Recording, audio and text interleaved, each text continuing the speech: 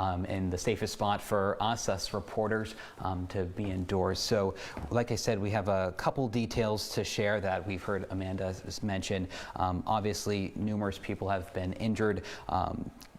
And just everyone is encouraged to get off the streets. As we were coming into the city, we were passed by multiple police cruisers, ambulances, so it is obviously a very active scene, and that is all we really know right now. We are waiting for some more information. We are told that a police spokesperson will be coming to us here at City Hall, so we're expected to get some more details soon. Amanda, I'm going to toss things back to you. And we do have multiple crews in that area. Alex, thank you. So we hope to learn more from the scenes once we're allowed to be a little bit closer, and obviously we're giving police some space to kind of do what they need to do. Yeah, because this is an active situation. They're saying that there are possibly multiple scenes. Right now, at least 2 scenes confirmed.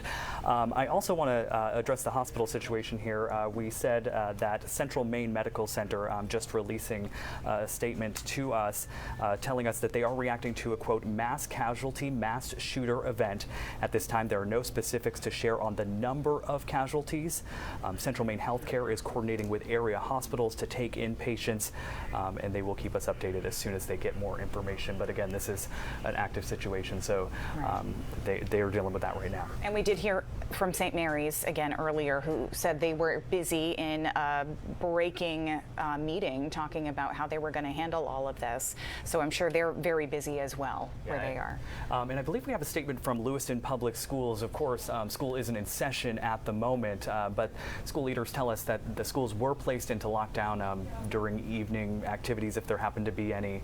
I believe we have that statement, but perhaps we don't. There we go. There it is. So this is from Lewiston Public Schools. All please get to a safe place if you are at or near a school for conferences. We are going into lockdowns. The superintendent saying he will provide more information as soon as it is available and appropriate. Right now we need to let law enforcement do what they need to do. And that's very much been the theme in the Lewiston, Auburn area tonight. A lot of businesses, bars, restaurants, we were told, either went into lockdown, just locked everything up, shut everyone in, or places were evacuated. This is an emergency alert that people in the area received. Lewiston officials asking people to stay home, stay off the roads. Yeah, obviously, when an event like this happens, we often see it in other parts of the country and say, oh, it couldn't happen here. But tonight, a very scary situation in the Lewiston area, in Androscoggin County. That alert going out on cell phones all across the area tonight. And again, this is a photo that the Androscoggin County Sheriff's Office posted from surveillance video at Spare Time Recreation in Lewiston on Mollison Way tonight. And we are learning, too, that there was actually a bowling league happening there tonight. So obviously a very terrifying situation. Again, police are considering that an active scene at Spare Time Recreation in Mollison Way. And then 4 miles away from that, they are considering Schmeggy's an active scene as well on Lincoln Street. Yeah, so again, they are looking for that shooter. If you have seen him, you are asked to call police, or if you know who he may be, you're asked to call police. Obviously, this is a very dangerous situation, so if you see him in public, do not approach. Governor Mills also being briefed on this situation tonight. We have a statement from her as well, telling us that she's been briefed on this situation, that she's in touch with state police as well as local law enforcement agencies, and she's urging people in that area to follow the direction of those state and local law enforcement officers. Of course, she will be continuing to get those updates and keep us informed as well. Can we go back to that map of Spare Time, too? For people who aren't familiar with that area, lots of businesses in that sort of, I wouldn't call it a cul-de-sac necessarily, but it's an area where Mollison Way, there's sort of, you've got the BMV there, you've got a couple of restaurants, you've got like Marco's and Legends and Subway is there, and so there's a lot happening there. There's also across the street from that, you can kind of see the big square building, Seniors Plus, where seniors were gathering for events. We talked to a woman earlier tonight. She was 61 years old, Mary Ellen Davis, who was part of a knitting group. Yeah. And do we have sound from Mary Ellen, guys? And someone was knocking on the door and told us to call 911. There was an active shooter. From what we've heard, we've been seeing police with long guns running around ever since about 6:30, 7 o'clock this evening, all around this industrial park where Spare Time is located. Again, police searching for an active shooter or shooters in that area of Lewiston, asking everyone to stay home, stay where you are. We are also hearing from, parents who had to pick up their kids at the hockey rink in Auburn because everything is just kind of shutting down in the area. Right, and again, police are asking that if you're in that area tonight, don't drive anywhere, stay inside, lock your doors, and stay safe tonight. I believe we also have some more sound from Mary Ellen there to listen to tonight. Yeah, everybody's here is fine. We're cold. We're worried. There's one very elderly woman who is doing the best she can. We're being told to leave right now. We're going to the armory in Lewiston. Okay. Are they telling you why? Just to find a safer place? I have to listen to the police. Okay. Okay. You can call me back in 15 minutes if you want. Okay. Thanks, Mary Ellen. Be safe. Never dealt with one of these in 27 years, so please be patient. I know you want to get out of here. We're going to do what we can to get you. Wow, police there, very active situation. Chris Costa spoke to Mary Ellen just moments ago saying that she was in that building for the knitting group, told to stay inside, but then they discovered an open door in the building, so police wanted to search the building, which would of course require them to evacuate it, and then you hear police interacting with folks there. So they were moved out to the woods. Mary Ellen told us they were moved out to the woods to be safer, and then of course moved to the armory. So a very, very active scene here in Lewiston tonight. Yeah. And we'll start from the beginning here for those of you just joining in. Police right now in Lewiston searching for an active shooter or shooters. They're unclear in Lewiston. It started at Spare Time Recreation on Mollison Way in Lewiston.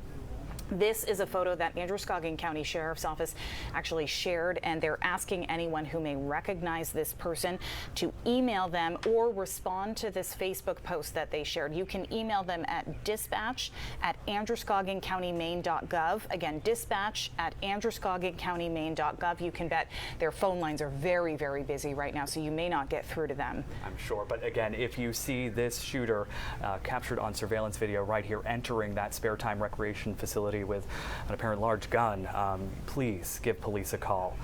News Center Maine's Jack Molmid is standing by outside of Spare Time right now. And Jack, what can you tell us about what you're seeing there? Yeah, Zach, that's right. I'm across the street from the Spare Time Recreation Center. That's one of the scenes that Lewiston police are telling us where they're searching for the active shooter right now. We actually just pulled into there to see if we could get closer to get some video. You can see over my shoulder here, you can see that there are dozens of law enforcement cars there, Maine State Police, different police officers there. They told us that this is an active scene, and they're currently looking into that right now, and they asked us to leave there. Now, like we've been saying earlier, we're hearing that numerous people have been injured. We're not getting much more information about those people that were injured at this time.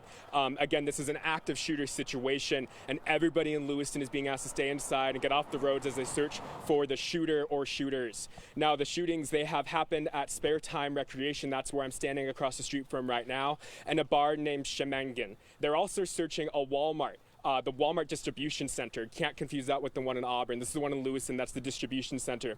And now, as we were driving out on our way to the Spare Time Recreation Center, we drove past the Central Maine Medical Center, where we saw dozens of people waiting outside, dozens of people, dozens of cars waiting outside, talking amongst themselves, just waiting to get some more information about what happened. And across the street from there, we saw several dozen ambulances there on standby as well. And we do know that this is still very much an active scene that is going on. Again, where I'm standing right here is across the street from the Spare Time Recreation Center, and I believe that was one of the law enforcement vehicles also pulling into the scene right there. As we pulled in there, like I said, law enforcement told us that this is an active situation. That's one of the scenes that they are looking at right now, in addition to the Walmart distribution center in Lewiston, and along with that bar called Shemengen. Now, the lockdown means stay inside, do not drive around, lock your doors, and be on the lookout. Now, we do know that there is a staging area shelter where people are linking up who don't have anywhere else to go right now. And I believe we have had Alex at that scene now for a while. But for now, we're here live outside across the street from the Spare Time Recreational Center, which is one of the scenes where police tell us that they are looking for this active shooter.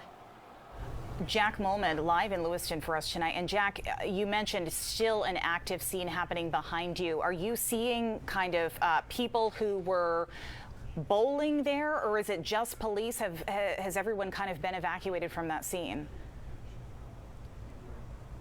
No, Amanda, it appears everybody there has been evacuated. We did not see one single car there that was not a law enforcement vehicle. It seems that it's pretty much on lockdown right now with several dozen law enforcement vehicles there. And again, like I said earlier, it's obviously a very tense scene right there. As when we pulled in, they asked us to leave as that it's an active situation.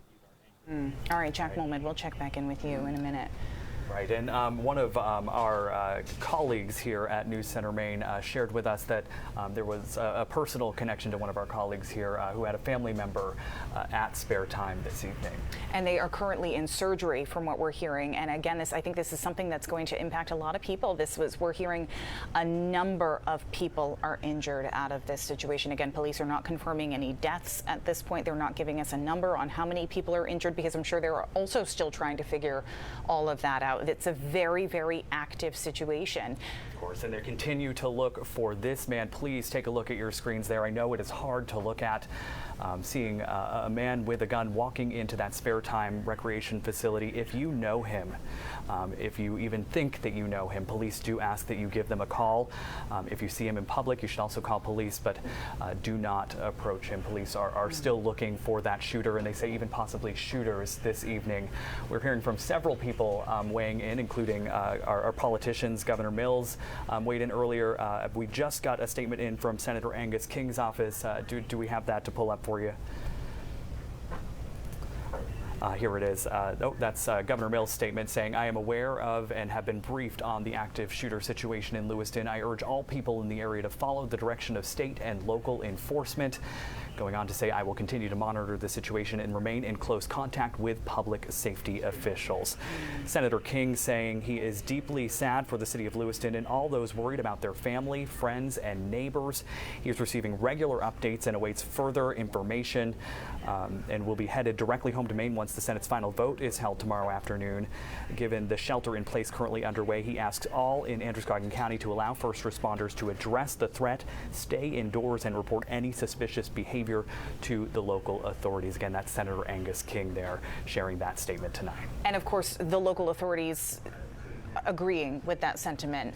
Lewiston Police, we're hearing from State Police, we're hearing from Androscoggin County, all saying, please stay off the roads, stay where you are, just lock everything up, because they are trying to find this active shooter or shooters. Yeah, and it sounds like that mission is even more complicated because of just the sheer number of scenes.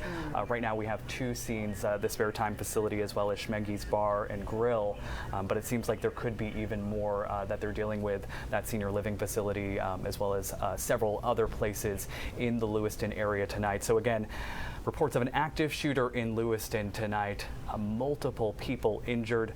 We still don't know specific numbers, but police are working to share that information as soon as we know more. And like you said, that does complicate things to have multiple scenes. We heard from Mary Ellen Davis, who was at the Seniors Plus Center, kind of across from Spare Time Recreation there on Mollison Way, and she said that police showed up, told them all to stay inside, but then when they realized that there was another door somewhere else that was unlocked or open, then they made everybody evacuate so that they could clear the building. So obviously it's a complicated situation for law enforcement who are involved in this investigation, but we have seen just a sheer number of law enforcement agencies responding to this. That we have, and I want to pull up that photo again. I know, again, that this is hard to look at, but this is who police are looking for right now, and it is critical that if you know who this man is entering the Spare Time Recreation facility there with a gun, you contact police. I believe we have an email address Yes. for dispatch. Dispatch at androscoggincountymaine.gov.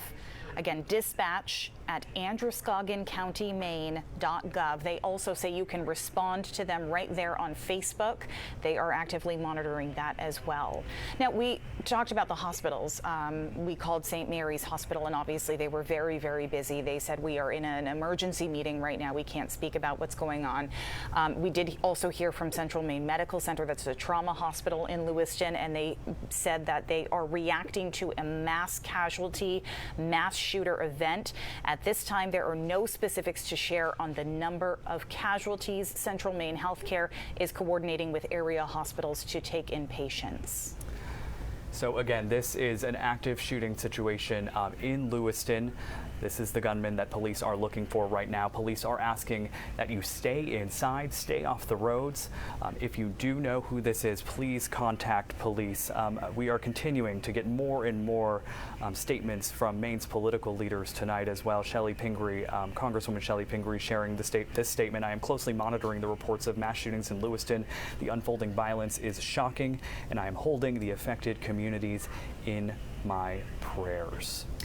Our Alex Haskell has been at Lewiston City Hall, which is sort of the meeting place for law enforcement, for everyone to sort of group and figure out exactly what's going on. Do we have Alex ready to go, guys? Can we talk to Alex? It doesn't look like we have him right now, but we could pull up that picture of City Hall. It's likely that this is the kind of situation where, because it's so active and because police worry that reporters will be in danger out in the field, that they ask them to go to city locations. In this case, Lewiston City Hall here. State Police, we are just hearing, State Police are expected to make a statement here at City Hall shortly. So that's why we're there right now, because that's where that information will be coming from, as reporters, obviously from across the state, are gathering there tonight to keep everybody safe. We also have our Jack Molmed, who is live in Lewiston. He's right outside of Spare Time Recreation, which is, again, one of the two active scenes that we know of that police are investigating. And Jack Molmed, you mentioned that it has been still very much an active scene where you are.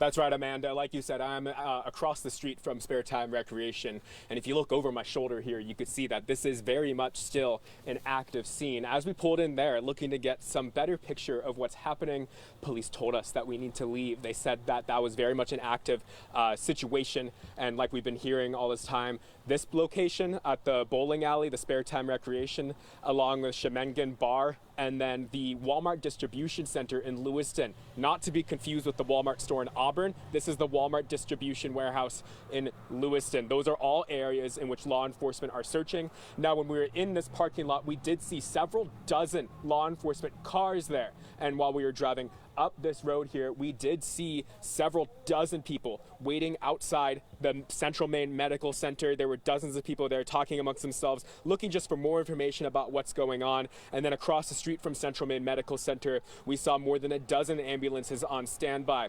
And as we've been saying all along, this is still very much an active shooter investigation. Law enforcement has told us repeatedly they're looking at 3 different locations. And as we've been saying all this time, again, we are still waiting on some more information from law enforcement. If they have any more updates to give us, we're still on standby for that. And they said that this is still very much an active situation. They say that people must stay inside, do not drive, lock your doors, and be on the lookout. There is a staging ground located in the city of Lewiston for people to regroup with one another if they do not have anywhere else to go. And I know that we've taken that shot a few times to see what developments could be there at that point. But what we do know is that we are here across one of the locations where law enforcement is investigating where this active shooter has been, along with the Walmart Distribution Center in Lewiston, and along with that bar in Lewiston that's called Shemengan Bar. So this is where we are across the street, still very much an active situation. You can see there is an officer here standing by to make sure, looking like nobody else can go in there at this moment. And like I said, there are a few dozen law enforcement vehicles within there. So like I said, Lewiston is asking people to stay indoors, to lock their doors, don't go outside, don't drive, be on the lookout. And Jack, it is admittedly dark there, so it is tough to see. Can you paint that scene for us a little more? You're saying a few dozen police cars, but are there any people milling about aside from police tonight? We did not see any people there at that moment, but while we were driving in through the Maine downtown strip off Pine Street, we did see quite the scene with officers. It was looking like as we were pulling in, officers were scattering wherever they could to look for the potential suspected shooter. We even saw them draw guns on somebody. We ended up talking with those people later, and they said that they didn't really have anything to do with this, and police quickly moved on from there. So it's still very much an active situation. We saw police lined up on Pine Street and that area off Pine Street and Lisbon, but they quickly moved out of there. So you could see that the Lewiston police and other law enforcement agencies are scaling the town up and down to look for the suspected shooter as this is still a very active situation at this time. But no, Zach, to answer your question, looks like this place is all on lockdown. It's all law enforcement vehicles, bright lights everywhere. I can't say I've ever seen this many police cars in one area in my life. Jack Mulmud, thank you. And yes, we are hearing that it is very much an active scene. Again, Schmenge's Bar and Grill on Lincoln Street, Spare Time Recreation, where our Jack is, that's on Mollison Way. And as Jack mentioned, also now Walmart Distribution Center is an area that they are focusing on. And Lewiston Police have released a photo of the car. We're working to get that up for you so that you can see the car that they are looking for, that they believe this suspect was using. Again, they are asking everyone to stay where you are, lock the doors. Do we have the photo? We have the photo. There we go. All right, there you can see on your screen. It looks like a white car there, possibly a Subaru. If police say that they believe the front bumper may be painted black. So they are asking that if you recognize this vehicle, they aren't saying specifically whether or not this is the shooter's vehicle or whose vehicle it is, but it's obviously critical to their investigation. If you recognize this vehicle, you're asked to contact Lewiston Police at 513-3001, extension 3327. So again, take a look at your screen right now. Police are looking for this white car. I believe it may be a Subaru, that they say the front bumper is painted black. If you look closely at your screen there, you can see it. If you recognize this vehicle, Lewiston Police ask that you call them 513-3001, extension 3327. They are also now releasing more photos of the suspect that they are looking for. We do have one photo from surveillance video from Spare Time Recreation. This, I'm not sure, this could also be from Spare Time Recreation, but this is these are photos that police are releasing of who they believe is the shooter. Yeah, I'm not sure if it's possible for us to zoom in at all on this man's face, but compared to that first photo, this shows more of that man's face. It appears to be that's in a parking lot of some kind with a crosswalk behind him, but he has a large weapon, and police are still looking for this man. Please take a look at your screen. If you know who this is, even if you think you might know who this is, please contact police. Lewiston Police are asking that you call them. Yes, if you recognize that man or that what we believe is a Subaru. It's a little hard to tell, but that white kind of SUV with a black painted bumper. And as you can see, we are literally taking photos from Facebook here as soon as police put them out. So if you don't quite catch it on your screen, feel free to pull out your phone and go to Lewiston Police Department's Facebook page, where they're sharing these photos, not only of this suspected shooter, but also of the car they are looking for as well. And we do want to remind you through all of this that we understand that this is a difficult time. This is a difficult thing to look at happening in our state. At the end of the day, your safety is of the utmost importance. Police are asking you tonight to please stay inside. If you don't have to go on the roads, don't go. Keep your family safe and your loved ones safe tonight. Certainly something that has affected a lot of people. We know that there was a bowling league that was happening at Spare Time Recreation tonight.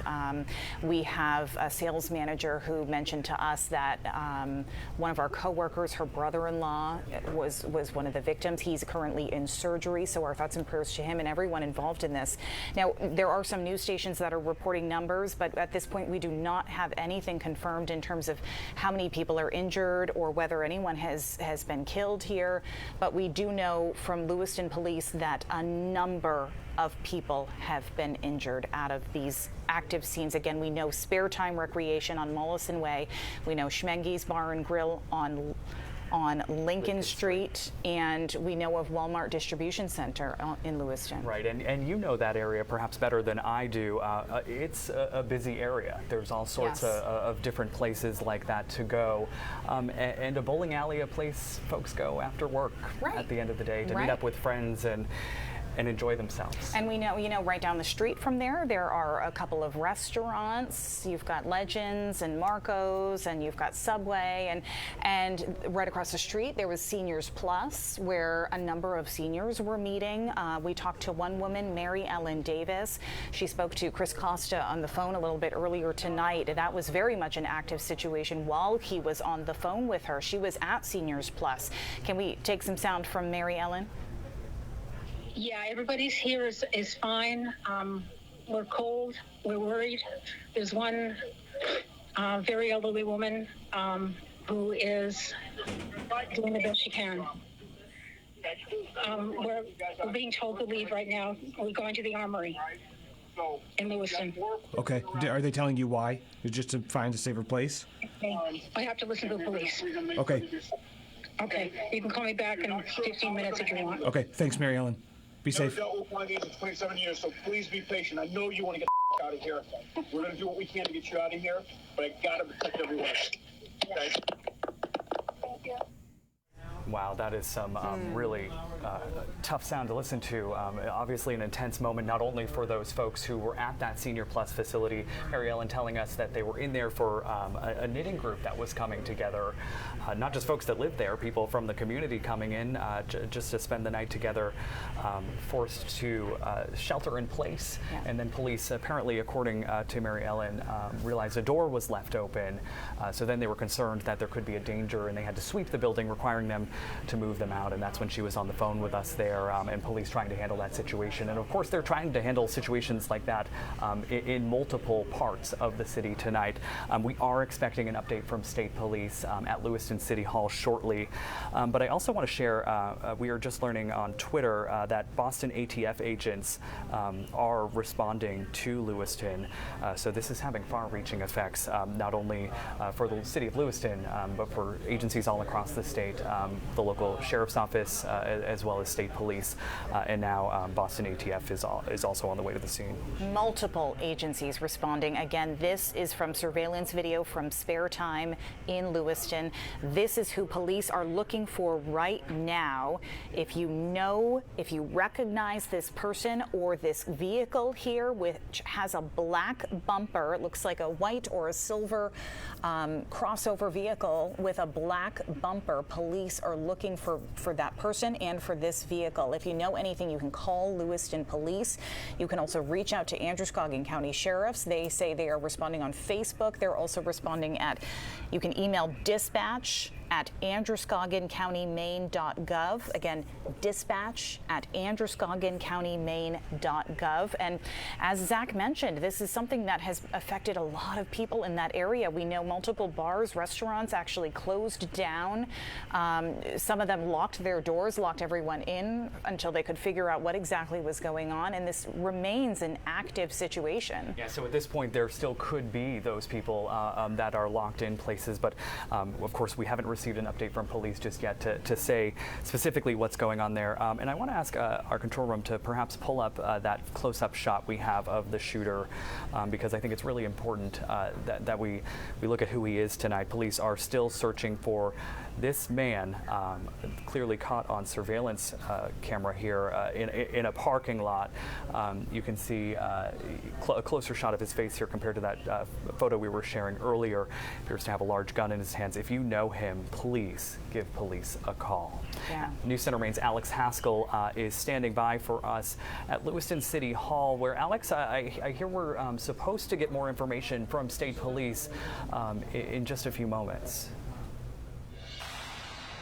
Yeah, hey, Zach, we are waiting for a spokesperson to come over here and share a few more details with us. Last I heard, the spokesperson was at the Lewiston Police Department on their way here, so we should hear from them, see them anytime. I do want to share with you kind of what the scene was like as we approached Lewiston.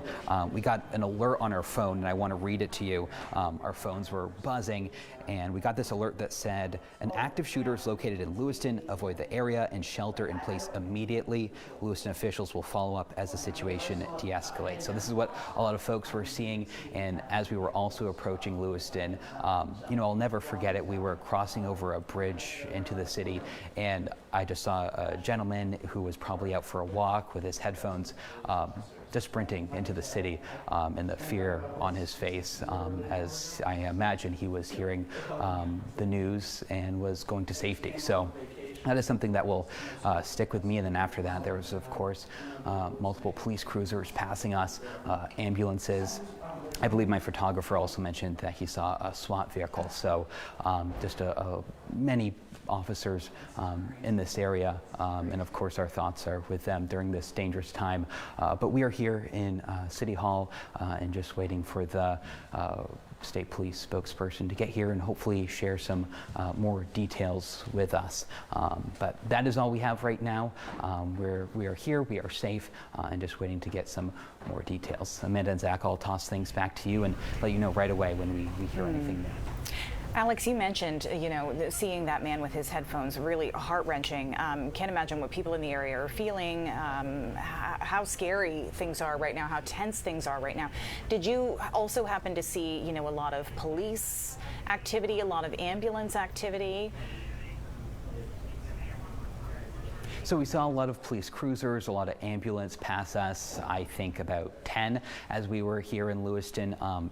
We were told to get to City Hall as quick as we can. So that was our main mission, but we had to pull over many times to allow police officers pass us.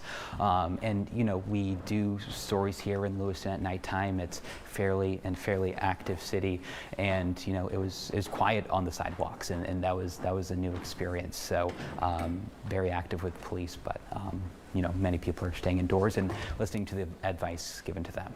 Absolutely. Of course, a tough, when we talk about these kinds of things, we talk about them in other parts of the country. Right. And we always say that line, it could never happen here.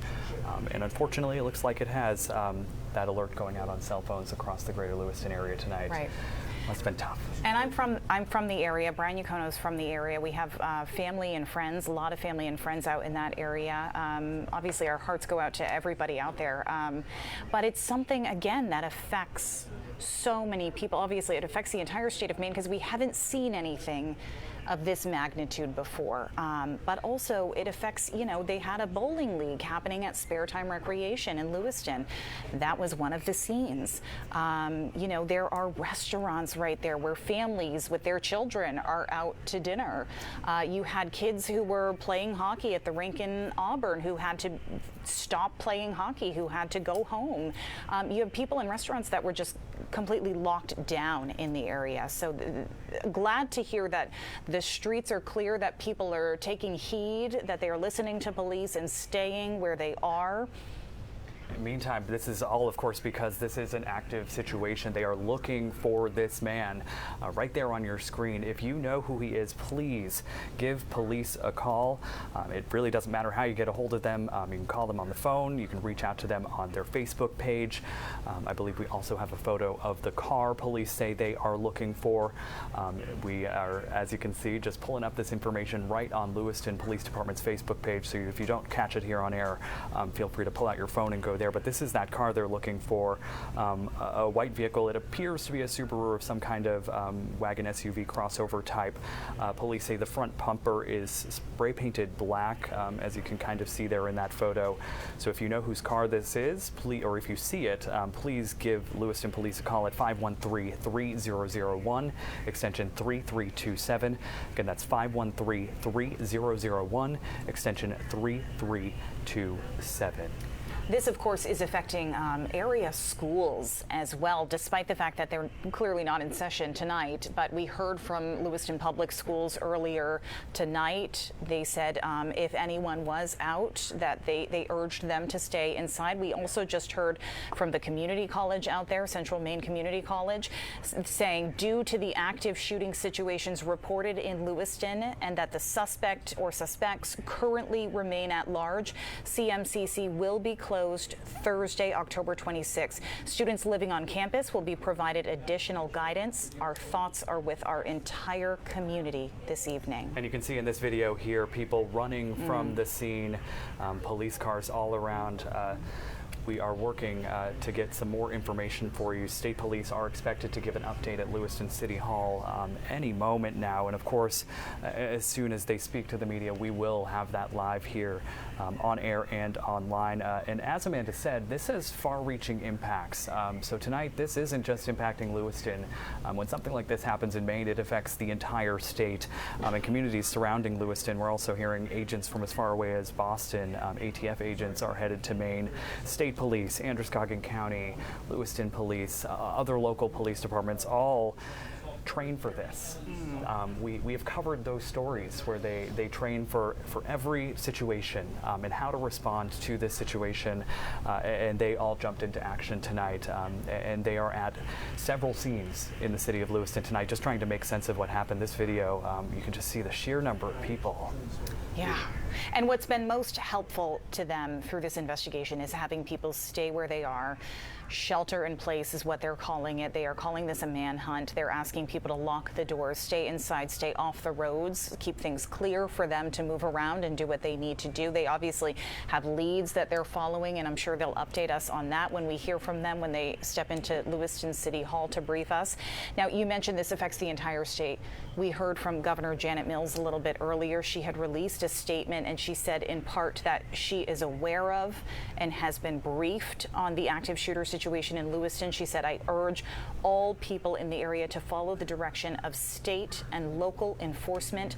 I will continue to monitor the situation and remain in close contact with public safety officials. And we also have something else just in from a senior White House reporter for Bloomberg, the news agency Bloomberg, tweeting out the president has been briefed on what's known so far about the mass shooting in Lewiston, Maine, and will continue to receive updates. Again, we're working to confirm that independently, but a reputable news source, Bloomberg, a White House reporter, saying that even the president has been notified of this incident in Maine tonight.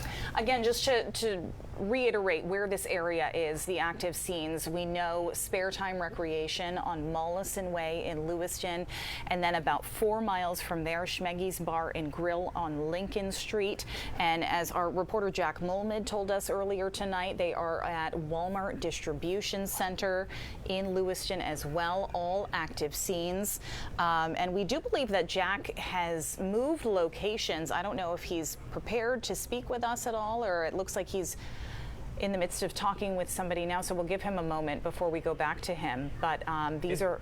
In the meantime, we really should, I know it's hard to look at, but pull up that photo of the shooter again for folks, because if you know who he is, police need you to give them a call tonight. They're looking for any information on this man who, as you can see here in this surveillance image, walked into Spare Time with a large gun and injured numerous people, and we're still working to learn those numbers. You may have seen on other national news outlets, numbers have been put out, but we have not independently received numbers. We want to make sure we get those numbers right for you, so we are waiting to hear from state police on specifics any moment now. And again, it's about getting it right in a situation like this for you, so please stay with us. We will give you the most accurate information as soon as you can. This image here, a closer, better shot of that gunman's face, so that you can see who he is. If you know who he is, or if you see him, please give police a call. And certainly, as Zach mentioned, we know these are difficult images to look at. It's hard for us to look at these images, but it's important that if you do recognize this person, that you reach out. Lewiston police are asking you to call them. Again, they are also looking for a car that is, we can't tell, it's either white or silver with a black bumper. We do have an image of it. There it is, right there on your screen. Police are looking for that vehicle as well. So again, if you know anything about this, and that vehicle has a black front bumper. Yeah, I believe Jack Molmid moved to a new location. He was outside of Spare Time earlier, and if he can hear us, he's talking to someone. He's busy right now. Yeah, he's in the midst, but he looks like he's right outside of Central Maine Medical Center. Looks like the emergency department that he's at. So we'll let him, he's in the middle of an interview right now. We'll let him finish that up, and then we'll certainly hope to get more information from him while he's there. But we saw images from Central Maine Medical Center earlier tonight, and just the number of ambulances lined up there. Yeah. Just difficult to see. We also heard from Central Maine Medical Center. They said they are reacting to a mass casualty, mass shooter event. At this time, they said there are no specifics to share on the number of casualties. That's something we've also heard from police. They don't want to comment yet on the numbers until things have calmed down a little bit more there. Of course, Central Maine Medical Center, obviously the biggest hospital there, where they have the training for this, the trauma center, to handle a situation like this. So all of those ambulances going there, and of course a tough situation. We have also heard from St. Mary's earlier this evening that they were in an emergency meeting, huddled, trying to address whoever was brought there. But again, we don't know how many people. Just into our newsroom, this is tough to report. The AP reports that at least 10 people are dead. So tough. Again, yeah, that's from the Associated Press. They are saying that at least 10 people are dead in this situation. We know that from Lewiston Police that a number of people are injured. We have heard that some are in surgery. Take a break. You can slide off if you need to. It's very difficult for us to report this because this is our state. This is our home state. We love the people here, and we know that they're having a very difficult time right now in the Lewiston area. Again, please, if you are in that area, stay where you are. Lock the doors. I texted my aunt. She lives in that area. I texted my aunt earlier tonight, and I said, please shut the lights off, lock the doors. Yeah. Just stay hidden. Absolutely. Stay Listen out of to the way. police tonight. Please stay home. Please stay safe. We even had some colleagues here saying that they knew people who were at Spare Time, someone in surgery tonight, of course, many more possibly injured in this shooting. And I want to reset this for you. This is happening in Lewiston, in the area of Spare Time on Mollison Way, as well as at Schmeggy's Bar and Grill, just 4 miles away from that. There are multiple scenes. News Center Maine's Jack Molmid is standing by now. And Jack Molmid, I believe you changed locations. Are you at Central Maine Medical Center now?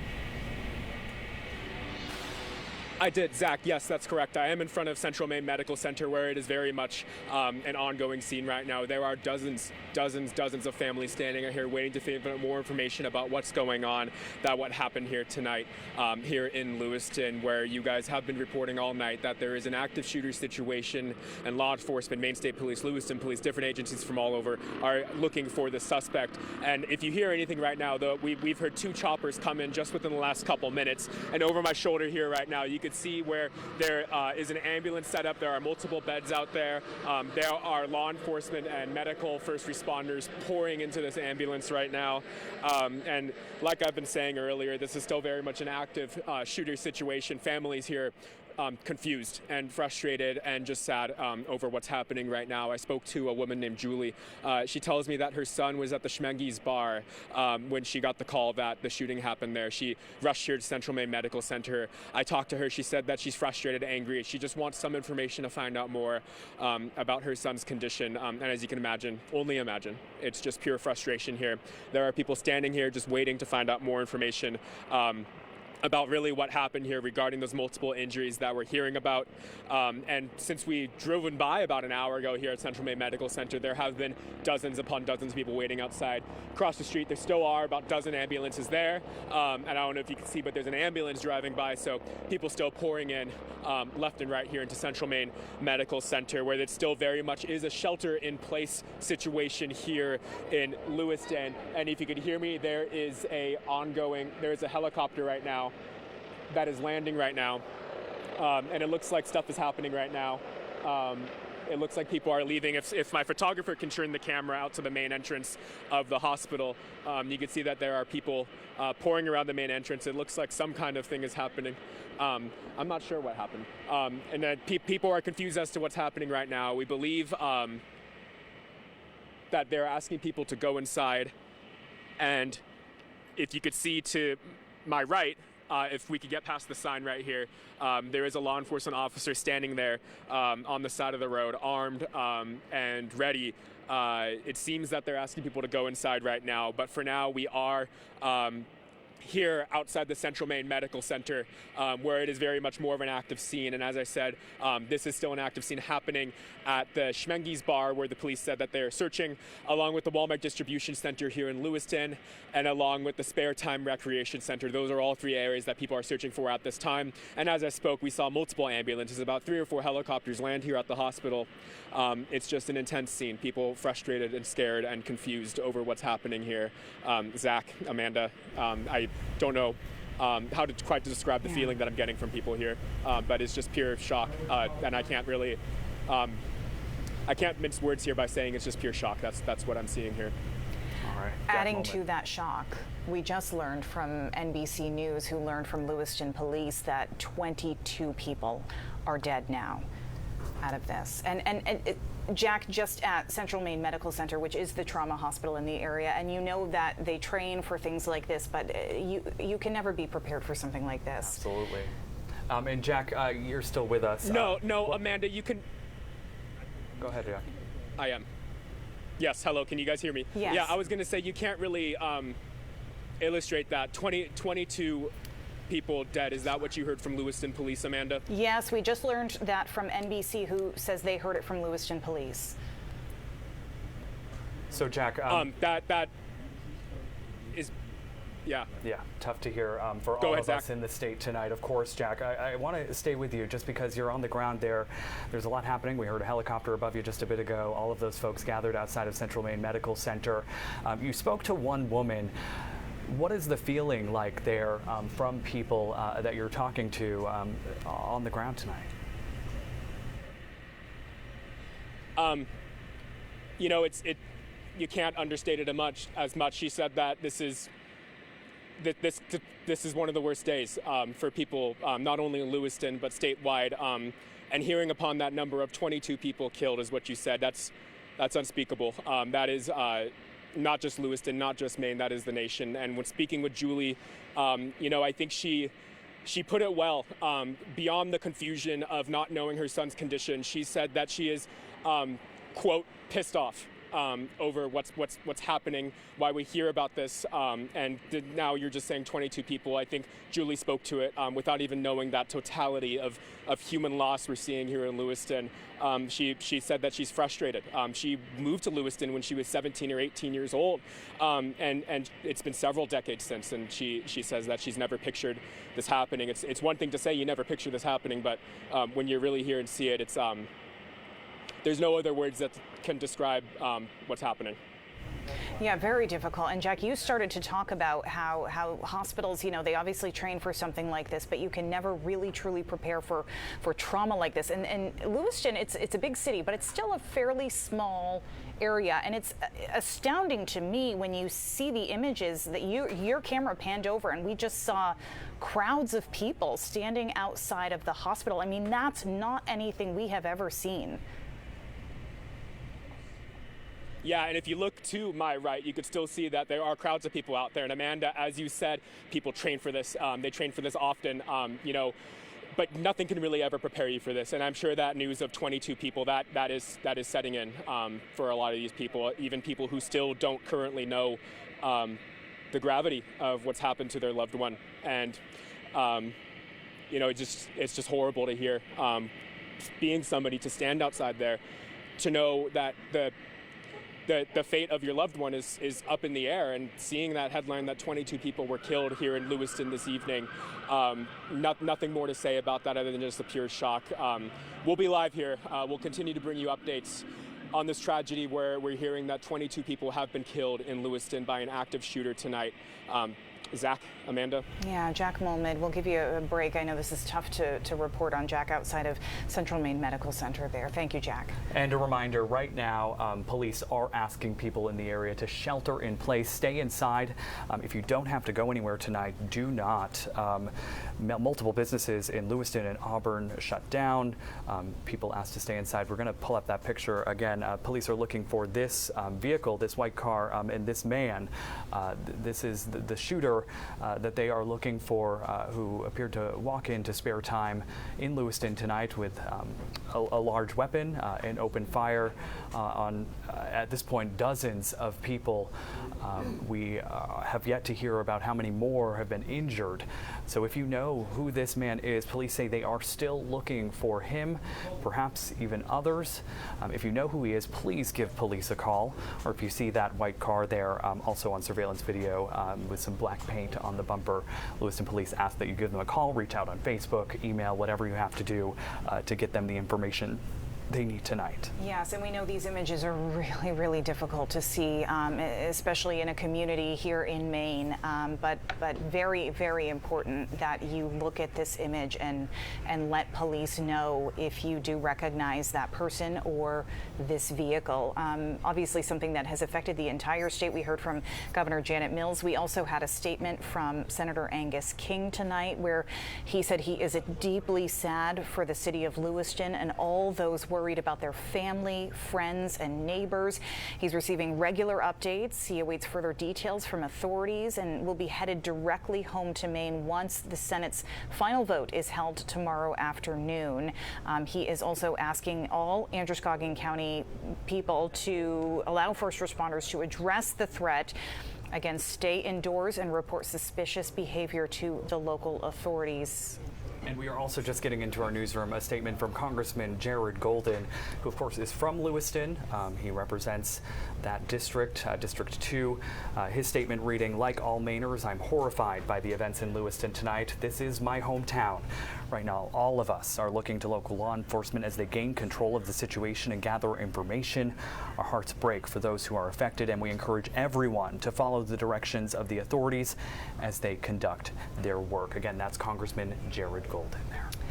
We have just confirmed that 22 people, at least 22 people, have been killed in this shooting. We know there was an active scene at Spare Time Recreation on Mollison Way and one at Schmenge's Bar and Grill on Lincoln Street, about 4 miles away from that. 22 people killed. It's just a shocking number to hear, and a number of other people have been injured. Yeah, we can't even begin to make sense of that number right now. And of course, we still don't know if there are more people injured, what the status of the victims at hospitals is. But as you heard from Jack earlier, it sounds like there are a lot of loved ones outside that hospital waiting for answers. So you have to, your hearts go out to them as well, and the family members who likely still haven't gotten word that perhaps one of their loved ones has died. So there's a lot of panic and sadness and frustration in the city tonight. Alex saying there was even some, Jack saying that there was even some anger there tonight. You hear the helicopters swirling around the hospital, ambulances everywhere. Meantime, police are continuing their work to make sense of these scenes, because it's not just one. We're not just talking about Spare Time, where folks were gathered tonight just for that after-work bowling league, right. And to enjoy their time off. And there's also the restaurant 4 miles away. There's possibly other scenes that we have yet to hear about tonight. But again, please take a look at your screen. Police are looking for this man, the shooter who walked into Spare Time earlier this evening and opened fire, allegedly. You can see him here. This is a closer look at his face. If you know who he is, even if you think you know who he is, I know this is tough to look at, but please give police a call. They're also asking if you recognize that car to give them a call as well. as well. Yeah, it's a Wednesday night in the Lewiston area. We know you mentioned a lot of people out for the bowling league. We know there were tons of people out with kids at restaurants, and some of those restaurants, many of those restaurants went into lockdown. We had kids who were, evacuated from their hockey rink, had to stop playing hockey. This is something that has affected a lot of people, and as you mentioned, the crowd of people out there outside of Central Maine Medical Center just waiting for something, waiting to hear word from anyone about their loved one, whether they were injured, whether they were one of the 22 killed. Very, very scary situation for a lot of people. And I'm from the area. I know Congressman Jared Golden from the area. I've never seen a crowd gathered outside of the hospital like that. Right. A lot of questions on their mind, just hoping for the best there. I believe we have some sound from whoever Jack spoke to outside of Central Maine Medical Center earlier. Let's take a listen to that. Yeah, everybody's here is fine. We're cold. We're worried. There's one very elderly woman who is doing the best she can. We're being told to leave right now. We're going to the armory in Lewiston. Okay. Are they telling you why? It's just to find a safer place? I have to listen to the police. Okay. Okay. You can call me back in 15 minutes if you want. Okay. Thanks, Mary Ellen. Be Never safe. dealt with one of these in 27 years, so please be patient. I know you want to get out of here.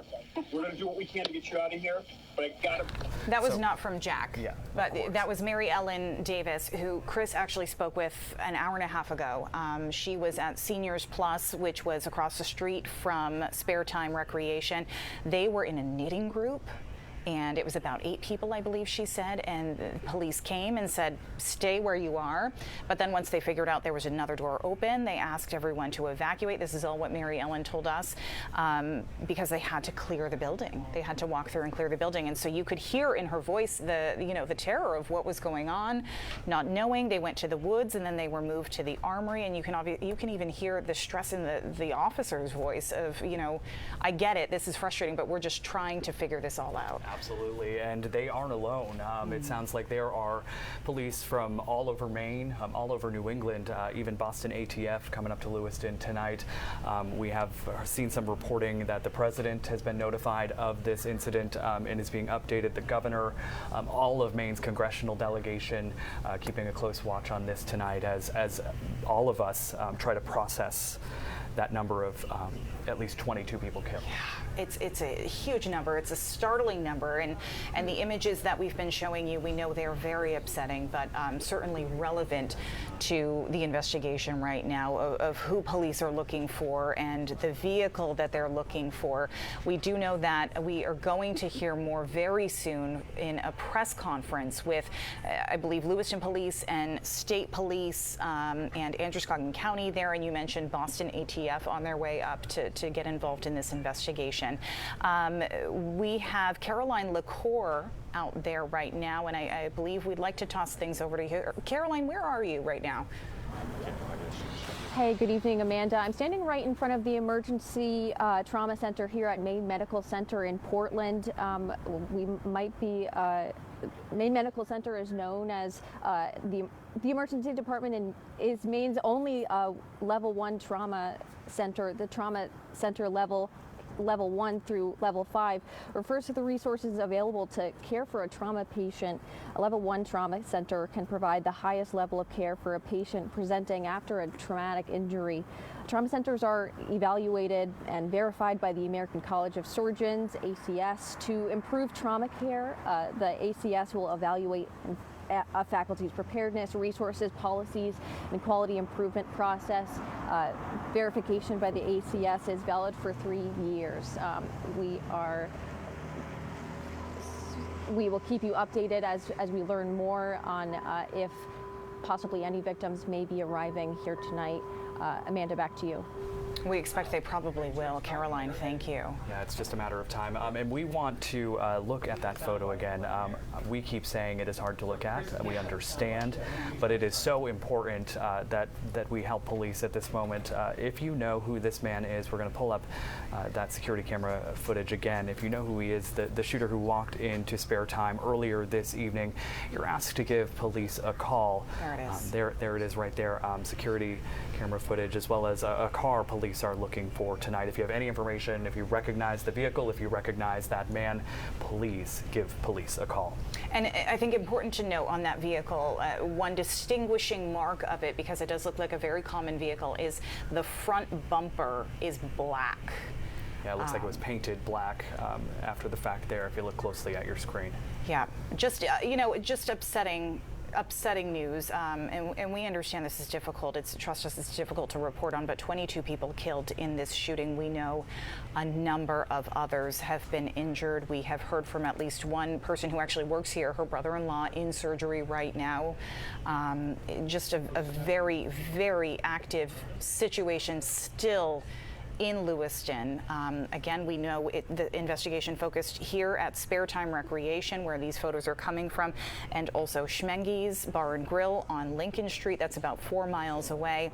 Also, Jack is telling us that Walmart Distribution Center in Lewiston, also a scene of a crime here. Absolutely, and we can't overstate the fact that this has an impact not just on the Lewiston community. We were talking about our own colleagues who know people involved. Something like this, Maine is a small town. It's going to impact all of us and surrounding communities outside of Maine tonight. The governor releasing a statement earlier saying that she's just urging people to please stay safe, stay inside, don't go out. Just stay inside and keep you and yourself and your family safe tonight. And if you see this man, please give police a call. We spoke with St. Mary's Hospital. There are two hospitals in Lewiston there. There's St. Mary's and there's Central Maine Medical Center. CMMC, typically the more the trauma-centered hospital, but we just heard from Caroline saying that they're likely to see more of that trauma coming to Maine Medical Center in Portland, because, I mean, we know both hospitals there in Lewiston are certainly not equipped to handle. Right, and they prepare for this unfortunate event. They are ready to respond when people are taken from one hospital in one part of the state, whether it be by life flight, whether it be by ambulance, to that higher level trauma center where they actually can handle that kind of thing. And speaking of Central Maine Medical Center, Jack Mulmid is still there, where earlier we saw a number of people just gathering outside the door, waiting to hear news on their loved ones that we're assuming are inside. Jack, is there anything more you can tell us about that? Well, Zach, from the last time we spoke, it has pretty much cleared out here from the main entrance of the hospital. As you can see to my left here, you can see that all that is standing there right now are two security guards that are still probably waiting to hear out more information as well, making sure that this place is secure. They were taking down names of people who were reportedly, or taking down names of people who may have had family impacted by those 22 people that were killed here in Lewiston tonight. Now, a big thing to remember is that this is still very much an active shooter situation. We know that police are looking at Schmenge's Bar. They're also looking at the bowling alley here in Lewiston. That is the Spare Time Recreation Center, and they're also looking at the Walmart Distribution Center. That is a warehouse here in Lewiston. That is not the Walmart store in Auburn, and this is still an active, ongoing, active shooter situation that we are still constantly monitoring. Now, we were on the main road here earlier, but police did tell us that we need to get behind the main road here. So as you can see, I'm standing kind of in the ramp here that leads from the hospital out to the main road. They said that this was for safety reasons. And during the time in which we moved out here, we saw that those people that were naming off if any loved ones were impacted by this. And one of those people that did have a loved one impacted by, we ended up talking to her. Her name is Julie. She said she moved here to Lewiston at 17 or 18 years old. And you can't understate this enough. She really said that She told me, quote, "This is crazy." She said she's never seen anything like that. She said she's frustrated. She told me that her son was at Schmengi's bar. She said that her ex-husband was actually at that bar at the same time, left minutes before the shooting. She was notified that her son was shot. She does not know the situation still to this point right now. She does not know if he's alive or dead. And you can't imagine the shock and confusion and the horror that's on a mother's face, that upon learning that information, whether or not your son maybe passed away or not. And that's really, I know Julie's not alone in this horrific tragedy that's happening here in Lewiston. But what we do know is that there still is an ongoing shooter investigation here in Lewiston. Officials are saying to stay inside, do not travel, stay inside, lock your doors, and keep an eye out as police continue to search through those various leads. For now, we're reporting live here at the Central Maine Medical Center, the hospital closest to where the shooting took place. For now, we'll toss it back to the anchors. Live for us in Lewiston tonight. We want to bring you up to speed, obviously, of what's going on right now. Terror, quite frankly, in the second largest city in our state. A man armed with what appears to be a rifle opening fire tonight at a crowded bowling alley. NBC News reporting from Lewiston Police that 22 people have been killed in Lewiston tonight, and multiple scenes are under investigation right now. Yeah, and obviously an active situation. And if you've been with us, you see we've got people literally gathering information real time as we are all in a full working newsroom right now, gathering information in real time as you at home are working real time. And you know, this is one of the curses and blessings of social media and the internet, is that everybody seemingly has information.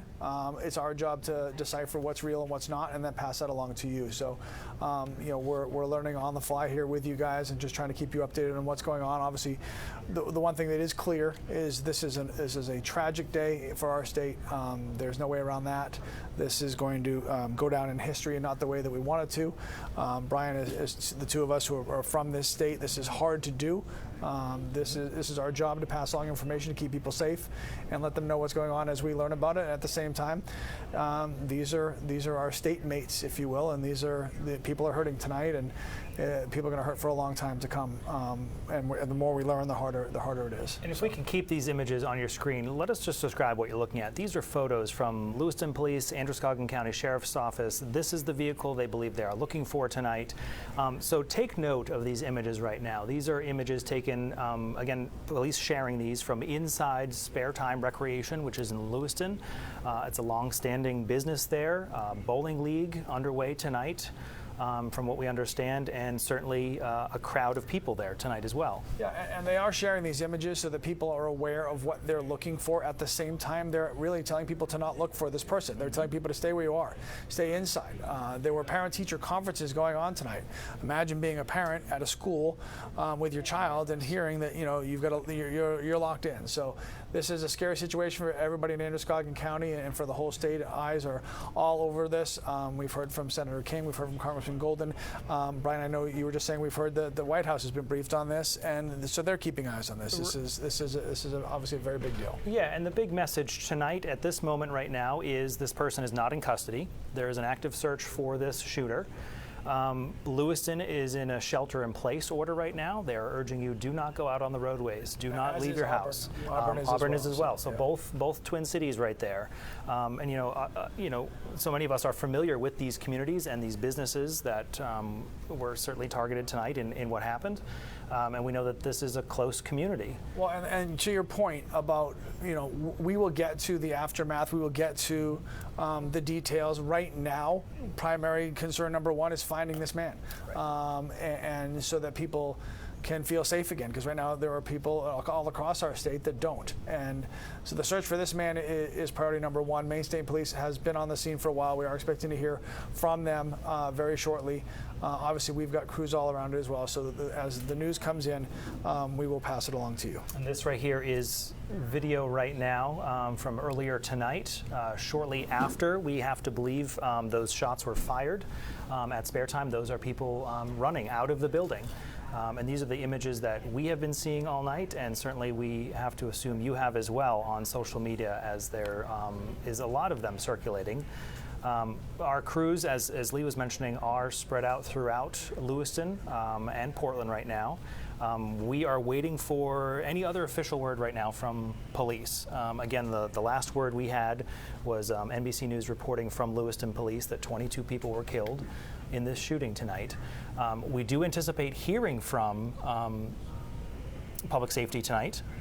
They're telling us they are prepared to give a statement. We anticipate hearing them. We have Alex Haskell is live at City Hall in Lewiston, where we expect to hear that. And if you're not familiar, you're looking right now at the map of Spare Time Recreation, where was at least one of the locations of this shooting tonight. And it's just off busy Main Street in Lewiston. As you're heading north on Main Street on 202, Spare Time is on your right there as you're traveling down. And if you're familiar with it, you know exactly the area we were talking about. And not far from there, within a few miles in more of the heart of downtown Lewiston, is the other location where we know that there was a shooting scene tonight as well.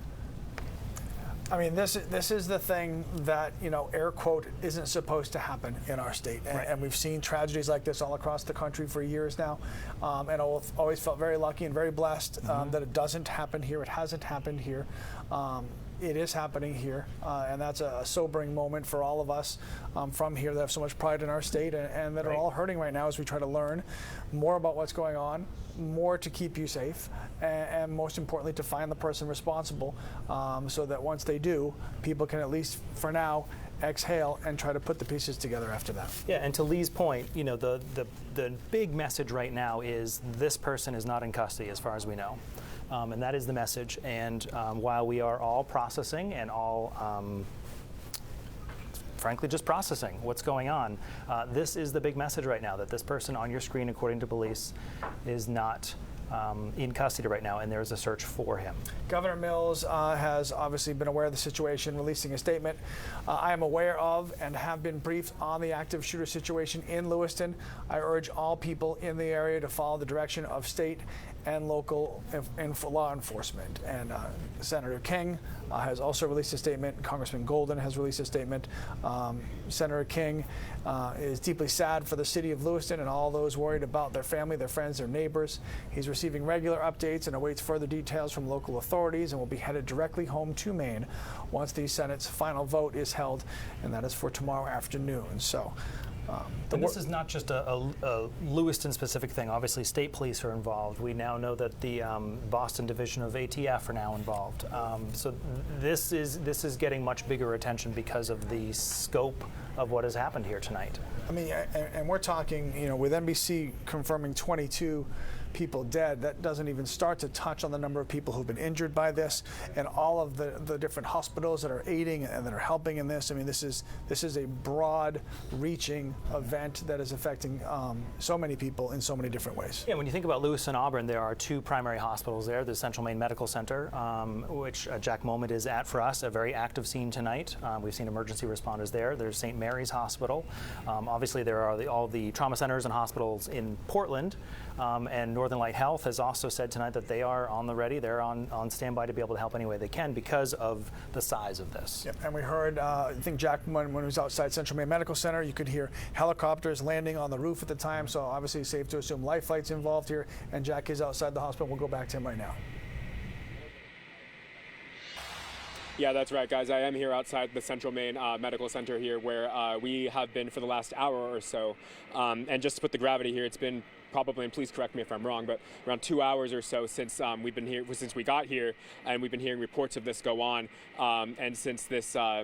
We've been monitoring the situation, the active shooter situation, and again, I am here outside the Central Maine Medical Center, where just earlier, if the camera can pan a little bit to my left, see that this is where the main entrance is, where earlier we saw dozens of people standing there, giving their information to the hospital workers so that they can line them up to see if any loved ones from anybody standing out there would be impacted by this. Speaking of that impact from families, it's just, it's unspeakable. You know, I spoke with a mother. Her name is Julie. She said she moved here to Lewiston when she was 17 or 18 years old. It's been many decades since. She tells me her son was at Schmengi's bar when the shooting happened. She got the call, immediately called her ex-husband, who was also at the same bar. She said he left minutes prior to that shooting. She said that her son was transported here. She does not know the situation with her son right now. It's just a pure tragedy. She doesn't know if he's alive or dead, and I don't know if you could really illustrate how that feels for a mother at this point, and I'm sure Julie's not alone either. Those are just some of the stories that we are hearing at Central Maine Medical Center here. And again, it's been several hours now, and the suspect in the shooting is still on the loose. Lewiston police, Maine State Police, are telling everybody to stay inside, lock your doors, don't go outside, don't travel, stay on lockdown until they track down the suspect, the shooter in this instant, the shooting that claimed 22 lives here in Lewiston this evening. And that lockdown, that means stay inside, don't drive, lock your doors, and be on the lookout. We were on the main road here.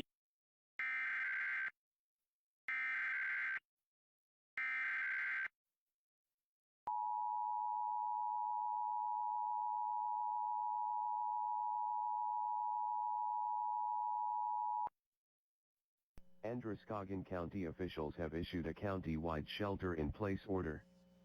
Please make sure your homes and vehicles are secured. Updates from officials will be forthcoming.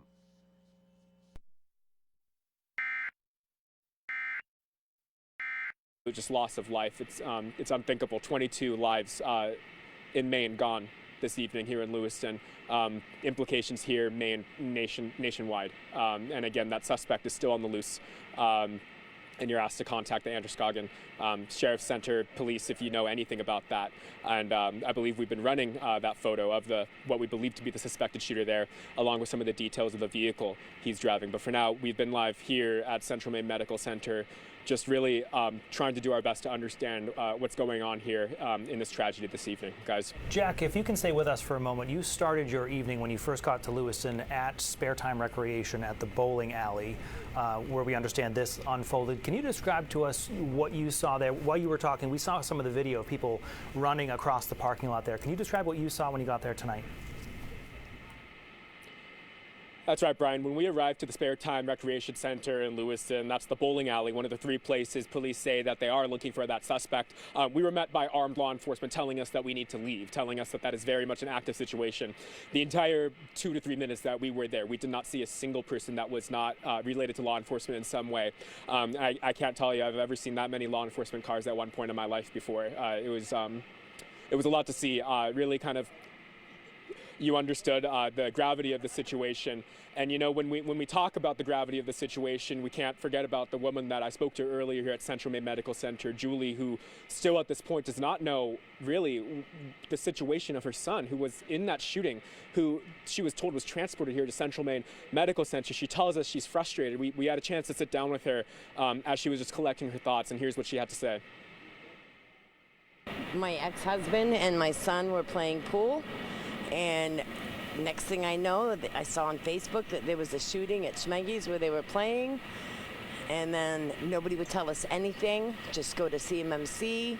His wife, his son, my ex-husband are here. Friends are here, we're all waiting, and we've heard nothing. They won't tell us if he's alive, if he's in critical condition, if he's passed. They won't tell us anything. They told us that this is an active scene. And as you heard, Julie is just absolutely frustrated. The mix of emotions from her: devastated, frustrated, confused, emotional, heartbroken, frustrated, she told me, over what's happened here tonight. She moved to Lewiston when she was 17 or 18 years old and says that, you know, we all say this stuff, is that we never expect it to happen. But it did happen here tonight, where 22 people lost their lives here, and that suspected gunman is still on the loose. Had a chance to talk with Julie a little bit more about what this experience has been like. Let's go in and take a listen to that. I'm a little freaked out. I want to know. You know what I mean? He's a young man. They shouldn't leave us hanging like this. Just tell us. I feel so bad for his wife. I mean, my kid, I don't know what's going on with him. They told us that this is an active scene. And I don't know if you guys can hear this right now, but we do have a chopper that's taking off from Central Maine Medical Center. We're not quite sure where it's headed right now, but you know, after talking with Julie, that's when we did learn that 22 people lost their lives here in Lewiston this evening. And quickly, I turned around and saw Julie standing there at the main entrance. She was one of the many family members standing out there, giving her information to people working at the hospital to see if her loved one, her young son, was affected by this shooting. For now, we're live here at Central Maine Medical Center, the hospital closest to where these shootings have taken place and where armed law enforcement are here on standby. We're just all waiting to find out more information on what happened here. Guys? Jack Mulwood at Central Maine Medical Center tonight. Jack, thank you.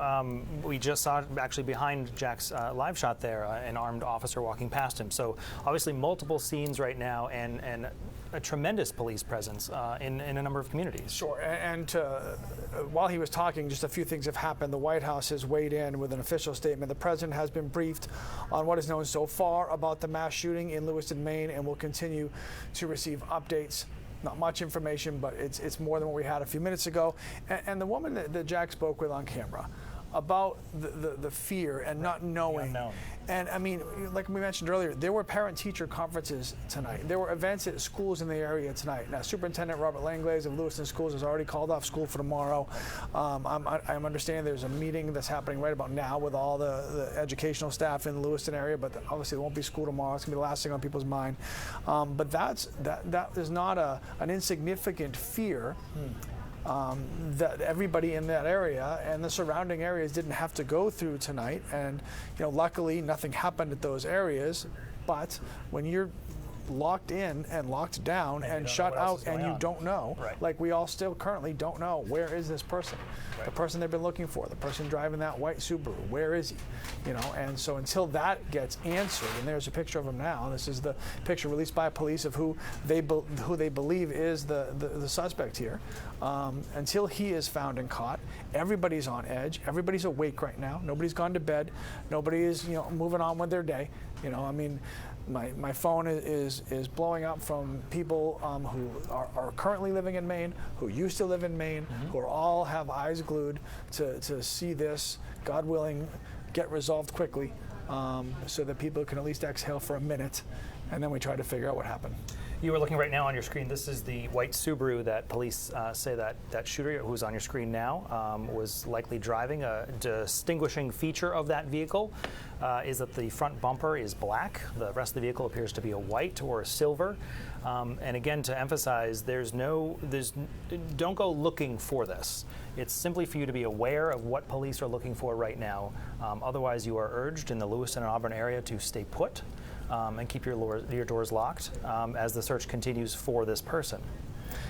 As we wait to hear from Maine State Police, which literally could be any minute, so it could be a second before we have to just kind of break away and hear from them, as we're waiting to do. We know they're there. We know that they're compiling information that they want to share with the public to keep you and us all informed. And as we do that, and I mentioned this maybe 20 minutes ago, just be careful on social media. Right now, everybody seems to know something about something, and some of it might be true, some of it might not. So this is just a kind of a warning to make sure that whatever you're believing and listening to and spreading and sharing, that it is verified information, so to not cause any more panic than that's already necessary. I mean, this is bad enough for what we actually do know. We don't need to make it worse with stuff that we're guessing about. And, we've been talking, Jack had mentioned we've been on the air for about 2 hours with you now. This is one of those things that we have sat through many times before in other communities. And there's certainly a lot of chatter tonight on social media of, I can't believe it happened here. This is Maine. This is my home. This is my community. I know this building. I've bowled there. Well, see, that's the thing. Like tonight, it's a Wednesday night. It's an innocuous day in October on a Wednesday where you just want to go out and join your bowling league. And we have seen this and heard this so many times in so many communities. And we felt so sad for those people and for those communities. And now we are that community. And now we are those people that the rest of the country is watching and feeling bad for. Right. And that's just, We do have crews. We have seen Jack Mohammed tonight. Alex Haskell is in Lewiston as well. Caroline LaCour is also live with us tonight, I believe in Portland tonight. Caroline, what can you tell us about what's happening there right now? Jack was describing hearing the medical helicopters in the air there. Yeah, good evening, Brian. We have not seen any helicopters so far, but we just see an ambulance pull in from Turner right behind me. I'm right standing in front of the emergency center here at Maine Medical Center in Portland.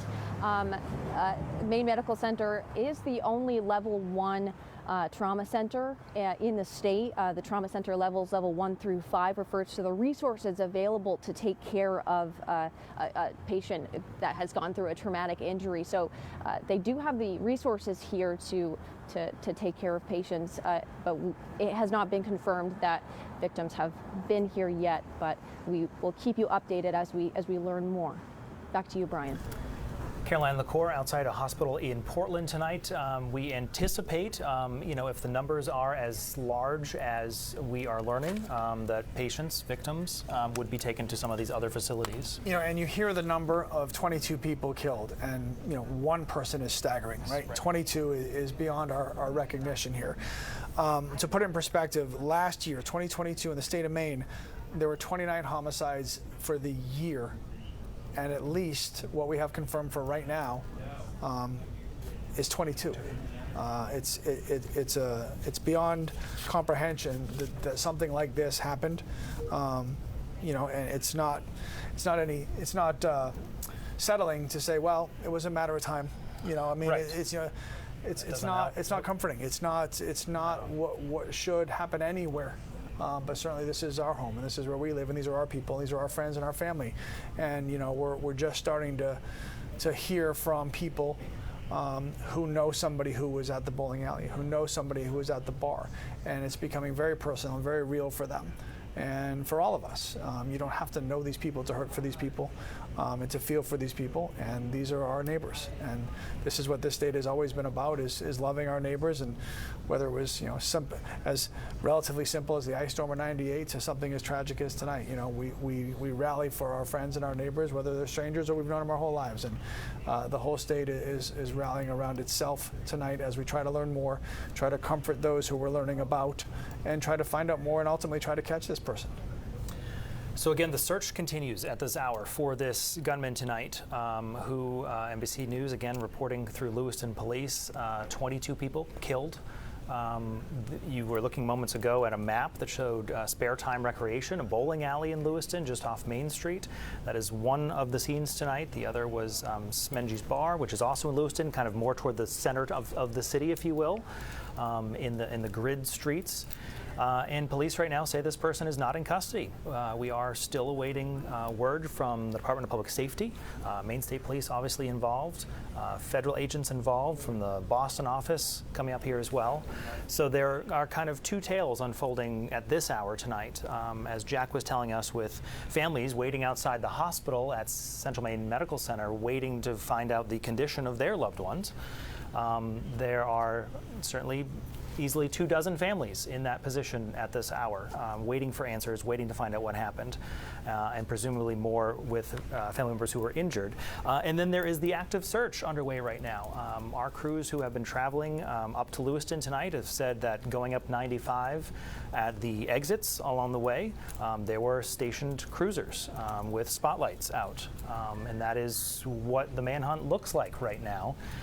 Again, Lewiston is in a shelter in place. Auburn is as well, because this person's whereabouts are unknown right now. So again, you're looking at the photos of this man tonight. You can see him holding what appears to be a weapon, walking into Spare Time Recreation tonight. And police have shared multiple angles of him and the vehicle they believe he's driving right now, that white Subaru Outback with a black front bumper. I want to update on what you just talked about the towns that had the shelter in place. So just coming in from the Androscoggin County officials, they have issued a county-wide shelter in place. This is everybody in Androscoggin County. They want you to make sure your homes, your vehicles are secured, and they will continue to update as they are warranted. But that is That's the whole county of Androscoggin County, so wherever you which are. is a large area. Yeah. Those are Lewiston and Auburn, obviously, are the largest communities there, but it stretches much further from that, obviously. Latest census data puts it at about 110,000 people. Being told right now to stay where you are. Do not go out. That is the word from Androscoggin County Sheriff's Office tonight. So again, just a few notes that we're continuing to recap for you. Lewiston does not have school tomorrow. Central Maine Community College does not have school tomorrow. Obviously, there is a ton to process right now of what next steps will be, and even what those conversations will look like, in anticipating that hopefully sooner rather than later this person will be in custody. Yeah, and we appreciate your patience with us. I mean, we generally try to be a well-oiled machine when we're talking, but we are literally hearing people, reading things, talking to each other, talking to our field crew, and learning all of this live together. So everything we're hearing, we're literally spitting out to you. Once it's confirmed and we can verify it's actually true. So that's the main point. And that's a tricky point in a situation like this. You know, Lee, you mentioned it earlier. Of it's easy to see a post on social media and believe it. And as journalists, that's our job to weed through that of what is accurate, where is the source, who is telling us that. So again, we're doing everything we can to confirm and double confirm and make sure the information we are getting to you is accurate. So just keep that in mind as you are seeing other information out there. Maine State Police Commissioner is going to be talking eventually. At least that's the goal from Maine State Police, that will happen. So we're keeping an eye on that. We have a crew obviously there waiting for some official statement from Maine State Police about what's going on. Clearly, they're very busy right now. This is the person they're looking for. So press conference is probably not front of mind right now. Right now, front of mind is to find that person and capture him and give everybody a chance to take a breath, to know that at least that part of this nightmare is going to be over. There will be plenty of nightmare to come as we learn more details, and they will be awful details, and we won't want to hear about them. But we will learn, and we will talk about it, and we will comfort each other, and we'll do what Mainers do. But first and foremost, this person has to be caught, and that's what all focuses are on right now, and that's what we're sitting here really waiting to happen, and hopefully it just happens sooner than later. So. You know, just about 6 minutes ago, a statement from the FBI Boston Division came out. They certainly are involved in this at this point, that they are making their resources available to state agencies as is needed. And really the clear message from, obviously now the FBI out of Boston, to our own local police, urging you at home to be vigilant, report any and all suspicious activity or individuals to law enforcement immediately. This is an active search right now, is the latest we know, for this gunman. Who police reporting tonight claimed the lives of 22 people at a bowling alley on a Wednesday night in Lewiston, in the heart of our state.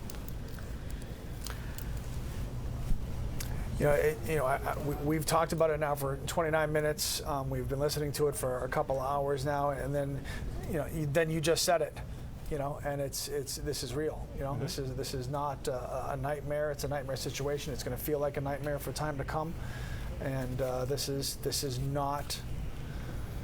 That's something that anybody in any state expects, right? So, but this is happening here. It's going to go down in history as an event that will change so many people's lives, and not in a good way. So this is just a very sad, awful thing to be sitting here talking to you guys about.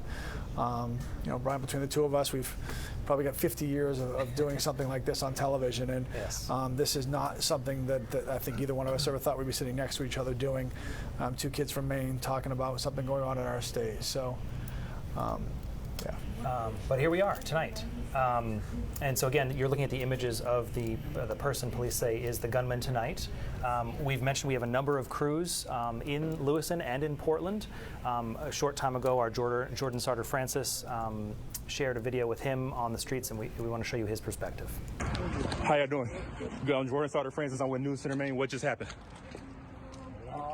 Somebody was running with a gun. That's all we know, and then the cops came and pat us all lay down. So the cops had you all lay down? Oh, yeah, down right here, yeah. Guns drawn at you all? Yes. And they saw somebody in this area? No, he went in that building. He went in that building? Did they clear the building? No. The guy, the subject went in that building? All right, thank you all. Yeah. Jordan Sauter Francis here in Lewiston. So again, you just saw some video from our Jordan Sauter Francis in Lewiston tonight. Those are, frankly, it's a little hard to believe that he is on the streets of our communities right now talking about what has unfolded tonight, and hearing from people who found themselves in the middle of this, being told to get down, and seeing police with weapons and other people running by them. But that's the reality tonight that we're up against. As scary of the reality of what you were told to do is the information that they did not have at the time, nor do we still have, of what's happening. Right. So, you know, when Just you're a panic. Yeah, you go into panic. You don't know what's going on. It's a massive search for information. Why am I locked in here? Why am I doing this? What does this mean? Is my mom okay? Is my dad okay? Are my kids okay? You know, and you know, in a lot of cases, I'm guessing people couldn't get in touch with each other. Sure. You know, depending where they were locked down, and that's frightening in and of itself in this day and age of communication to not have that. So. And you know, near one of these shooting scenes, near these spare time recreation bowling alley, is a Seniors Plus location. You know, we heard from one woman who was telling us, you know, they were in there and were concerned about what was going on. To that very point, Lee, of just immediate unknown. Clearly something had gone terribly wrong by what they saw. People we've seen in the video, people running through a parking lot. Certainly a large number of police cruisers arriving on scene with their weapons drawn. Our own Jack Molmud was telling us when he arrived at Spare Time tonight, they were met by armed officers telling them to simply get away, don't even be in the area, because in those immediate moments there was complete question about what was going on. At least at this point, we know that police have identified who they say is the gunman. We have seen those photos shared from what is presumably surveillance video from inside Spare Time. That's what it appears to be, of him walking in with what appears to be a weapon. And the police real quick to get that out there. And again, I think you mentioned a little bit earlier, not for anybody to go out and look for this person. It's to really, if you're staying in place, which hopefully you are, you know, if you happen to be out and you see this person, to stay away from this person, stay away from that car, stay away from this person, for obvious reasons. And you know, communities all across our state that don't happen to even be in Androscoggin County are reacting to all the news tonight with statements, and therefore. Great New Gloucester, superintendent of schools, canceling school for Great New Gloucester tomorrow. Great New Gloucester is not next to Lewiston. So Central Maine Community College, obviously right there, is in Lewiston, and so this is what their campus looked like a little bit earlier tonight. Right now, that's Central Maine Medical Center. Sorry. So you can see what the scene was like there. Obviously chaotic, but in this video anyway, looking relatively controlled. Yeah, just an absolute nightmare situation. Situations, Brian, that thank goodness the schools are trained for, the police are trained for, first responders are trained for. They do all the live active shooting trainings you could possibly do to be ready just in case this happens, with the ultimate hope that this will never happen. Right. But this is happening currently. It has happened throughout the night here, and all of the training and all of the work and all of the research and all of the efforts to have a plan, hopefully working as well, to keep as many people safe as possible as they had to react to what happened earlier tonight. So obviously this is video from just a short time ago outside Central Maine Medical Center in Lewiston. Clearly a number of people outside the hospital, as Jack Molmud was showing us, one woman waiting to learn about the condition of her son. That in itself is a scene to be managed. Certainly high emotions there, a lot of questions unknown. One of these shooting locations was Spare Time Recreation in Lewiston. Again, Central Maine Medical Center is 2 miles down the road. It is a 6-minute drive. So that certainly was the fastest route for these families to go to, and certainly we imagine any injured who needed medical attention right away. So that distance, if there is good news, was close to get to a significant hospital for care.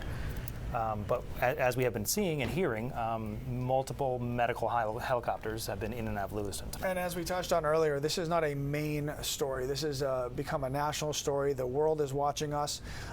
This update from Senator King's office: President Biden reached out to Senator King, directly, offered any federal assistance he can provide to help the people of Maine. Senator King expressed his deep appreciation of the president for the outreach of support And given the horrific nature of the events in Maine, Senator King is going to head to Maine on one of the first flights available.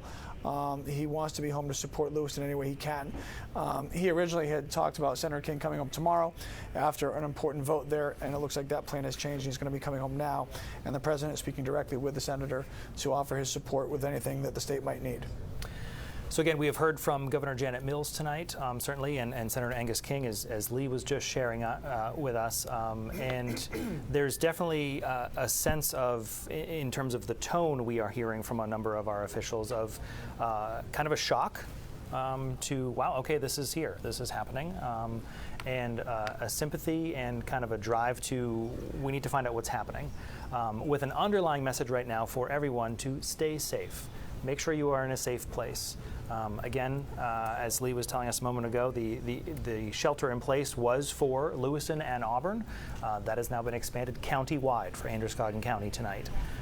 And that is the message on your screen right now, that this is the person they are looking for tonight.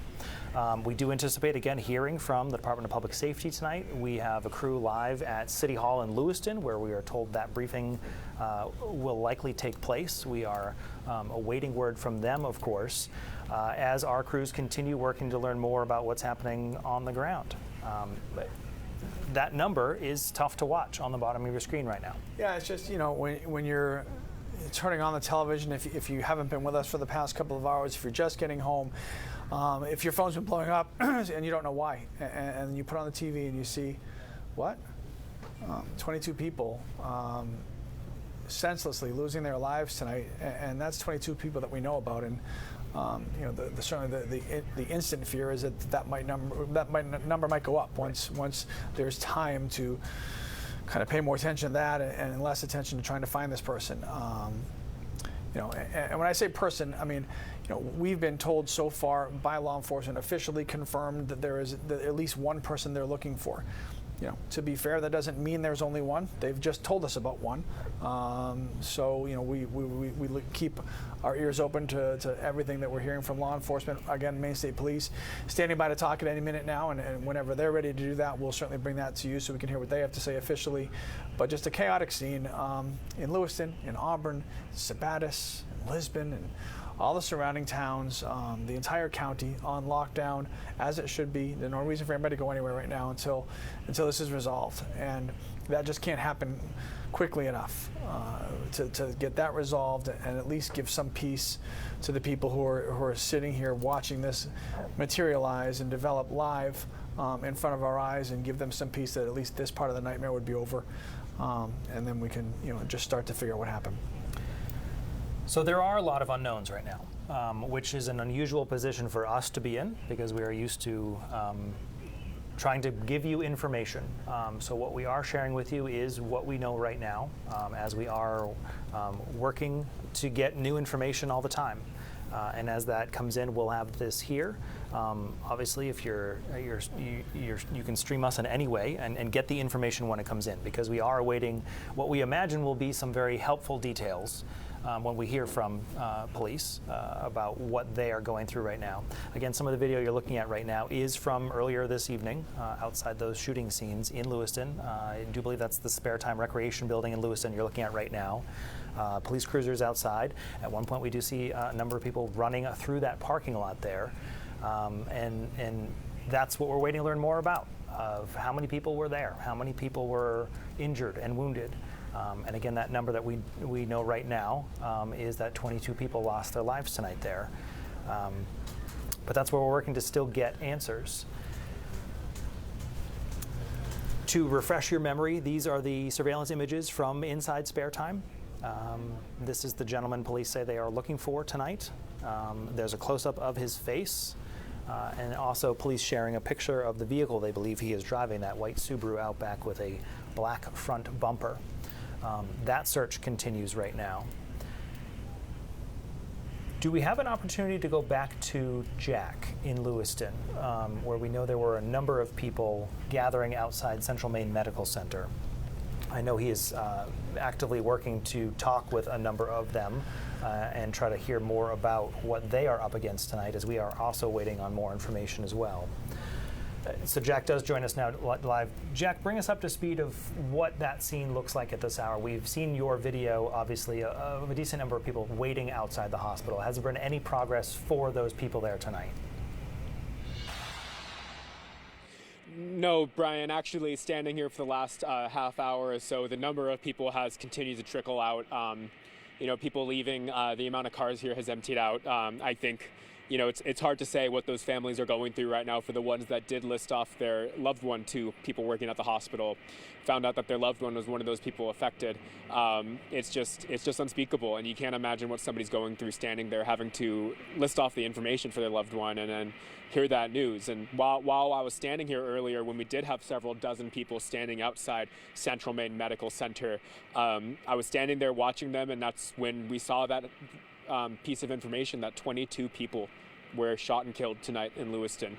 And standing there looking at those families, you can't even imagine what they're thinking, what they're going through, the confusion, the shock. One woman I spoke with, her name was Julie.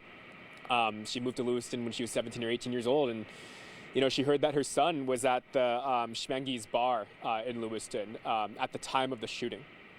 She heard that her son was shot. She came here to Central Maine Medical Center, where she's been, and doesn't really know where, if her son is alive or dead. And she also told me that her ex-husband was at Schmenge's bar as well, and left minutes prior to when that shooting happened. She said that she called him, actually, about something, and he left after that. And that's when the shooting happened. So she does not know if her son is alive or dead. She tells me that she's frustrated, she's confused, overall sad. You can't even illustrate it. I don't think there's any words to really describe about that, what that's happening there. But as we continue to talk here outside Central Maine Medical Center, this is the hospital closest to where police are looking into those areas for that suspected shooter. Again, 22 people shot and killed here in Lewiston, where police say that they were looking at the Spare Time Recreation Center. That's in Lewiston. That's a bowling alley. When we pulled in there, the scene was hectic, full of police cars, not a single non-law enforcement person in sight. Truly just a jarring scene. And as I said earlier, I can't remember a time in which I've seen that many police cars there, but standing here outside Central Maine Medical Center, still an active hunt for the suspected shooter. Law enforcement actually had us move down here to this ramp to stay safe from the main road here, but as it stands right now, we're still trying to figure out more information as we stay here at Central Maine Medical Center. For now, we're live here. We'll toss it back to you guys. Yeah, Jack, thank you. This just in from Lewiston Public Schools, too. Just obviously school, the furthest thing from everybody's mind right now, but releasing a statement, there will not be school tomorrow. At this time, no activity at all at Lewiston schools. There is a lot of unknown at this time. Information moves quickly, not always accurately. Please continue to shelter in place and get to safety. We'll continue to update you with information and next steps as they are appropriate. Stay close to your loved ones. Embrace them. Our prayers go to those who maybe lost someone tonight. Our prayers go out to all of those working to stop any further loss of life. And we will provide updates. That is a statement from Lewiston Public Schools. So to reset, what we know at this hour is that 22 people lost their lives tonight, and a search continues right now for that gunman. Yeah, Hannah Kumler is out in Lisbon right now at a boat launch where the police have been spending a lot of time focusing on that area. Hannah, what's going on there? Hey, Lee. Yeah, hey, Brian. We were at a boat launch, or I should say we attempted to go to the boat launch, where I'm standing right now and where you can see police are gathered behind me. That is Frost Hill Avenue. It's on the corner of Lisbon Street, and this is the Route 196 junction for people who are familiar with this area. Down Frost Hill Avenue is the way you get to the boat launch. Me and Sam Rogers, who's with me right now behind the camera, attempted to go down and were turned around by police who are clearly have now blocked off the road. Just within the last probably 15 minutes, these cars have pulled up. They're blocking the road here. They're blocking the road across. If you look across this Easy Mart right here, that is Lisbon Street that is being blocked. The road beside Sam is being blocked. And right behind that, speaking of schools that are going to be impacted by this, is Lisbon High School. No word yet on what their plans are, but all of this is happening right here in the center of Lisbon Falls. You have the town of Lisbon police who are on scene here, sheriffs, we've seen ambulance, fire.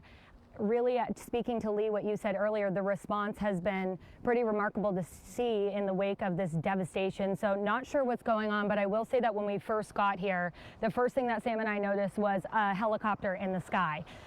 If it comes back by, we'll show you, but shining a light down. So clearly there is a large presence here, and we'll continue to keep you updated as we learn more. But I did want to just know, in terms of the response and in terms of what we've seen, we drove from Portland all the way down to Lisbon Falls, and along the way there were several police cars who were posted at exits or at the turnarounds of the highway, checking out vehicles that were passing by. So you hope you never have to use this training, but it seems that the response was quick and that clearly it's very heavy. So like I said, we are here. Now we are blocked in. This kind of happened after we arrived. So we'll continue to keep you posted just as we learn more and update you here from Lisbon Falls. All right, Hannah Kumler live in Lisbon Falls, keeping an eye on what's happening there. Obviously a huge police presence, so for whatever reason they think they need to be there, that's obviously a point of interest for them. And to close Lisbon Street in itself is a big deal. That's a major road, obviously, that goes right into Lewiston. So certainly a wider impact than just Lewiston Auburn as we continue learning tonight of a number of other communities impacted. No surprise, Auburn School Department closing all schools for tomorrow as well. Seems to be a familiar theme, certainly in that immediate area and even some of the outside areas as well. Yes, I certainly wouldn't be surprised if others, if we continue to learn through the night, that other schools will be closed. I imagine there's a tremendous amount of again, processing what's happening in the immediate. There's a gunman who is not in custody, and then the processing of the impact to these dozens of families tonight and what you do tomorrow. And not for nothing, this happened early enough tonight that kids were not in bed yet. My own child asked me, "Hey, Dad, where are you going? You don't work at night, you work in the morning." So I said, "Well, you know what, sweetie, I'm going to go in right now," because, you know, so there are going to be a lot of kids out there with a lot of questions and a lot of support that's going to be needed for them in their schools, whether this directly affects them or not. It's a scary situation because kids, like law enforcement, like EMS, have all been trained on what to do if. Right? And this is our if, and this is our now, this is our when. And so for a lot of kids out there, whether they're in the Androscoggin County or not, this is going to really hit close to home, literally and figuratively, and they're going to have a lot of questions, a lot of stuff to process and get through. It's going to be a lot of work for a lot of people. You know, a number of us have touched on last night. You know, we're fortunate at News Center Maine that so many of us grew up here. This is home. This is where we grew up. We know these communities and we know these streets, and it is personal. And we know it's personal for you tonight. And this is all very difficult to process all around, that it happened in our home. That's the good and the bad, because we're also likely to know somebody. Correct. You and I are likely going to talk tomorrow and say, "Hey, I didn't know, but my so-and-so was at the bar, was at the bowling alley." And that's so many of you will be doing that. Yeah, and that's, you know, that's going to be hard. So Amanda Hill is one who often says Maine is just one big small town. For that reason, you know people everywhere. We, of course, are staying with you as we are waiting probably primarily at this point to hear from State Police. We are expecting to hear from them. We have a crew at Lewiston City Hall where we're told a briefing is likely coming. We anticipate learning, we hope, to learn at least some more information at that point. But right now, that's the big number we have right now is the number of people who are killed. Well, and you have to, you know, we're certainly not here to guess or project what is or what isn't happening. You'd like to at least believe that with all the police presence in different areas, that they're not there by accident, that they have a purpose for being there, and that hopefully some type of resolution is closer than it is far away. And, you know, that would certainly be.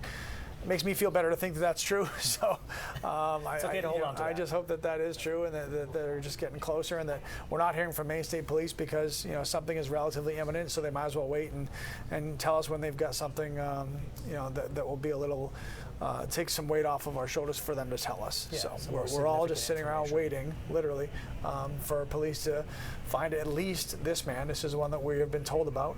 That's who they're looking for. And, you know, if there are other people, then I'm sure we'll hear about them as well, and if not, then hopefully they'll find this gentleman as soon as possible. Do we have the sound from Mary Ellen Davis from earlier tonight?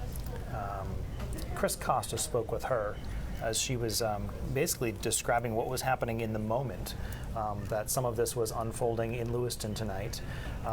Really just, you can hear in her voice that this was not a normal phone call, as she was describing what was unfolding in her world. So we do want to hear part of that conversation with Chris Costa from earlier this evening. Yeah, everybody's here is fine. We're cold. We're worried. There's one very elderly woman who is doing the best she can. We're being told to leave right now. We're going to the armory in Lewiston. Okay. Are they telling you why? It's just to find a safer place? I have to listen to the police. Okay. Okay. You can call me back in 15 minutes if you want. Okay. Thanks, Mary Ellen. Be safe. I've dealt with one of these in 27 years, so please be patient. I know you want to get out of here. We're going to do what we can to get you out of here. So again, you were listening to that phone call with Chris Costa. And you could hear the urgency in the voice of the law enforcement behind, you know, to make sure that to keep those people safe. And, you know, the safety is certainly first and foremost for the people who are currently safe and trying to keep them that way and mandating that they stay where they are. There's no reason to go anywhere right now until this gets resolved and to stay safe and so it doesn't get worse. RSU 16, Poland, Mechanic Falls, Minot, closing school tomorrow. Again, this is going to be a familiar theme, certainly in that area for sure. Our Caroline LaCour is one of our live crews tonight. She is at the hospital in Portland. We can, looks like some lights behind you there, Caroline. Describe for us what is going on at that scene tonight. Hey, good evening, Brian. Yeah, I'm standing here right in front of Maine Medical Center here in Portland. As you can see behind me, there's a few police vehicles outside. So far, we have not seen any ambulances or emergency helicopters arrive from the possible victims of this mass casualty event. Maine Medical Center is the state's only level 1 trauma care center. The trauma care levels, level 1 through 5, sort of refers to the amount of resources that are available to take care of someone who has went through a trauma incident. The level 1 trauma care can provide the highest level of care for a patient in that sort of need. So Maine Medical Center can handle that sort of need, but we so far have not had any confirmation on if any of the victims of tonight's incident have arrived at Maine Medical Center. Earlier this evening, we did see an ambulance from Turner's arrive, but it is not confirmed if that is one of the victims.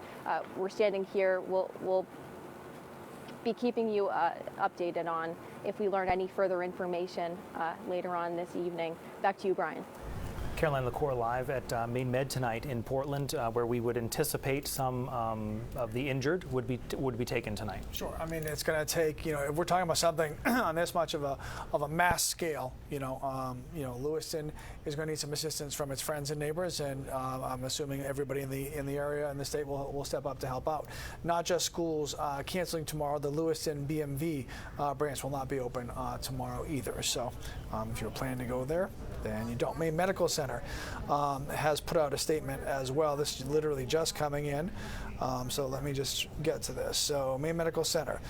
Maine Medical Center has alerted on-call staff and created critical care and operating room capacity in anticipation of potential patient transports coming from the Lewiston shooting tonight. At this time, Maine Medical Center can confirm it will receive 1 patient transport from CMMC. Other Maine health facilities are also standing by, and they are preparing to provide care as well. Out of an abundance of caution and due to the dynamic nature of the situation, Maine Medical Center and other Maine health hospitals have closed the campuses to non-hospital personnel and non-patients until further notice. So that's a big note. Yeah, so in effect, Maine Medical Center is also now in lockdown. If you don't work there or you're not a patient there, you're not getting in there. So again, the words are out of an abundance of caution, you know, should be noted, but that's to the seriousness of this and the fact that this person hasn't been caught, or person or people. Whoever's responsible has not been caught yet. Right. So you know, we sit here and we certainly pray that it's over, right? I mean, we pray that that it's only, you know, the awful, ridiculously horrific number of 22 people. But until someone is caught, we don't know what's happening, and everybody needs to stay safe wherever you are. I mean, our state's big; it's not that big, so we just got to be careful and diligent about everything that's going on. This is what Central Maine Medical Center looked like earlier tonight, and again, at least 1 patient officially heading from there to Maine Medical Center as they wait for them. So just, you know, just a lot going on for a lot of people, and everybody trying to do their part to help. But first and foremost, and the most important part of this puzzle is catching this person responsible. And you know, this video from Central Maine Medical Center this afternoon, you obviously see a number of people standing outside. Our Jack Mulmut has been there for a while now, and clearly these are friends, family, relatives, presumably of people who were transported there after the shooting happened at the Spare Time Recreation Building just 2 miles north of Central Maine Medical Center, right there on Main Street in Lewiston. You know, and as we have covered events like this in other communities and cities around our country for years now, as is often the case, there is a number of people who did not survive, and then there is a number of people who did and have a wide range of injuries. And that is also a big variable right now that we don't know. We have not heard any number of how many people were possibly transported to Central Maine Medical Center. We know that one now going from CMMC to Portland. But that will be a big question also for police tonight of what can they share with us in terms of how many other people were injured. Who else out there is struggling directly with these events tonight? Again, another thing we don't know is how many gunmen were involved. We know that there was one. We have seen his photo from police shared with us, and there is that question about were there others. There have been multiple scenes that police have been responding to throughout the night, not just in Lewiston. We saw Hannah Cumler at some kind of scene in Lisbon, which is not far down the road, obviously from there as well, with Lisbon Road closed as well. So wide scene there. You know, full disclosure, we're working while we're talking to you, right? I mean, Brian and I are from here. I'm old. We all know a lot of people. So, yes. You know, for people who have possible information, things they're willing to share, we're in constant communication with them while we're talking to you. So I'm not being rude. Oh, not at all. I just, and I hate to leave you hanging and be talking about yourself, but you know, Yeah. I'm working on something here, and I'm just trying to do all the jobs at once. So, you know, when you're the dad of 8, you can juggle a lot of hats. So I'm at least, you know, multitasking in that regard. So. We're getting everything we can. And, you know, from where I sit, I can see that there is a podium at Lewiston City Hall. I'm looking at a monitor with a number of microphone flags on it. And that's where this is a live picture of what I was just describing. This is where we anticipate hearing from state police at some point this evening, where hopefully we will have some more information to share with you. Hopefully some good news about their search for this gunman tonight. And I'm just checking some new information we just got as well. I mean, can we say that? That's from Lewiston Police on their Facebook page.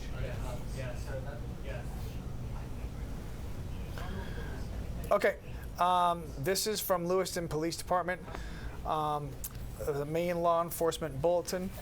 Maine State Police attempting to locate Robert Card, the person of interest regarding a mass shooting incident at Schmeggy's Bar and Grill and the Spare Time Recreation in Lewiston. Card is a trained firearms instructor believed to be in the Army Reserve stationed out of Saco.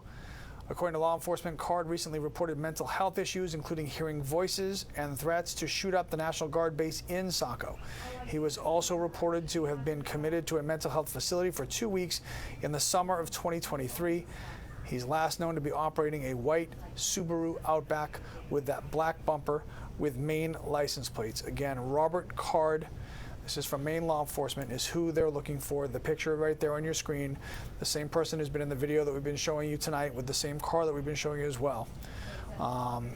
And obviously, based on the information that was just given to us, certainly a very dangerous person. I think we've seen that tonight, and his background seems to warrant that as well. And this is the person that they're looking for. That's the car they're looking for. And again, his name officially identified by law enforcement as Robert Card, who is a Army Reserve stationed out of Saco. Yeah, we're going to read the whole thing again, just so you guys can get that. Okay. I would not read that one. I would go down. Yep. I'm gonna send it directly to the bottom of this. Okay. So again, we just got information in moments ago. We were just chatting with Chris Costa, our colleague. We just got information moments ago about the specific suspect police say they are looking for. His photo is on your screen right now. Robert Card is his name. This is who this is focused around tonight. We've been looking at the photo of the car they believe he was driving tonight, that white Subaru Outback with a black bumper. And now they are sharing this photo, again from state police tonight, or from law enforcement tonight, about the person they are looking for at this hour. So that's the one. If you go back to your teams. Working to pull up that information again, the specific details police described. Yep, so Lewiston Police Department released it. So the picture that we just showed you, law enforcement attempting to locate Robert Card. They've got a birth date here of April 4th, 1983. As a person of interest regarding the mass shooting at Schmenge's Bar and Spare Time Rec tonight, Card should be considered armed and dangerous, and please contact law enforcement if you happen to be aware of his whereabouts. This is from the Lewiston Police Department. That's the picture, that's the description. Again, April 4th, 1983 birth date. Robert Card is who they're looking for. So that puts him at 40, and this is the suspect they, as far as we know, are still looking for tonight. And again, with that description of the vehicle he is believed to have been in, that's on your screen right now. That's the photo of the car they say he was driving tonight. That white Subaru Outback, again with the black bumper. You can see just the edge of it on the left side of your screen right there. So again, that info just came in from Lewiston Police, describing and identifying for the first time by more than just a photograph who they are searching for right now. And again, because of that search, that shelter in place has expanded from, first it was Lewiston, Auburn, and now it is all of Androscoggin County at this hour. All right, let's go to Jack Mulmud, who I believe is still outside the hospital, Central Maine Medical Center in Lewiston. Hey, Jack. That's right. Hey, Lee and Brian. You know, standing outside here out of Central Maine Medical Center, this is the hospital, the closest location to where that shooting took place, taking on the bulk of the victims here in this shooting that claimed the lives of 22 people here in Lewiston this evening. And as we've been talking throughout this night, much more of a tragedy than Lewiston. It involves Maine and the nation here as we reel in the loss of these 22 people. But standing outside here of Central Maine Medical Center earlier, as I said, we saw dozens of people waiting outside to find out any details on their loved ones, people giving their names of their loved ones, people working here to see if their loved one is in there or if their loved one survived or not from that shooting that took place, with the suspect still on the run there, with the entire Androscoggin County under a lockdown. And as you guys have said, that man that is on the loose, police are saying to look out for the man named Robert Card. You guys saw his photo there. And we've seen those photos. He's believed to be driving a white Subaru with a black bumper. He's around 40 years old. He should be considered armed and dangerous. Again, just a quick reminder for that. But to my left here, you could see the main entrance of the hospital. You see armed security guards there. They have been standing there now for the last 2 hours, making sure people can enter and leave safely. You can only imagine, just imagine the sensitivity and the shock that parents and families are facing as they approach this hospital to understand more about the situation and how it may have impacted their loved one. Nurses, first responders, doctors that we've seen walking in and out of here have just been it's hard to describe what's going on here because it's just been such pure shock. We've talked about this often, how you know, you prepare for this every day, but when the day comes like this, it's totally different. You know, some of those people that were staying out here are still waiting for answers to see if their loved one is safe or not. We spoke with a woman named Julie who moved to Lewiston when she was 17 years old. Last we spoke to her, she still does not know if her son is alive or dead. And she said he was in that shooting at Schmenge's Bar here in Lewiston. And she said she showed up here when she heard her son was shot, and she's still waiting to hear more. Let's go in and hear a little bit of what she has to say.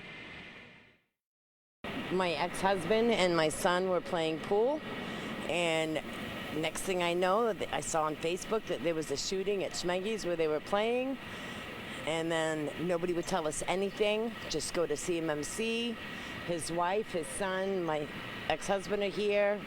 Friends are here. We're all waiting, and we've heard nothing. They won't tell us if he's alive, if he's in critical condition, if he's passed. They won't tell us anything. They told us that this is an active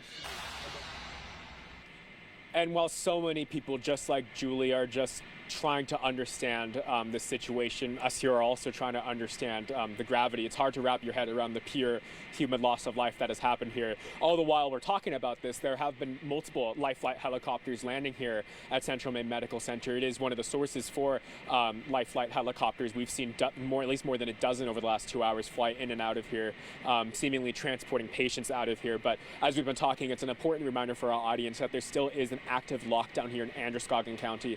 That means lock your doors, do not drive, stay inside as much as you can, and keep following for updates from law enforcement and us here on News Center as we try our best to learn more information that's going down here. But for now, we're live here in Lewiston outside Central Maine Medical Center. We'll toss it back to you, Zach, Amanda. Jack Molmond live outside of CMMC, as he just said, and he's talking about how difficult this is for a lot of families. Thank you for sticking with us. I'm Amanda Hill. This is Zach Blanchard. Yeah, an incredibly difficult night for our state and for the country. We are just receiving statements from Senator King and Susan Collins saying that they've been in touch with President Joe Biden, all about Lewiston, Maine. Getting the headline tonight that at least 22 people killed in an active shooter situation. Folks just out for the night at a bar and grill in Lewiston, out for a bowling league after work. Yeah, and if you are just joining us, this is where police have really focused their investigation at Spare Time Recreation. That's a bowling alley in Lewiston. That's on Mollison Way. Also at Schmeggy's Bar and Grill, which is on Lincoln Street. It's about 4 miles from Spare Time Recreation there. We have also been told about some police activity in Lisbon Falls. We have our Hannah Cumler there. She's been briefing us on some of the activity there, but this is who police have been focusing their search on. This is Robert Card. He is 40 years old. Again, police are asking anyone to keep an eye out for him. If you do see him, obviously call your local police department and let them know. Do not approach him. He is considered armed and dangerous. So again, take a close look at your screen there. This is the man police are looking for. Robert Card, 40 years old. They say he is the man who carried out the mass shooting at Schmeggy's Bar and Spare Time Recreation earlier this evening. Card is again considered armed and dangerous. If you know where he might be, take a look at your screen. If you know where this man is this evening, please give police a call. We are also waiting to hear more from police. They are expected to hold a press conference in just moments, I believe.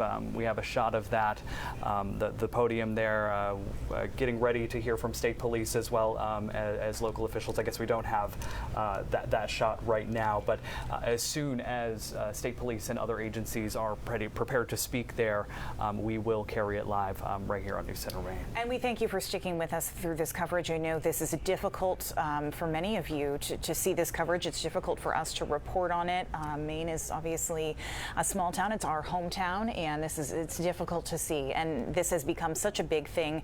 You've probably seen coverage on a lot of the national stations. The president has been briefed on what's going on. At this point, the FBI in Boston has gotten involved in this investigation. We know the ATF in Boston also joining in on this investigation. So a lot of agencies are involved in this. This is a big deal. And to put this into perspective, what we know from NBC News, they confirmed with Lewiston PD, 22 people killed in this one act of violence. Last year, Maine had 29 homicides overall. Through the year, 29 homicides in Maine. This is 22 in one night. Yeah, you can see this video here from earlier, people just fleeing the scene. We see these images over and over again. We say repeatedly, it hasn't happened in Maine. Tonight it has. And as you at home are trying to make sense of this, trying to process this, I want to reiterate again, as Amanda said, you're not alone in this. There's help out there. If you feel like this moment is tough, please confide in your loved ones, hug your loved ones tonight. There were also, this happened early enough that there were likely kids who were awake to see this on the TV. So please keep an eye on them. Lewiston Public Schools announcing just well over an hour ago now, I guess, that school will not be in session tomorrow. As well as Auburn. Yep, as well as Auburn. The superintendent releasing a statement to please continue to shelter in place, of course. The Lewiston superintendent will continue to update you with information and next steps, saying our prayers go out to those who lost someone tonight. Our prayers go out to all those working to stop further loss of life. So again, several schools in the area, not just Lewiston, Auburn as well. I think there's some others coming in. Even too. extending out, we know Mechanic Falls has closed, Poland, Brunswick, Gray New Gloucester. We heard earlier from Central Maine Community College, that's the college there in Auburn. They were saying that they will be closed tomorrow, and they are very aware of the situation. Earlier, Bates College was actually in lockdown. We heard from officials there. Still very much active in that area. Yeah, and obviously this is a situation that, again, is not just impacting Lewiston, it's impacting all of these communities. And when you're talking about schools, one of the largest school districts in the state, Bonnie Eagle, even releasing a statement that they haven't decided whether or not to hold classes tomorrow, but they are awake right now. School leaders across the state really trying to make sense of this, making sure that students and families are supported as we're all trying to make sense of what happened in Lewiston tonight. Just to reiterate for you, at least 22 people killed in an active shooting in Lewiston. This is the man police are looking for. If you know who he is, if you've seen him, please give police a call. This is Robert Card. Police are considering him a person of interest in that shooting at Schmenge's Bar and Spare Time Recreation earlier this evening. They still have not been able to apprehend him. They're also looking for this white car here. They say there's a black bumper on the front. They're trying to locate Card, and they say he should be considered armed and dangerous. So if you happen to see this car, if you happen to see Card himself, do not approach. This image believed to be Card earlier this evening walking in to Spare Time Recreation. Definitely a hard security footage to watch there. Very disturbing to see, but very important to see as well. And we know our Jack Molmid has been live outside of Central Maine Medical Center. We also have someone outside of Maine Medical Center in Portland, where they're expecting at least one patient, they told us, is going there. And just to put into perspective how much this is affecting our hospitals here, that they even said, out of an abundance of caution and due to the dynamic nature of the situation, Maine Medical Center and other Maine health hospitals have closed their campuses to non-hospital personnel and non-patients until further notice. So, you know, people can't even go to visit loved ones who are in the hospital right now. This is very much affecting our, you know, and we know our hospitals prepare for these things. Absolutely. We know our police prepare for these things, but this is such a widespread event that I don't think anyone can really be ready for this. Absolutely, and I think we have that shot now of the podium in Lewiston City Hall. Our reporters and several other reporters from across the state have been kind of stationed there, awaiting a press conference from state police. I imagine other local officials, likely the mayors of Lewiston and Auburn, are there. Perhaps even the governor likely to speak. You can see microphones there from news organizations across the state there at Lewiston City Hall, and as soon as that press conference gets underway, we will be sure to bring it to you. Alex Haskell standing by there. And just to reiterate what's going on here, active shooter in Lewiston, and the areas of focus have been Schmenge's Bar and Grill on Lincoln Street and Spare Time Recreation on Mollison Way. They're about 4 miles apart, and at this point we know that at least 22 people have been killed. That's what NBC News is telling us. You can bet a lot more people have been injured. We know the hospitals are dealing with all of that, and we have reporters in various locations. There was police activity happening in Lisbon Falls. Our Hannah Kumler was there. Our Sam Olson is around Birch Street in Lewiston. She said about 50 or so police are at a staging area there. So we're certainly keeping an eye on what's going on. But again, this all remains very active. Right, as police from multiple agencies, state and federal, it even seems now, are trying to track down this man. Take a look at your screen. Robert Card, he's 40 years old. He is the person police say opened fire at Spare Time and Schmenge's earlier this evening. And this is really having an effect on all across the state. Congressman Jared Golden, who is from Lewiston, represents District 2, sharing a statement saying, like all Mainers, I'm horrified by the events in Lewiston tonight. This is my hometown. Right now, all of us are looking to local law enforcement as they gain control of the situation and gather information. Our hearts break for those who are affected, and we encourage everyone to follow the directions of the authorities as they conduct their work. Also, Congresswoman Shelley Pingree saying, I am aware of and have been briefed on the active shooter situation in Lewiston. I urge all people in the area to follow the direction of state and local enforcement, which they have been saying, please shelter in place, lock your doors, stay off the roads, let them. Clearly, they've been very active in Lewiston and in Lisbon Falls, so just let them have reign of the roads and where they need to be, but definitely lock your doors. Yeah, I want to actually see if we can pull up some video because I want to focus on the human element of this. Jack Moment was at Central Maine Medical Center. I believe we have some video there. There were families kind of gathered outside the door. You can see even inside the hospital, it looks like they're staging hospital beds in what appear to be hallways, just because this is such a large situation for them to respond to. Family members there just waiting to hear the news, communicating with what appears to be maybe hospital staff, going through perhaps names of victims. These families just absolutely likely heartbroken, anxious. Jack even said some he spoke to were angry about what happened tonight, and to see that many people just swarm around a hospital in the state of Maine is not something we've ever seen before.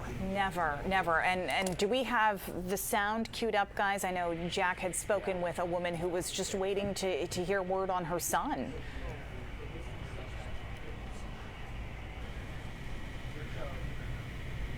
A little freaked out. I want to know. You know what I mean? He's a young man. They shouldn't leave us hanging like this. Just tell us. I feel so bad for his wife. I mean, my kid, I don't know what's going on with him. They told us that. Wow. So just that sheer panic, I can't even begin to fathom what those families are experiencing tonight. Yeah. I believe we have News Center Maine's Hannah Kumler joining us now. She's live in Lisbon Falls, where there's a lot of police activity there. Hannah, what are you seeing? Hey, Zach. Yeah, we've actually changed location. Before, when we saw you last time, we were across the street here. Now we're right in front of Lisbon High School, which you can see. But we were actually instructed to leave. An officer came over to us who was heavily armed and said, do with this information what you will, but we are working a scene a half-mile away, and I don't know how safe it is for you to be here. When I asked, okay, should we get in our car or leave? He said, I would not be here. So Sam and I packed up and came a little bit further away. I want to tell you, though, what happened while we were waiting from my last live shot to this current one. There's a police presence, a strong one, blocking Frost Hill Ave, which is what I told you last time. It's a road that we attempted to go down, but we're turned around. We were trying to get to a boat launch at the end of that road, and now that road is completely blocked off. There is, I don't know, probably 15 police vehicles in total over there, but within like a 5-minute stretch, it really seemed like police were gearing up, loading weapons and putting them on, and then all of their lights went off. That's the only thing we observed before we were instructed to leave. Now, we have been here at Lisbon High School for a few minutes since, and we can't see anything that is happening, but we were told that it is unsafe to be where we were, and so of course we did leave, and we'll continue to keep you updated. For those who missed us last time, we're in Lisbon Falls here, and when we arrived, there was a chopper that's circling.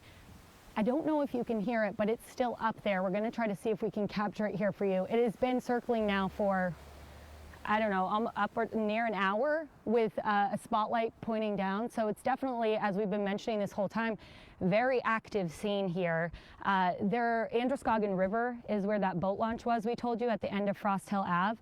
The area we're in right now is Lisbon Falls, as I mentioned, but it's the Route 196 junction. It connects a lot of major roads. Lisbon Street, as I think Brian mentioned earlier, it's a major throughway, which is shut down right now, right up at that mobile station. And then the other road is Ridge Road, which is what Frost Hill Ave is off of. So all of these roads are blocked. Every vehicle that's going through, whether it's residents or people just traveling through, are being stopped by police officers asking where they're going. There's lights being shown in cars, and police are just very, very heavily monitoring this area. What that means remains to be seen, but as we've been mentioning this entire time, it's horrible, devastating what's happening to us today. It's not normal. But what is really impressive and reassuring is the response that we've seen throughout the state of Maine to make sure that we're safe. And so I think, as Amanda said earlier, if you are at home, stay at home, lock your doors, be as safe as you can be in the confines of your home. And we'll continue to keep you updated from here. But for now, Zach, I'm going to send it back to you in the studio. Yeah, Hannah Kumler there. We want to kind of give perspective about how far she is from the original scene. We're talking about 10 miles, about a 20-minute drive from Lewiston Center. And if Hannah Kumler's still with us, we'd love to talk to her some more about what she's seeing there. Hannah, when you first got there, I think you were pushed back from the scene. Have you been pushed back even further? No, so originally when we got here, we attempted, Sam Rogers is here with me, to drive down to the boat launch. And there was some police set up down there who instructed us to come back up towards the end of the road. So we went down Frost Hill Ave and we had to come back up to this junction area. We were up kind of staged when I first talked to you guys up by that gas station. And we've just been instructed to leave. And it was kind of like, you know, we were told, do with the information what you will, but it is not safe. And so we have crossed the street down the road a little bit to Lisbon High, and that's where we're situated for now until we hear anything else. Hannah, you mentioned Lisbon Street, major throughway, that's closed off right now. We're seeing some cars move behind you. Are cars being let through now, or is this mostly just police presence? I should say, yeah, that's a great distinction, Amanda, that it is closed down. If Sam, can you pan over next to the gas station there? You can see where there's a sheriff's vehicle parked. That's where it stops. So vehicles are allowed to travel up to that point, and then it's kind of, do you live around here? Are you traveling through? And there's kind of almost like a checkpoint situation that's happening. So it's really only roads that are accessible to the Androscoggin River, which is in that direction. So kind of strategic blocks for the police, I'd say. Hannah Kumler live in Lisbon Falls tonight. Thanks so much. We'll check back in with you in a bit. Of course, the activity there is all related to police trying to track down the suspect. We want to pull that picture up for you again, if possible. This is Robert Carr. Take a look at your screen. 40 years old. He's the person police say opened fire at those two locations in Lewiston earlier this evening. If you see him, police say he is considered armed and dangerous, so do not approach him, but call police right away. I want to read this statement, too, from Senator Susan Collins. We mentioned that all of Maine's delegation has been completely keyed in on this, but she mentioned that as our state mourns this horrific mass shooting, we appreciate the support we've received from all across the country, including the call I received from President Biden offering assistance. So the president clearly clued in on this. We know, again, that the FBI in Boston has offered their assistance in this investigation. A lot of agencies involved in this tonight. Absolutely, and the president also in touch with other members of Maine's congressional delegation, including Senator Angus King. So this is having an effect not just here in Maine, but across the country this evening. I also want to point out that Bates College in the Lewiston Auburn area is in lockdown right now as well. We're hearing about some police activity there too. We'll, of course, as soon as we get more information about exactly what's happening there, we'll keep you updated as well. Thank you to everyone too who has been sending us updates and video from what they see from their homes. Obviously, very, very active throughout Lewiston this evening. We're seeing police cars in multiple areas, and we know there's definitely a heavy police presence outside of Central Maine Medical Center where a lot of these victims have been taken. We know that at least one patient was being taken to Maine Medical Center in Portland, which is where they can handle a little bit higher levels of trauma. Obviously, Central Maine Medical Center obviously set up for trauma as well, but I'm sure they're overloaded with the number of people. We saw the crowds standing out there waiting to hear anything. Yeah. Tough night indeed. I want to see if we have that video from outside of Central Maine Medical Center, but I also want to bring us back to where this all started. I don't know if we have that video ready. This happened again on a Wednesday night when folks were just gathered after work for some bowling leagues out at a restaurant, when police say this man, Robert Card, who was captured on surveillance video there, entered the bowling alley and then apparently the restaurant at some point. We don't know the exact timeline. They're also looking for that white Subaru Outback you just saw. You can see people just running from the scene. This is spare time right now, or it was a few hours ago. That was, that area was certainly cleared out. We definitely heard from Mary Ellen Davis as well, who happened to be at the senior center across the way. She was with a knitting group. They were evacuated by police. We know that in that area of Lewiston Way, there in Lewiston, there are a few restaurants, and like you said, Zach, Wednesday night you have families that are out. You had a bowling league that was at Spare Time Recreation. A lot of people affected by this, and we even heard even in Auburn across the bridge, there were restaurants and bars that were going into lockdown. There were kids who were playing hockey at the rink in Auburn who had to stop playing, and parents had to come pick them up. I mean, a very scary situation in both communities this evening. Yeah. All right, so we're going to actually hear from Mary Ellen. Chris Costa spoke to her earlier. Take a listen to that. The police stormed the building when we alerted them to the fact that one of the back doors had been left ajar. So we were told quite sternly to get out of the building. There were about as many police officers in the building as there were knitters. Oh, wow. Is this a big building? Seniors Plus? Yes. No, it's just a one-story building. Fortunately, almost all the lights are motion censored. So if anybody had come down any of the hallways or something like that, we would have seen them coming long before we would have heard them. Okay. So they evacuated you from the building to make sure that right now, because we're outside standing in the cold. Sorry, can you say that again? We're outside standing in the cold. We're about as safe as we can be right now. Because so they took you out of the building because they needed to search the building in case someone was hiding in there. Is that your understanding? Yes. Okay, and they didn't find anybody. To the best of my knowledge, the shooter is still loose. Has anybody told you officially how many shooters there are? No. Okay. Again, that was Mary Ellen Davis. She was at the senior center across the way from Spare Time Recreation, just recapping her ordeal there, where police came to their building and made them evacuate. Yeah, and of course that was the scene across a number of buildings in that area. There are other restaurants, other venues.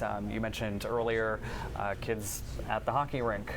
So many people had to do just what she did, shelter in place, not knowing what was going on outside the doors. Hopefully many of them have now gotten to safety if they could, as police search for that gunman. We're thinking here, some people have asked, what about blood donations at a time like this? With all these folks flooding to the hospitals, they desperately need blood when they're treating these patients. So we did reach out to the Red Cross, and they tell us they've been working to overcome a blood shortage since mid-September through its national inventory. I'm just reading right off the email here. The Red Cross can provide much-needed blood wherever and whenever the need arises, thanks to volunteer blood donations who step up every day to save lives. So they are grateful for donors. They did mention that their center in Auburn is currently on lockdown, but they are planning to adjust if there are any people who are willing to donate blood at a time like this. Certainly worth checking in with them, I would say, tomorrow. Let things sort of calm down a little bit, but sure, the shortage, the need is definitely going to be great tomorrow. Also worth reminding people that police are looking for 40-year-old Robert Card. I know we've been sharing his photo, but he is the man believed to be, he is the person of interest in this shooting. We do know that 22 people have been killed. That's from NBC, who got that information from Lewiston Police. And again, we're still waiting to hear from police tonight. Our Alex Haskell is live at the Lewiston City Hall, where Lewiston Police, Androscoggin County Sheriffs, and Maine State Police have all gathered. And it sounds like the ATF from Boston is on their way there, if they're not there yet, to all sort of regroup and gather all of the information and let all of us know exactly what's going on. And hopefully we have a resolution to this very soon. But in the meantime, they're asking everyone to shelter in place, lock your doors. And we've said that number 22, at least 22, over and over and over again tonight. Those are human beings. Those are moms, dads, brothers, and sisters. To put it into perspective, last year in Maine there were 29 homicides. Today alone, 22 people died. That's a big number, and it's something that we here in Maine have never seen. And obviously, it's a big deal. A lot of national news networks have been picking this up and covering this because this affects a lot of people. We're hearing that the police are getting ready to do a press conference, so we'll get to that the minute we see them come up to the podium there. We're keeping an eye on that. But again, just to remind you that this has been a very active scene all night tonight. We first got word of it around 6:30 tonight, and so we've had reporters on scenes, in multiple scenes. We've been at Spare Time Recreation, Schmenge's Bar and Grill you see there on Lincoln. All right, we're going to toss over to police at Lewiston City Hall.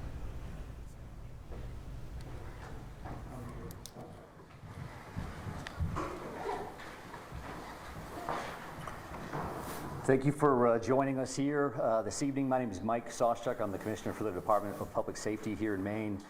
We truly do appreciate your patience and your partnership as we work with all of our partners across the law enforcement spectrum at all levels, local, state, county, and federal, to address and investigate these violent crimes that occurred in the city of Lewiston this evening. As you know, this is an experienced group. We won't have a lot of Q&A here this evening. This still is very fresh. It's new for all of us. And our focus is on the investigation and getting this right the first time. And we're doing that with our partners. And we do appreciate you putting out information from time to time. Moving forward, we would appreciate it if you got that information from us so that we knew that it was accurate. And that is incredibly important for all of us from an investigative standpoint and from a public safety standpoint, that we have a unified front with this information as we release it. The delay in coming here with you now is simply because we want to confirm information from our end. We want to make sure the information we're giving you and the information that goes out to the general public is accurate. So we do have some information here that we will release. It is here on the podium. And this is a general caution to the public. That approximately 6:56 this evening, a couple of shooting incidents occurred here with multiple casualties in the city of Lewiston.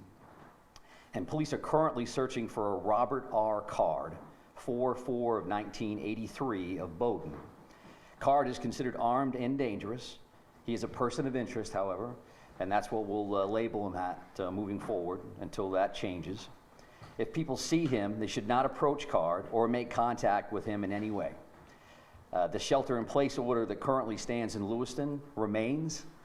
A vehicle, which was a vehicle of interest in this incident, was located in Lisbon, and we are now also asking residents in Lisbon to shelter in place. So please share that information with communities as well. If anybody sees Mr. Card or has any additional information reference to these two shootings in the city of Lewiston, please contact 911. If they see anything suspicious, please feel free to call their local authorities. We have literally hundreds of police officers working around the state of Maine to investigate this case, to locate Mr. Card, who again is a person of interest and a person of interest only. And we'll continue to gather information so that we can bring the suspect to justice and ultimately seek prosecution down the road. This release also includes a photo, which I believe I have seen from various sources. I would also let you know that we have created a reunification location, and that would be at the Auburn Middle School, so in the neighboring community of Auburn, at 38 Falcon Drive. Again, that's the Auburn Middle School. And when I say reunification center or location, what that means is that if somebody has a question or they have a concern, they can't find a loved one, they believe that a friend or a family member may be involved in what occurred here tonight in Lewiston, that they could respond to that location. We will have some of our behavioral health liaisons, counselors on site, and we'll also be providing information as it becomes available to us. As you can imagine, and as you know, there are multiple scenes in the city, to include multiple hospitals, multiple follow-ups, a lot of witnesses we're speaking with, and a lot of leads. The general public has been very cooperative and very forthcoming with information. So I would expect if we have additional information, we'll be happy to come back and share it with you. I know that from the City of Lewiston standpoint, probably going to close City Hall after this briefing and probably move everybody out. But again, we appreciate your partnership and your patience. I would offer to take questions just so you know that I probably won't have answers. And as long as you know that going in, there's no disrespect intended in that. Feel free to ask a couple, and if I think we can get there, then I'm happy to answer those. If not, we do have work to do on behalf of our communities, and that's our primary focus this evening. There are many specific figures about casualties out there. The Sheriff Sampson told me up as many as 20. I just wanted to give you those opportunities to set the record straight on that. Yeah, I do appreciate that, and I know that there's been a lot of numbers out there. This is a very fluid situation, so the last thing I want to come up is give you a number and then 3 hours from now change that in one direction or another. So I don't have firm numbers on that, and when I do, we'll be happy to share those with you, because it's an important piece of healing and it's an important piece of information for all of us to be aware of, but I don't have a firm number on that. But at least 16, right? I think I just answered that question to say that I'm not going to give you any specific numbers.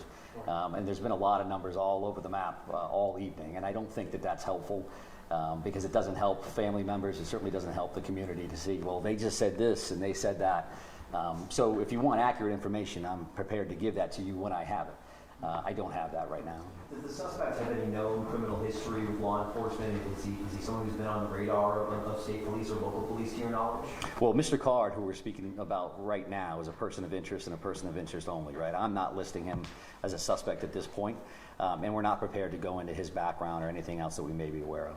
One more question? You're only looking for one shooter, correct? We're looking for this person of interest right now, and that's what we'll label and list and speak about at this particular moment. When we have additional information, I'm happy to share that. So thank you very much. I appreciate that. Again, thank you for your time. And I know Assistant City Manager O'Malley will make arrangements, I think, to move everybody out of the building. So thank you very much. I appreciate it. These are the flyers that we were mentioning, so feel free to grab those. And we'll talk to you again soon. Thank you very much. That was Commissioner for Maine's Public Safety, Michael Soschuk, just briefing the press on what's going on. Really, we didn't get much information out of that, except that they continue to be searching for 40-year-old Robert Card, who they are calling a person of interest in this. And they did locate a vehicle that they believed he was in Lisbon, but it was empty. So they are asking people in Lisbon to shelter in place while they continue their search. Robert Card is believed to be armed and dangerous. They are also still asking people in Lewiston to shelter in place at this point. Yeah, the only other major bit of information there was that there is a reunification center they've opened up as well. That's at the Auburn Middle School at 38 Falcon Court, I believe. So they have opened up a reunification center for families there. And in terms of the numbers, our reporting, we just want to be clear here. We are reporting at least 22 people killed in that Lewiston shooting. This is according to NBC News through the Lewiston Police Department. But as you heard there, Michael Soschuk, the Commissioner for Department of Public Safety, was not ready to firmly say just how many. And of course, this is tough for them. We understand taking reporters' questions like that. So they're trying to make sure that information is right before they officially say it. But we just want to be transparent about where that number is coming from on our end. And of course, we certainly recognize this is very difficult for families to be watching and unsure of whether their loved ones, whether their friends were at Schmenge's Schmengies or whether they were at Spare Time or somehow caught up in the midst of any of this, or maybe they have people in Lisbon Falls who are being asked to shelter in place, or in Lewiston being asked to shelter in place. But again, as Zach just mentioned, that reunification center at Auburn Middle School, 38 Falcon Drive, that's going to be a very important place tonight for a lot of these families and friends who don't have any answers. They haven't heard from, you know, their father they tried to call, or their son they tried to call. And so that's a place where you can go to get some information. You can find out more information on a loved one. They also have a behavioral health liaison there, which is going to be very, very important moving forward. Yeah, in the days and even weeks ahead, it is going to be a process for everyone to come to grips with this, especially those families who are directly impacted. We can't even imagine what they're going through tonight. Again, I do want to pull up this picture. This is the man police say they are looking for tonight, and that is the car they say they did find empty in Lisbon. If you know anything about where Robert Card of Bowdoin is, he's 40 years old. You were asked to call police. They say you can just call 911 if you happen to see him tonight, because this is a manhunt at this point. They are the hundreds of officers from across the state and even New England coming in to try and track this man down. His picture right there on your screen. They are saying he is a person of interest in this case tonight. And again, if you don't have to go to this reunification center in Auburn Middle School, please stay home. Stay where you are. Shelter in place is the message to everyone right now. But if you are very concerned about your loved ones, if you're maybe waiting outside of Central Maine Medical Center, again, the reunification center they're sending people to is at the Auburn Middle School on Falcon Drive. But again, if you don't have to be out, that's the big message from police is stay at home. Even Bates College in Lewiston is on lockdown right now. They're telling their students to stay put. Right, and we're getting a number of schools announcing that they're canceling classes tomorrow. So we will try to get an updated list, but they seem to just be coming in more and more of schools in the greater Lewiston area saying, no, we're not going to bring kids in. It's just not the time for that. So families obviously check with your local school district. You probably received the text message or email tonight, but there are other schools that we have received messages from. If you haven't heard from your school, like Bonnie Eagle, the superintendent's acknowledging that they are weighing the decision and will make a final announcement in the morning, but of course understanding the gravity of the situation tonight. And this is video from earlier tonight outside of Spare Time Recreation, and yet speaking on that school subject, this is we keep talking about how much this impacts people all over the state. There are schools in Poland, Mechanic Falls, you know, Bowdoin, Brunswick, I mean, that have closed. And the reason I said Bowdoin is because that's where Robert Card is from. That's what police are telling us. But we know Poland, Mechanic Falls, Brunswick, Gray, New Gloucester, you know, they're not directly close to Lewiston, but they're closing tomorrow. So definitely keep in touch with your school. If you have not gotten the text, keep an eye out on any decisions made. And again, at Auburn Middle School, there will be a behavioral health liaison there tonight. We just heard Commissioner Michael Soschuk with Maine's Public Safety Department talk about how this is still a very fluid situation. Still very active scenes all over Lewiston that we're hearing from our reporters, and still a very active scene in Lisbon Falls where our reporter Hannah Kumler is.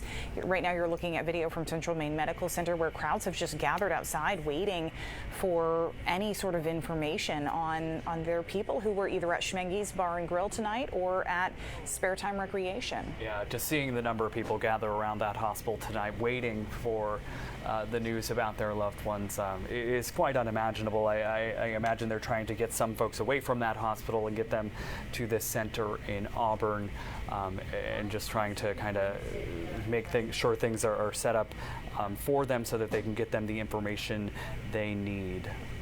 We are still getting some photos and videos in from our reporters who were out on the scene, but they have been out there since we first heard of this situation. And we just heard from Michael Zoschuk, who said the situation first happened around 6:56 tonight. You can imagine 6:56 on a Wednesday night. A lot of people out. Are out of work. Yeah.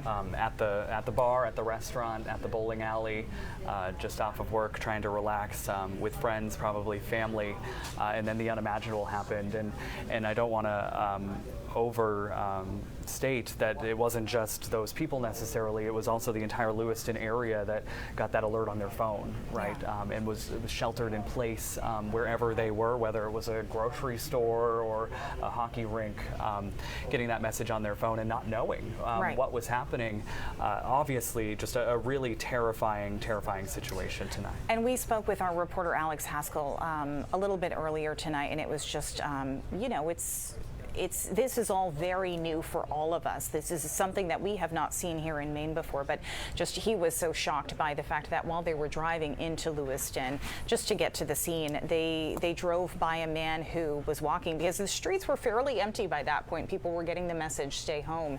Walked by a man who was on the phone and just started running, because he clearly got the information about what was going on. And he said it's terrifying. Something like that sticks with you to see what's going on in that area. So our hearts certainly go out to all of Absolutely, you. and it continues. I think you hear the helicopter swirling above, you hear ambulances, police cars getting to where they need to go. So we understand that you at home, you in those communities are experiencing this right now in a very, very real way, and it is not lost on our state, it is not lost on us, it's not lost on the country.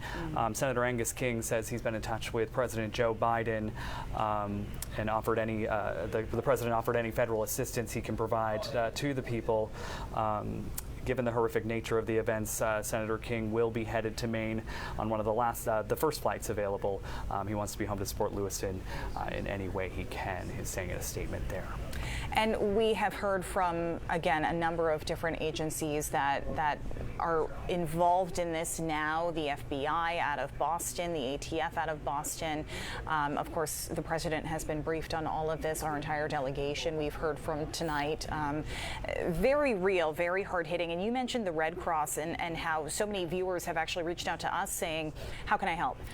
There's got to be a way to donate blood. And the Red Cross has been working to overcome a blood shortage since mid-September, and they're hoping to be able to provide blood, but they certainly always appreciate people who are willing to donate. Due to this incident, though, the Red Cross Blood Center in Auburn is currently under lockdown, but they will notify scheduled donors if they need to adjust center hours, so something to keep track of tomorrow if you do have an appointment already set up in Auburn. But I'm sure they will be looking for blood donations, so something to keep an eye on tomorrow. Yeah, meantime, police continue their search for the man they are calling right now just a person of interest in this shooting. He's right there on your screen, 40-year-old Robert Card of Bowdoin. They say he is a person of interest in the mass shooting at Spare Time Recreation and Schmenge's Bar earlier this evening. So if you see Robert Card, you are asked to call police. Police saying you can just call 911. Especially if you feel like there's an unsafe situation. He is considered armed and dangerous, so you should not approach him. But if you see him or know where he might be, please give police a call. And just a reminder that there is a reunification center that is being set up right now at the Auburn Middle School. That's 38 Falcon Drive. If you're worried about your loved ones, your people, that's the place they're telling people to go right now to get a little bit more information about where that person may be, whether they are affected. Police are certainly working around the clock along with, all of the staff at the hospitals there in Lewiston, plus the hospital Maine Med in Portland. We've heard from them. In fact, Maine Med ready to take any of the patients that they can't handle there in Lewiston, and they have even closed their campus to any outsiders tonight. It's open obviously to their patients, but at this point they're preparing for the worst, and so they're asking anyone else to stay away from their campus tonight. I want to talk to our folks in the control room right now. Do we have anyone, any of our reporters available? Not yet. Okay. Okay, so we are continuing to work to get more information. We have reporters out in the field. This is some surveillance video from earlier in the night. The car, police say they did find, but empty, and they're looking for Andrew Card of Bowdoin. Robert Card. Robert Card, excuse me, of Bowdoin. And this image we have shared a lot tonight. Tough to look at, of a gunman entering spare time there with a large weapon and inflicting horror on many, many people there tonight. And just to clarify as well, you know, we just heard from Commissioner for Public Safety Michael Soschuk about how it's been a little frustrating for them to see different numbers out there, and they would not confirm any casualties for us. But the number that we have here came from NBC, and they say that came specifically from Lewiston Police. So we're sticking with it. 22 people is what we are told who have been killed in this shooting at Spare Time Recreation and then at Schmeggy's Bar and Grill, just 4 miles away. And again, this is the car that police say they found 10 miles away in Lisbon. Yeah, a 20-minute drive there. And we heard from Hannah Kumler earlier, who was there, and she kind of showed that they were closing off some major routes, but it seemed there was still some traffic flowing. So some people still out and about despite these orders to stay inside if you can. But police obviously centering in on an area in Lisbon where they continue their search for this person of interest tonight.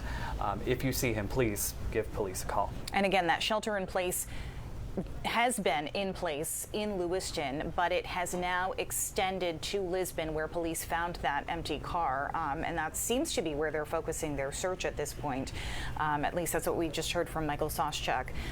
So we did see, like you said, in the background of Hannah's live shot, we saw a lot of cars moving around back there. So hopefully people are getting the message to get home and lock the doors and stay safe. Yeah, and Commissioner Soschuk earlier, didn't share some firm numbers, did share information about just the sheer response here that we're talking about. Obviously, you've seen the images of the police cars and whatnot swarming the scene, but in this case, he's talking about hundreds of police officers, law enforcement officers from Lewiston, from the county, from the state, from across New England, even the ATF, FBI, from the Boston Bureau, other federal agencies getting involved in this search at this point, because as it drags on, it gets harder and harder for them to track down the person, but of course it's a numbers game. So they're saying if we can get enough feet on the ground looking for him, hopefully they can track him down, which is why they need your help. Right. Really,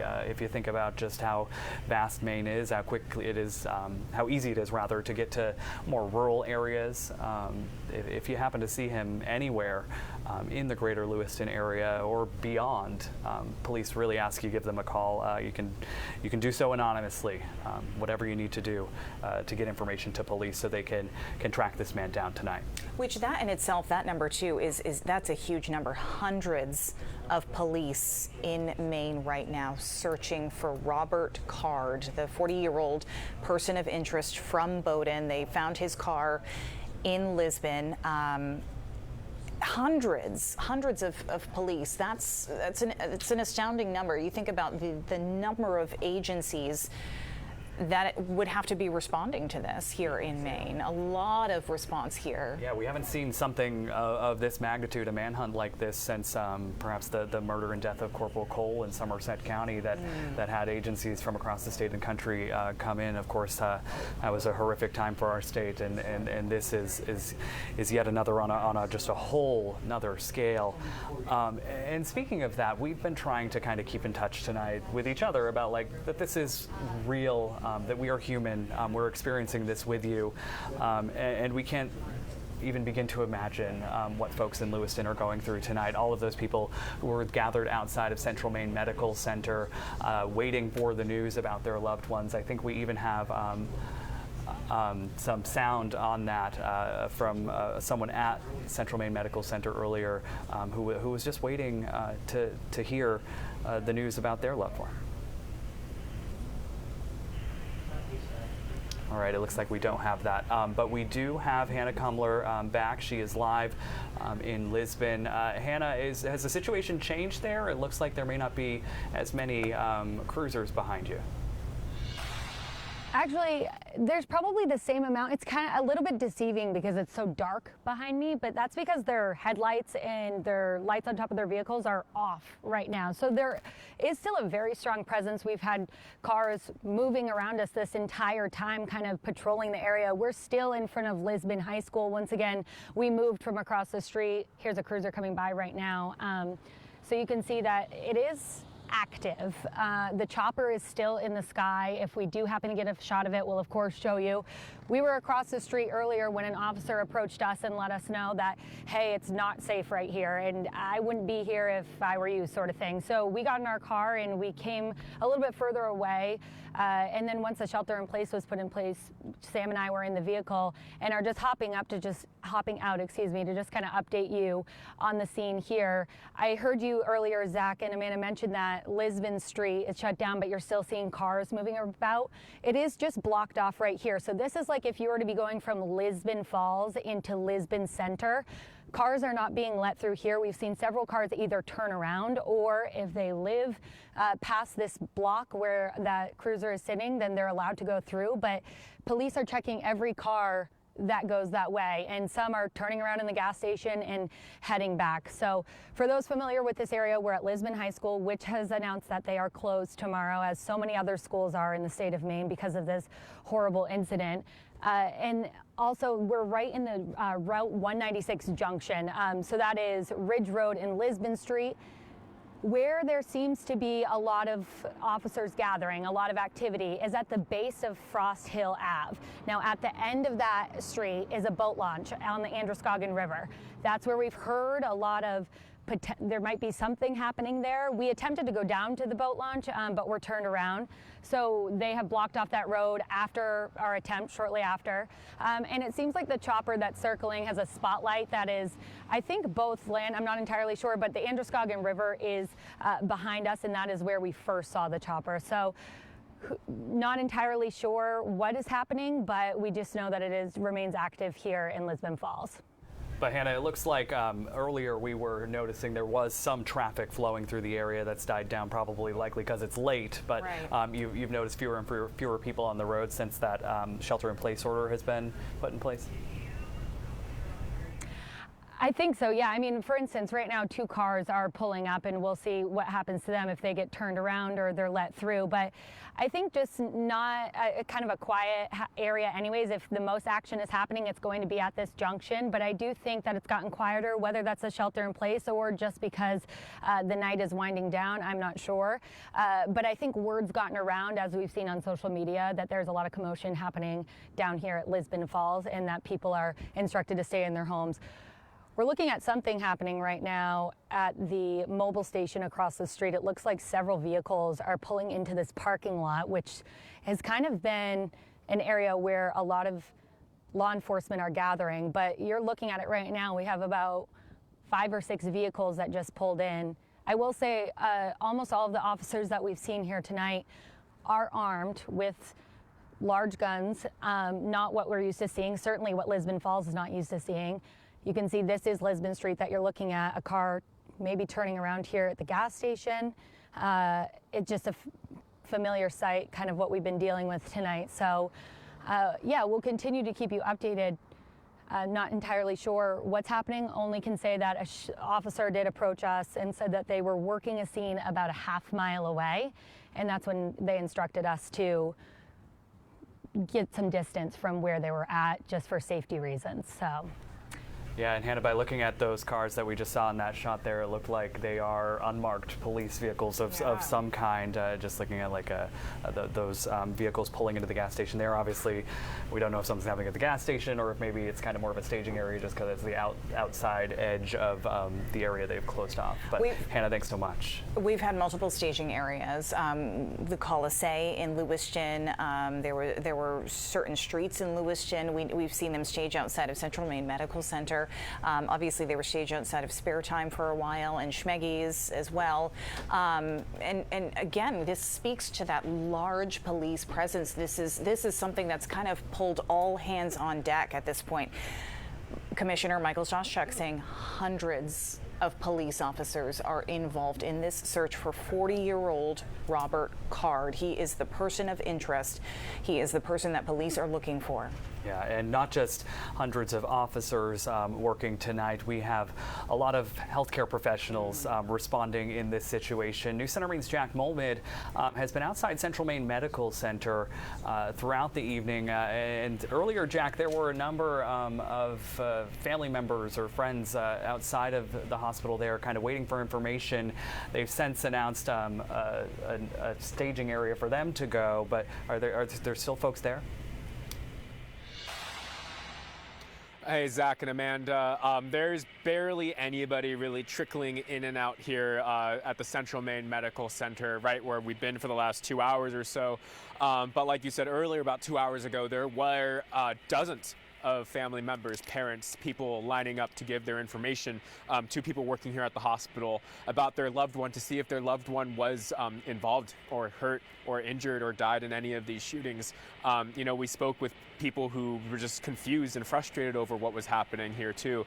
But over the past 2 hours, it's really just been a slow trickle of people in and out of here.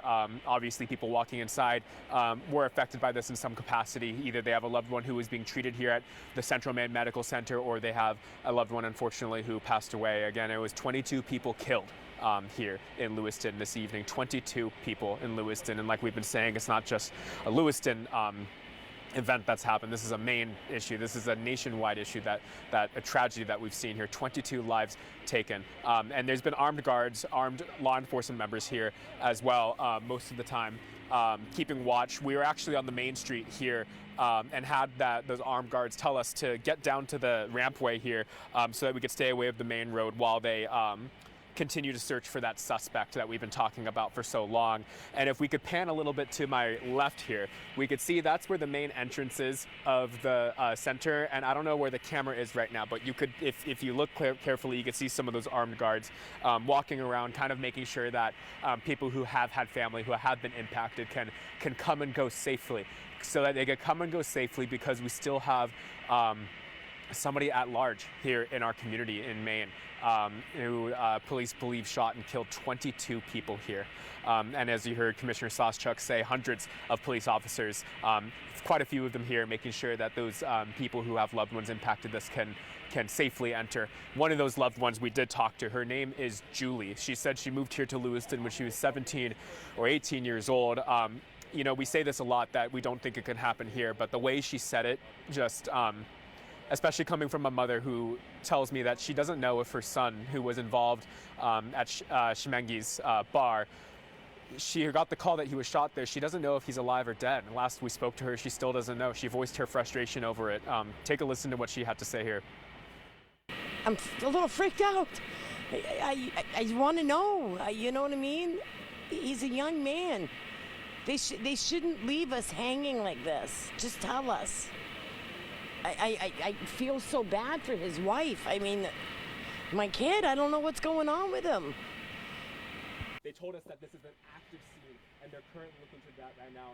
And so as we stand here, there still is that active shelter-in-place order that is happening, not only in Lewiston, but in Lisbon as well, as Commissioner Soschuk said in his press conference. But as we stand here, just know that there is that shelter-in-place going on. So do not leave your house. Lock your doors. Try not to leave your house at all. And as we've been saying all night, there is going to be a relocation area. I believe that's in Auburn. I believe you guys could talk a little bit more about that. But for now, we're standing here at the Central Maine Medical Center, the nearest hospital to where this awfully deadly shooting took place, where 22 people were killed here in Lewiston this evening. But for now, we're reporting live here in Lewiston. Jack Molmid, live for us again in Lewiston tonight, multiple times with the updates. We appreciate that, Jack. And as we cross into a new day now, Thursday morning, thanks for staying with us. Yeah, and we heard Jack reference the Commissioner Mike Soschuk from State Police, who just spoke recently. Our Alex Haskell is standing by there live and just heard what the Commissioner had to say. Alex, you can bring us up to date.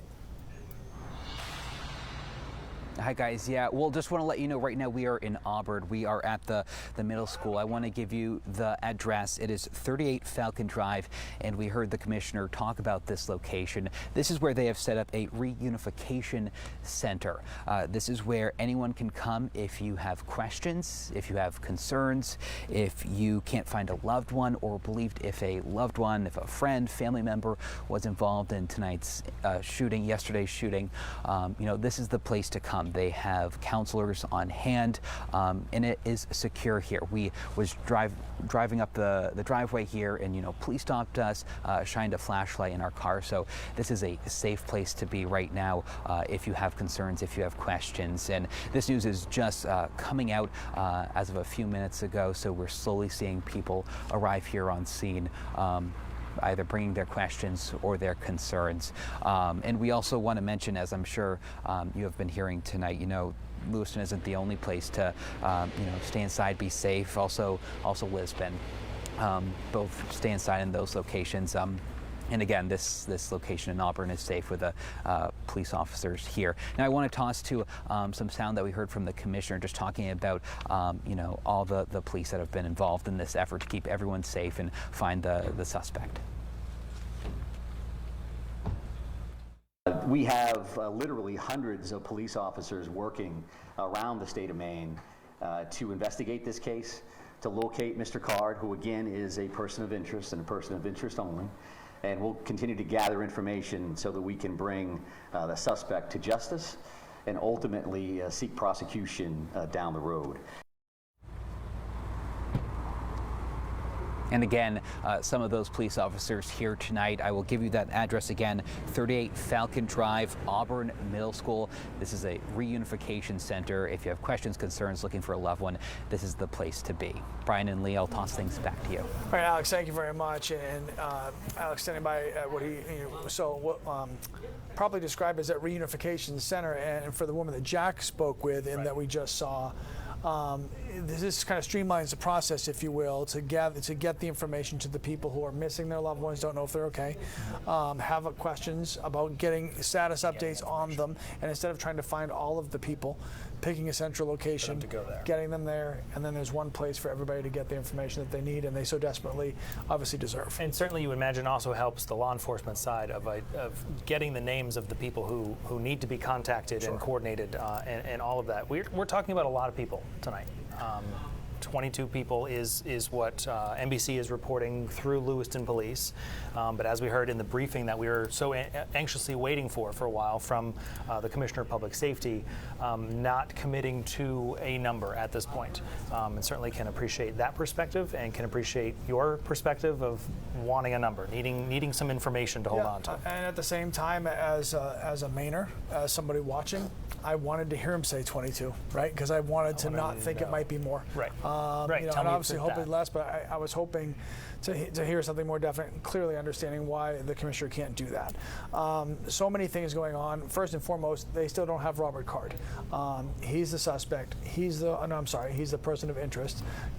Choosing words carefully there. He's the person of interest. There he is, 40 years old, born April 4th, 1983. He is the one that the police are looking for, and they still do not have him. We're at 12:06 and a half here on Thursday morning, and we still have not found this man, which is why the shelter in place is in place in so many places to keep everybody safe. You know, this started in Lewiston at 6:56 tonight, so 5 hours ago plus.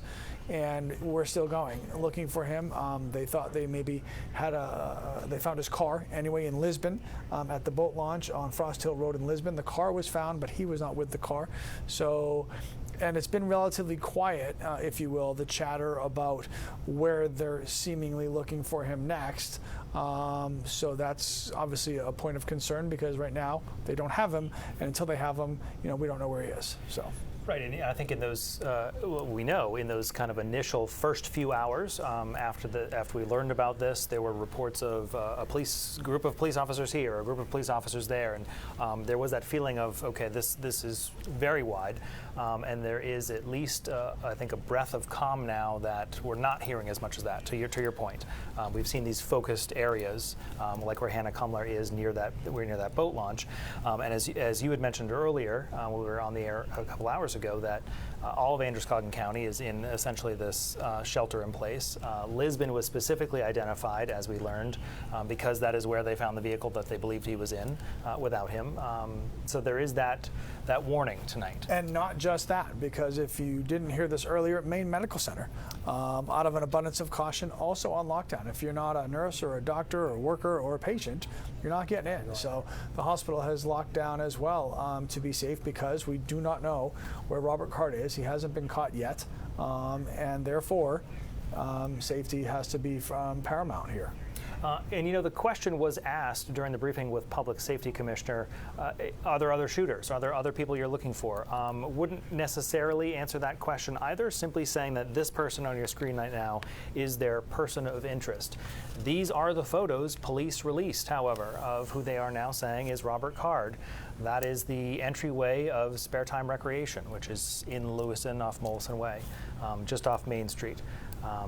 Multiple angles of him. You can see his face pretty clearly there, and then also sharing this would be the vehicle that we have to believe is the vehicle they found in Lisbon, because that's the one they told us they were looking for, that Subaru. As we sit here at 12:09, the aftermath, if you will, of what tomorrow/today was going to look like. A lot of school cancellations, certainly in Androscoggin County. A lot of schools, whether they were directly affected or not, just out of respect, I guess, and safety, just they're not going to open. Even outside of Androscoggin County, schools are not. Some schools are not opening tomorrow. That's already been announced, and I know there have been notifications from other schools as far away as South Portland, where they're keeping an eye on it, and they haven't decided yet if they're going to be open tomorrow. So a lot, I think, will certainly depend on, if and when Robert Card is caught, where his last known whereabouts might be. If he migrates to a different part of the state, then obviously that part of the state would be on high alert. So there's just a lot of unknowns, unfortunately. We like to speak in knowns here. This is our job, is to speak in knowns, and we're being very careful to tell you what we actually know, and not what we've heard, and not what we've seen, and not what we've read, and not what our buddy's third cousin told us. I mean, this is, the information superhighway can be super useful and very helpful and very important in situations like this. It could also be very detrimental. So I will caution you for the probably 10th time at this point to just be very careful. Everybody's interested in what's going on here. Everybody wants to know. Everybody cares. It all comes from a place of love. Nobody's trying to do, misspread information that's not correct, but be very careful with what you think you've seen or heard or know, and make sure that it is verified information, as Commissioner Sawchuk touched on earlier. That will make everybody's life a lot easier in keeping everybody as calm as possible in this very chaotic situation, tragic situation. The news is not good. There's nothing good to talk about here. And it's just, we need to keep as many people safe as we can, and we need to find Robert Card as soon as possible. Another note on the school closings, and as you said, as those will likely increase as the morning wanes on here, our team is working diligently right now to compile all of the information we are getting to get it to you, and that includes the school closings, because that'll impact your world in the morning. So they are compiling a list of those closings. You can find them on the News Center Maine app if you've lost track of who is and who's just looking at it, and as we get that confirmed, we'll have that there as well. Well, especially because we're reading to you in real time, so as soon as we hear it, we're just literally going in one and out the other. And it's not just schools. The Lewiston DMV will be closed tomorrow. They announced that a little over an hour ago. So that's not a school. That's that's a business. I'm assuming there'll be other businesses, certainly in the immediate Lewiston and Auburn areas that will follow suit in that regard. So there's just a lot to keep track of, a lot of things you need to know. And as soon as we know them to be true, we'll certainly pass them along and try to streamline it as well as possible, so that you have an easy way to disseminate all the information that we're throwing at you in real time here. Our reporters are scattered all over the place, giving us their information in real time as well.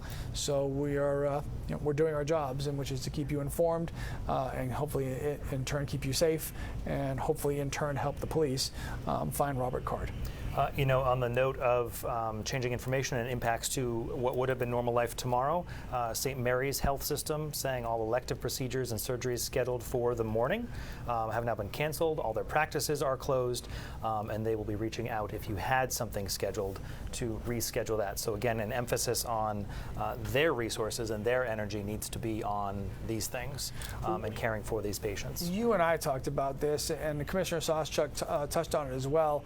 we keep showing you pictures of Robert Card, the person of interest here. We've been these are from surveillance cameras that they're in the area, either of Schmenge's or of Spare Time. I'm not sure exactly where. Well, that's the bowling alley. So from there, so we're showing you these pictures so you can be aware. But the commissioner was very clear. We're not looking for anybody to go find him. We're not looking for people to be on the lookout for him because you're not supposed to be anywhere. This is just in case you happen to find yourself in a position where you do come across him or see something, or even the commissioner was very clear if you see something that might be. You don't have to be definite about it. If you think might be, then you would share that. And that way that might help close the gap here on where he is and how to find him. But again, do not approach. He is considered, in the commissioner's words, to be armed and dangerous. And stay away if you do see him, but certainly pass it along to somebody who might be able to help. Our Chris Costa has also been very busy with us in the newsroom tonight. He just spoke with a professor from Bates College, which obviously is located in that community of Lewiston, who specializes in mass shootings and studying them. So we want to hear part of that conversation. Sorry, I was wanting to ask as a human being. That's just yeah. So do you want to tell me? Were you on campus when any of these events happened? No, I was off campus when I heard about the first reports that there was an active shooter in the Lewiston area, and have been just monitoring the situation since. How are you feeling right now? I am feeling all of the things that people feel when their community has been attacked. I am somewhat in shock, even though we've been saying that these things can happen anywhere, and they often happen in smaller communities. And Maine has just been lucky for the most part to not have an attack like this. Of course, this is an attack on a scale that is shocking by any measure, but also concerned. I'm concerned about all of my students and my friends who work at Bates and in the community, and hoping that they are staying safe and that they are getting what they need. And again, this is unfolding right now. We don't know who the victims are, and so just kind of holding my breath at this point. Professor, you find yourself in a very probably unique position where a large portion, the majority of your career has been dedicated to researching these exact types of incidents. What are you kind of coming to terms with now in your head, given all of the research you've done about mass shootings and one happening right in your own backyard? Yeah, I mean, there's a lot that goes through your head. Obviously, most people who are following the story have seen the pictures of the suspect with the weapon, and people will draw conclusions about the type of weapon without it being confirmed yet. So I don't want to comment on what type of weapon it was, but it sure looks like some sort of a rifle that can do a lot of damage. And we've done research on the types of guns that wind up causing the most casualties in these types of events. We know that there are certain types of laws that don't necessarily restrict people's freedoms, but also can be helpful in preventing these types of attacks. And so the first, reaction, I think, is frustration that we've been talking about this. We've been trying to put out information about what we know so far, and we know more and more every day about why these attacks happen, how these attacks happen, and what type of policies are seemingly effective. And it does not seem as if there's any traction to get anything done. The two opposing factions arguing past one another, and we find ourselves in a position where now we're attacked at our own home, and that feels personal. And so there's frustration, there's sadness, a little bit of anger as well. All right, so we've heard from a lot of different organizations and school districts and places that are going to be providing support for people already outside of Androscoggin County. Obviously, in Androscoggin County, there are kids who this thing started, at 7 o'clock tonight. Kids are awake. Kids are awake still, and they're watching, and they're worried, and they don't know. And it's stuff that we talked about earlier that they've practiced just in case, and the just in case is now. So there are resources available. So if you're watching, and whether you're directly or indirectly or not at all affected, other than being a Mainer, by what happened, there will be resources likely available to anybody who needs them. So please find them for yourself, for your children, for your loved ones, for anybody who might need one. Okay. Sam Rogers is live in Lisbon. We're going to go check in with him. Hey, Sam. If there's something crazy, just be like, turn on. Hey, Lee and Brian, apologies. We're just doing a quick little reset as Hannah Kumler and I have been on scene here by Lisbon High School for about an hour or so. Just want to get everyone up to speed with what we are seeing here. As you can see, cars are still traveling through Lisbon Street. Ridge Street was just reopened about a few minutes ago. We've been able to see police letting cars go this way off my left shoulder. Again, Lisbon Street here in Lisbon Falls going towards Lisbon Center has been closed off. You can see an officer off my right shoulder has been turning drivers away, again, since we've been here, keeping this area contained. I don't think you're able to hear it on my microphone, but again, a chopper and helicopter has been circling the Androscoggin River looking for something, whether it's that person of interest. We did get here with the plan of going to a boat launch down Frost Hill Avenue. That's about half a mile, maybe closer to a mile in our east-southeast direction. We weren't able to get all the way down that way. Hannah Kumler behind me is seeing, it's gonna be really tough to see, but that chopper is heading over our left shoulder. And before we even got here, we drove from Portland up to Sabattis, just trying to find anything related to this investigation. And we saw, as we got closer to Lewiston and Auburn, it seemed like almost every mile or two, a cruiser pulled off the side of the road near an exit, near a turnaround, with the spotlight facing onto the roadway, trying to find any vehicle that matched any description of that person of interest.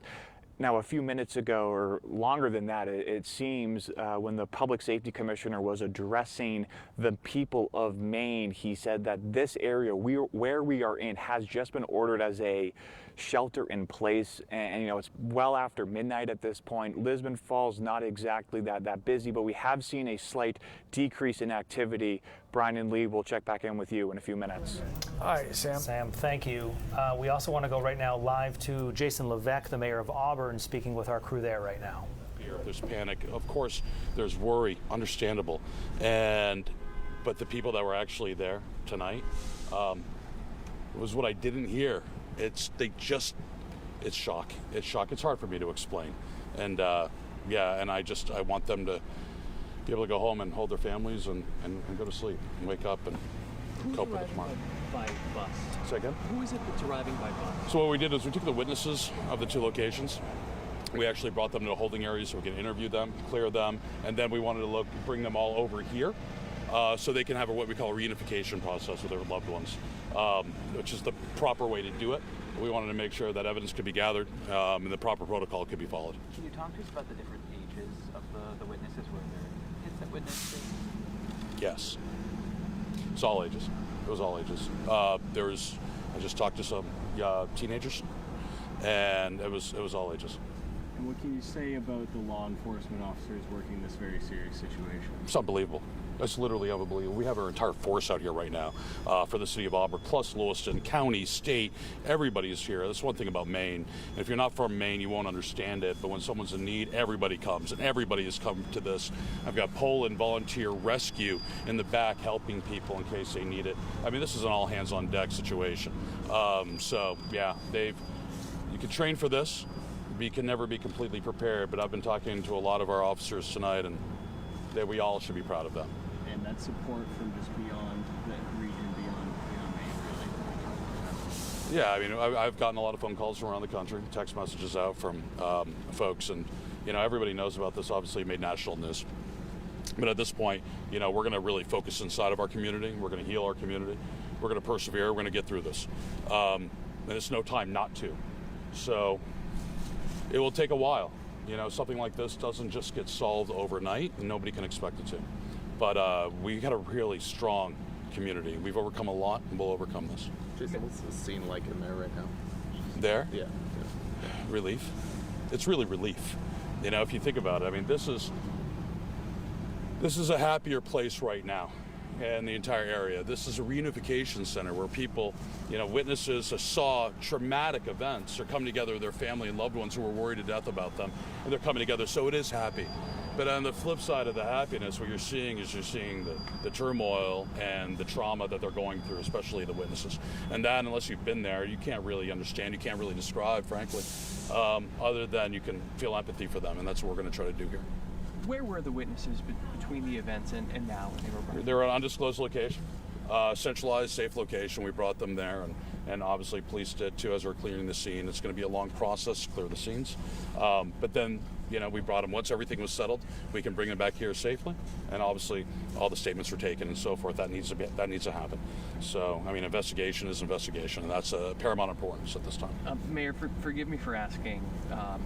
In other mass shooting incidents in other parts of the country, the reunification point has sometimes been a moment where a loved one comes to the tragic realization that their relative didn't make it. Yes. Have any of those interactions taken place here tonight? Yes. I'll just leave it at that. What sort of a process have the hospital workers been working to connect more and more people to them? I haven't talked with the hospital directors or emergency room staff. They're extremely busy, and we all need to respect that.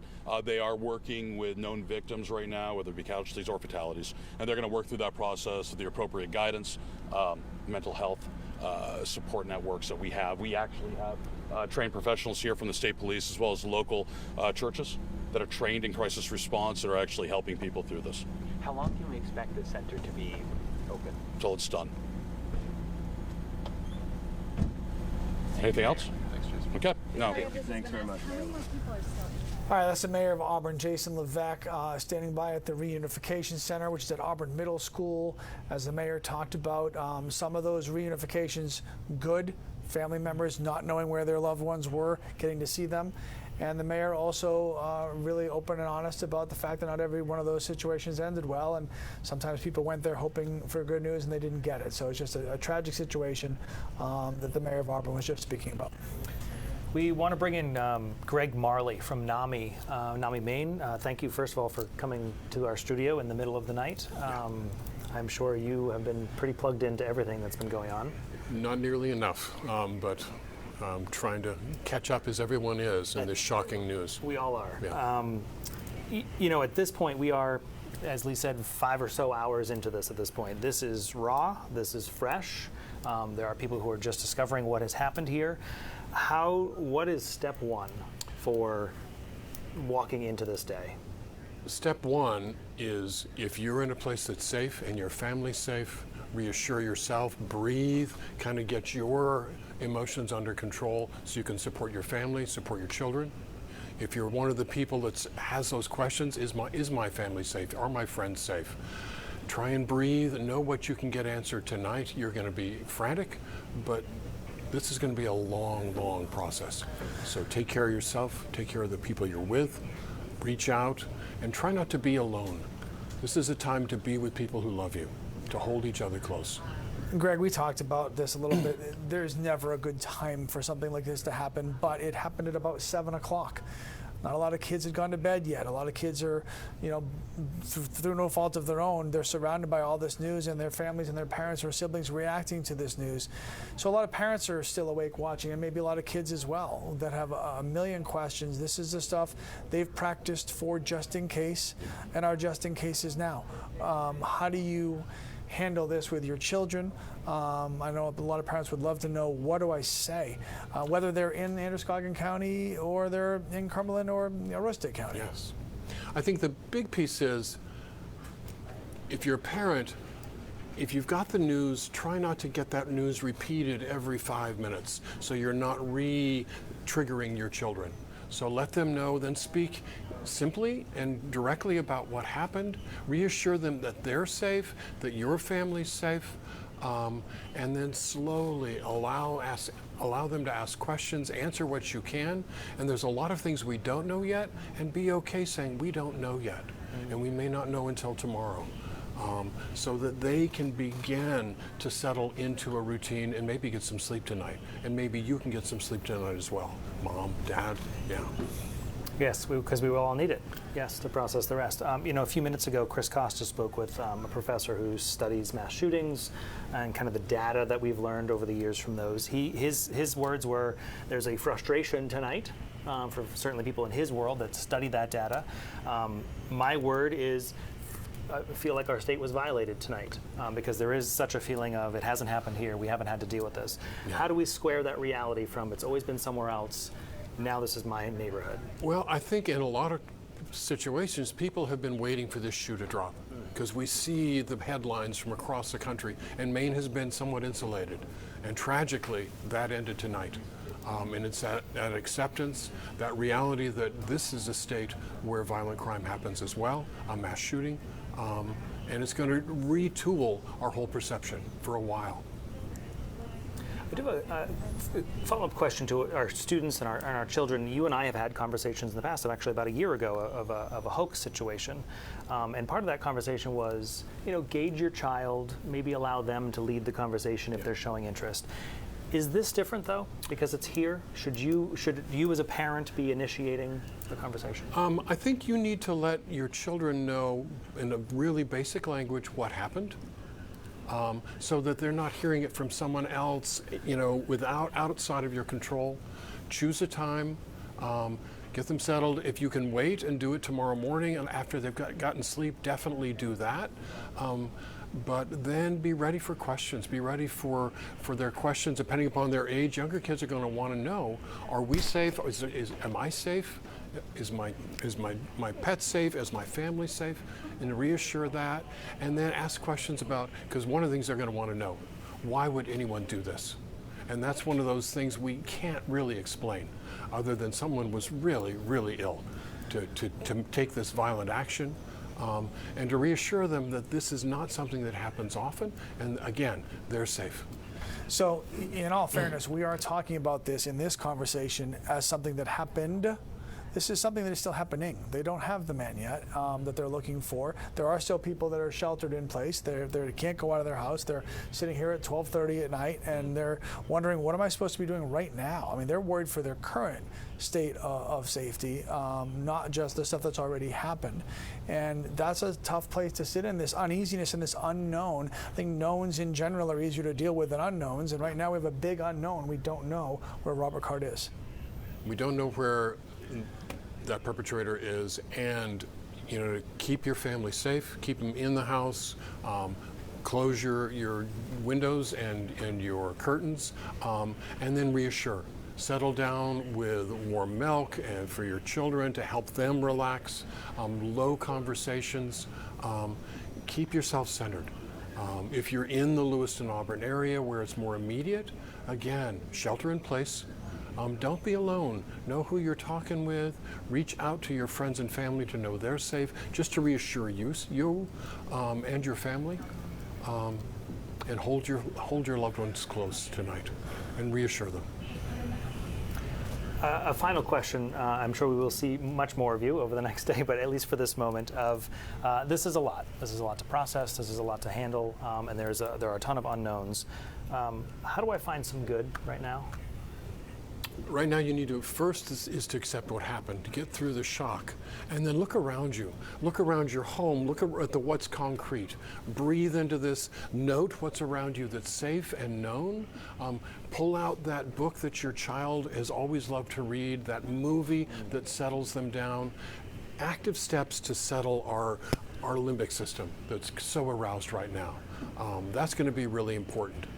Reassure that, you know, we have gone a long time without this type of crime in the state of Maine, and it's really unusual. We live in a state that most of the time is really safe. It doesn't feel safe tonight, and it's not safe for a lot of people, but we're going to get back to that. But first we have to deal with this and to support that sense of safety around us. If you're a parent, also monitor how escalated you get, how fearful you are, and so you don't overwhelm your children with that. don't push those necessarily onto them. Greg Marley from NAMI Maine, we appreciate it for joining us, and I'm sure we will have many more conversations. Thank you. I'm afraid so. We want to update you guys on this. This is important and maybe speaks directly to why Commissioner of the Maine State Police, Michael Sawchuk, would not give a solid, firm number on how many people have been killed, because that is a question everybody wants to know. It's an important number. He was hesitant to answer that. So we have been telling you, and you see at the bottom of your screen, NBC has been reporting that 22 people had been killed. That number has been adjusted. NBC is now adjusting that number to somewhere between 15 to 20 people. As many as 50 injured. Not all, though, from gunshots. Some injured while they were just trying to escape wherever they were at the time. So not direct results of gunfire, but certainly of the situation. So, so to the Commissioner's point, this is a fluid situation. It's ongoing gathering of information, and we want to make sure that when we learned it was 22, we wanted you to know that. We're learning it is now seemingly somewhere between 15 and 20, literally on a piece of paper. Wanted you to know that. So. And that's really what the last 5 hours have been, of getting information coming in, doing our best to confirm it, and who is confirming it, and getting that information to you. And that's what we will continue to do. And I think we are doing our best to be as transparent with you about what we know and what we don't know. When you ask the question about what is good, right? What is good? And I was listening to Mayor Levesque from Auburn talk about not just everybody in Lewiston. They're going to show up. It's their community, and then Auburn shows up, and then Poland shows up, and then Sanford shows up, and the state shows up, and everybody. What do you need?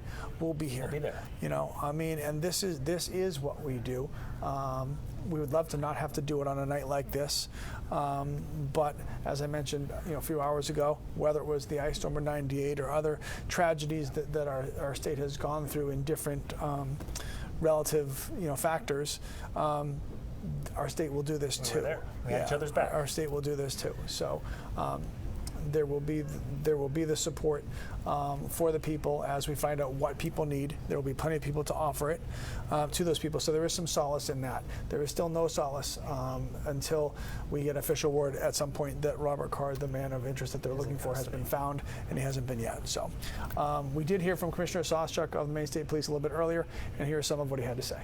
And this is a general caution to the public that approximately 6:56 this evening, a couple of shooting incidents occurred here with multiple casualties in the city of Lewiston.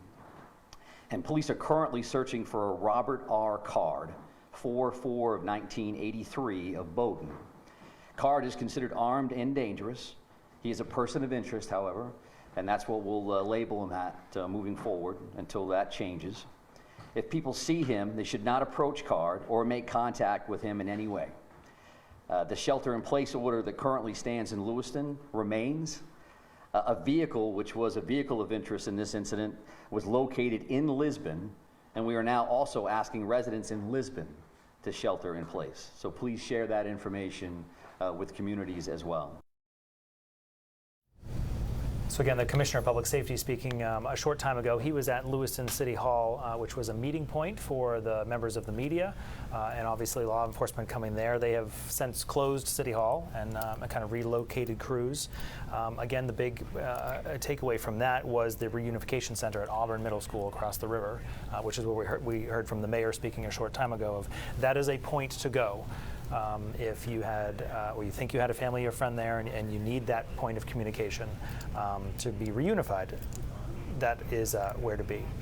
We have, this is video from Auburn Middle School where that reunification center is happening right now.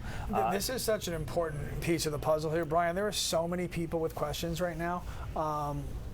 Where are they? How are they? I can't get in touch with them for whatever reason. Maybe somebody's running out of there and a cell phone falls and you haven't even get in touch with them and you're fearing the worst. And so this is such a necessary part of this process for people to get the answers they're so desperately in search of. So again, it's at the Auburn Middle School. If you don't already know this and you needed to know, you're looking for this information, if you go to the Auburn Middle School, that's where you can get whatever questions are answerable, whatever they they can tell you, that is the place to go to find out a very important piece of everybody's night here, with direct connections to what has happened. This tragic night for the state of Maine. And the mayor was asked, how long will you stay open as a reunification center? And he said, as long as needed. This is what our job is there now. And that was his focus. Lee and I were talking when we were on with you a few hours ago. With a number like this of, the readjusted number from NBC is 15 to 20, possibly 50 people injured. Most of us are going to know someone who was there, or connected somehow to someone. And we recognize that, and we know how difficult that is. We learned tonight that a member of our News Center Maine family lost a family member tonight. So this is going to touch a lot of families, and we're aware of that. So we are being cautious with the information coming in. Yeah, and it makes it, this job is hard enough. We talk about the news every day, and we're talking about generally sometimes, places that aren't here, or that aren't in Maine, or they're not directly connected to us. And this one hits home for everybody. This is what we were always hoping would never happen here. And we had been blessed with being able to say that, and now we can no longer say that. And it's just there aren't enough words, and we talk for a living, and there aren't enough words to properly put this in perspective of just how awful this night is going to go down in history, and these next days and months and years, and all the healing that's going to have to happen for all of us, directly or indirectly affected. Jack Mulmud's been on the scene since pretty much this whole thing started about 5-6 hours ago, and he's going to join us now live. Hey, Jack.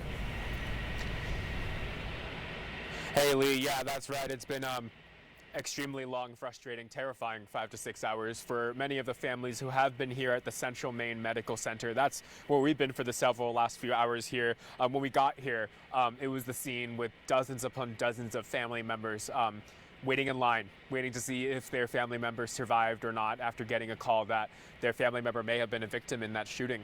So they made their way here to give the name of their loved one who may have been involved in that shooting that we've been talking about for so long here, that tragic shooting that NBC is reporting took the lives of 15 to 20 people and ultimately injured around 50 people. And we saw people line up at Central Maine Medical Center here to give the names of their loved ones.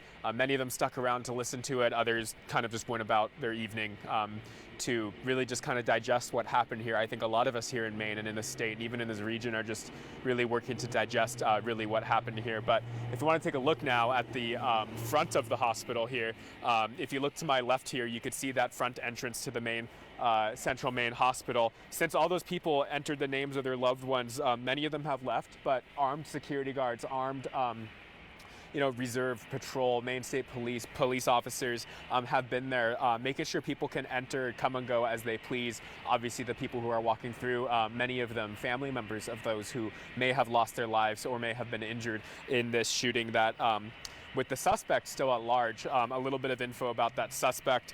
We are hearing that his name is Robert Card. AP, Associated Press, is reporting that he was trained as a firearms instructor, trained by the military, who's recently committed to a mental health facility, according to a state police bulletin. The police intelligence bulletin, the Associated Press says, was sent around to different law enforcement officials on Wednesday night after that shooting that we've been talking about here that claimed the lives, as NBC reports, from about 15 to 20 different people. Now, at the end of the day, where we've been standing here at the hospital, we've just been hearing just horrific stories of people who are just trying to understand the severe loss that's happened here today, including one woman. Her name's Julie. We spoke to her. She moved to Lewiston here when she was 17 or 18 years old. She found out her son was shot at the Schmeggy's bar here in Lewiston earlier. And so she got the call. She rushed over to the hospital. She really doesn't know the status of him at this time. She's still left without any answer. Let's take a listen to what she had to say about her frustration over this all. My ex-husband and my son were playing pool, and next thing I know, I saw on Facebook that there was a shooting at Schmeggy's where they were playing, and then nobody would tell us anything. Just go to CMMC. His wife, his son, my ex-husband are here. Friends are here. We're all waiting, and we've heard nothing. They won't tell us if he's alive. if he's in critical condition, if he's passed, they won't tell us anything. They told us that this is an active scene, and they're currently looking into that. And so you can really see the frustration there on Julie's part, and she's not alone. Many of the family members just waiting now to see if their loved one has made it or not after this horrific tragedy that took place here in Lewiston, not only shaking up Lewiston, but the state and the region as well. National headlines pouring through about what's happened here. Now, as I speak, there is an ongoing lockdown to track down this active situation, the active shooter situation of them trying to track down that suspect, person of interest, they're saying, who is Robert Card, age 40 years old. They're saying he's still on the loose. They're still trying to track him down. So there is a shelter in place here in Lewiston, as well as Lisbon. The law enforcement advises that people in those areas stay inside, lock your doors, don't go outside, don't travel for any unnecessary reasons, and just be on the lookout. But for now, we're here at the Central Maine Medical Center, the closest hospital to where those shootings took place, at the bar, at the bowling alley, and where police are staging just down the road to go and look for the suspect. We'll toss it back to you guys. Jack Mohammed at Central Maine Medical Center in Lewiston tonight. Jack, our thanks to you. And you know, Jack's seen a variety of scenes tonight and has walked us through it. When he first arrived in Lewiston, he went directly to Spare Time Recreation, the bowling alley, where the shooting happened, and was met by law enforcement with guns, and they told him to go away. And we've seen some viewer video that we received of people running out of that bowling alley tonight after the gunshots there. And Jack then moved to the hospital where he has seen so many people. Sure. Yeah, and those images that you see, and you saw about the people running away, and we want to be clear on the 50 people, 50, that have reportedly, according to NBC, been injured in this. Not all of them direct results of gunshots. A lot of them possibly from trying to get out of the situations they were in, because you hear gunshots, you run, and a lot of people possibly injured that way as well. But 50 getting away. People injured. We saw a video of all the people scattering in a hurry. So there will be, we've talked about some of the things that will and won't be happening tomorrow besides schools because of this situation. There'll be no public bus transportation in Lewiston tomorrow. So Lewiston has announced that there will be no public busing tomorrow in that area. So, and the Secretary of State's office has put on social media that their hearts are with the city of Lewiston tonight. So. Yeah, we heard from Representative Adam Lee in Auburn tonight saying a similar thing. So he's right in that community, saying, you know, he and his family are sheltered in place, they're safe, and encouraging others, as we've heard so much tonight, to hug your loved ones and be thankful for what you have tonight, and thankful for our law enforcement and our hospital staff, who we know are working diligently to save lives, likely right now, from what happened tonight. So again, there's a lot of unknowns. There continues to be, even after the briefing from the commissioner. Still a lot of questions again about what happened. The biggest thing at this hour, and likely the cause of why we're seeing so many things being canceled tomorrow, is because Robert Card is on the loose, and there's still an ongoing hunt, at least in Lewiston, Auburn, and Lisbon as well, we know, and likely further than that for him at this hour. So his photo's on your screen, and that's kind of the big message at this hour of this person is still out there. Yep, and there was a large police presence, which we showed you earlier. Hannah Cumler, Sam Rogers were in Lisbon at a boat launch on Frost Hill Road. The car that Robert Card was reportedly traveling in was a white Subaru. They did find the car. He was not with the car, so the search continues, and that chatter, if you will, of surrounding areas and where they might be headed next, and that has been fairly quiet. So the search is obviously still on. If you do see him, to echo the words of Commissioner Soschuk, do not approach. Mr. Card is deemed to be armed and dangerous as right now specifically called a person of interest. They were very deliberate with the words there. Yes, they were. And so they do not approach him. You're not asked to do that. If you see something, even if you see somebody who might be that person, to please reach out to law enforcement. And certainly better to be safe than sorry. And then the commissioner also talking about the reunification center that's happening at the Auburn Middle School, which is such an important piece of this puzzle for so many people that have so many questions that are looking for answers. Yeah. And that's the big thing, is trying to get answers for so many families at this point. Alex Haskell has relocated tonight to the reunification center at Auburn Middle School, joining us now live with what's going on there. Hi, Alex. Hi, Brian and Lee. We've really seen things pick up here at the Auburn Middle School. A lot of families getting help and news, good and bad. We chatted with the mayor of Auburn here not too long ago. I think many of you probably saw that interview. Just wanted to share some of the things that he said to us. You know, dozens of witnesses of the shooting were brought here, and they varied in ages, the youngest being teenagers.